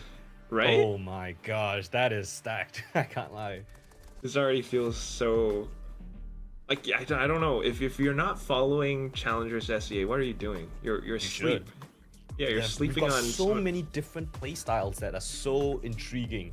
Right, went from Fancy's Harbor Fracture meta plays, Harbor Get out. Fracture, Trinity's growth from an underdog team to one of the big favorites. And yeah, we've got the playoff schedule as well. So 5-5-5 up against Looking for Home. It's going to be game 1. And then Trinity versus the Jade Lions. That will be the 2nd of May. Wait. Yeah. June. Wait. Oh, yeah. Actually, it should be June because we're already at the tail end of May. So kind of correct that typo. But it's true. I mean, it's incredibly stacked. A lot of lovely stories. A lot of lovely players and personalities here as well. You cannot miss it. Like this is just way too entertaining, way too amazing. You know, for everyone who stuck out throughout the day with us, you know, thank you. Wow, production's quick, nice. Oh, these guys work so hard. I'm kind of happy that they get to take a little break as well, since there's no tiebreaker. Awesome production as always. But yeah, I mean, it's just been so incredible. It's just the group stage, but I feel like I want more, man. Yeah, and you know, this is just an appetizer for the main course, which is going to be the playoffs, right? This is split 2. Stakes couldn't be higher. This is your path to champions. A couple of these teams are going to have a chance to play in the play-ins of Pacific. You know, you obviously, I think we have a little bit of a bias here, but obviously we'll cheer them on from the sidelines. It's just scary to think, because you might not even, like, what is it, like the second place, third place, you know, it's points, or you go into LCQ to go for that path to champions. So it's honestly still kind of scary. It's high stakes. Root for your favorite teams. Support whoever you like. Support the social media as well, because there's a lot to keep track of. Playoffs coming up soon, and also give Colden a little follow, because the guy works very hard. Oh, you're too kind. Please follow Quack as well. I don't tweet, but still, just drop him a follow. You know, every so often he drops a banger, so yeah, stay tuned for that. Okay. But we've got a lot of bangers here on the broadcast itself, right?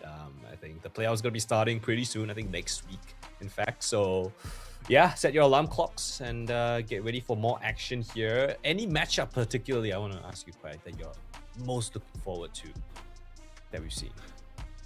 That we've seen, or like in the playoff that's brackets? coming up. Yeah. I guess Boom Sharper, that's an easy one. But honestly, I just want to see like a potential Trinity versus Fancy too. Honestly, I want to watch the tiebreaker matchups to see who's the last team that's going to pick up the last slot. I think that is going to be even more interesting. But yeah, I'm excited, and it's been a very fun day. Very exciting matches. Yes, still the group stage, but it's been delivering massively. A lot of interesting back and forths, upsets here and there. Talents getting predictions completely wrong. Yeah. Had to get that one in, huh?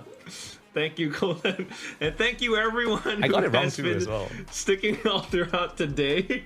We'll keep track of prediction rates so far. Maybe Colin's dropped now, but it's been awesome. Thank you so much. Stay tuned for playoffs coming up next. For now, this has been Challengers Southeast Asia Split 2 Group Stage Day 5. We are done. Goodbye, everyone. See you on the next broadcast.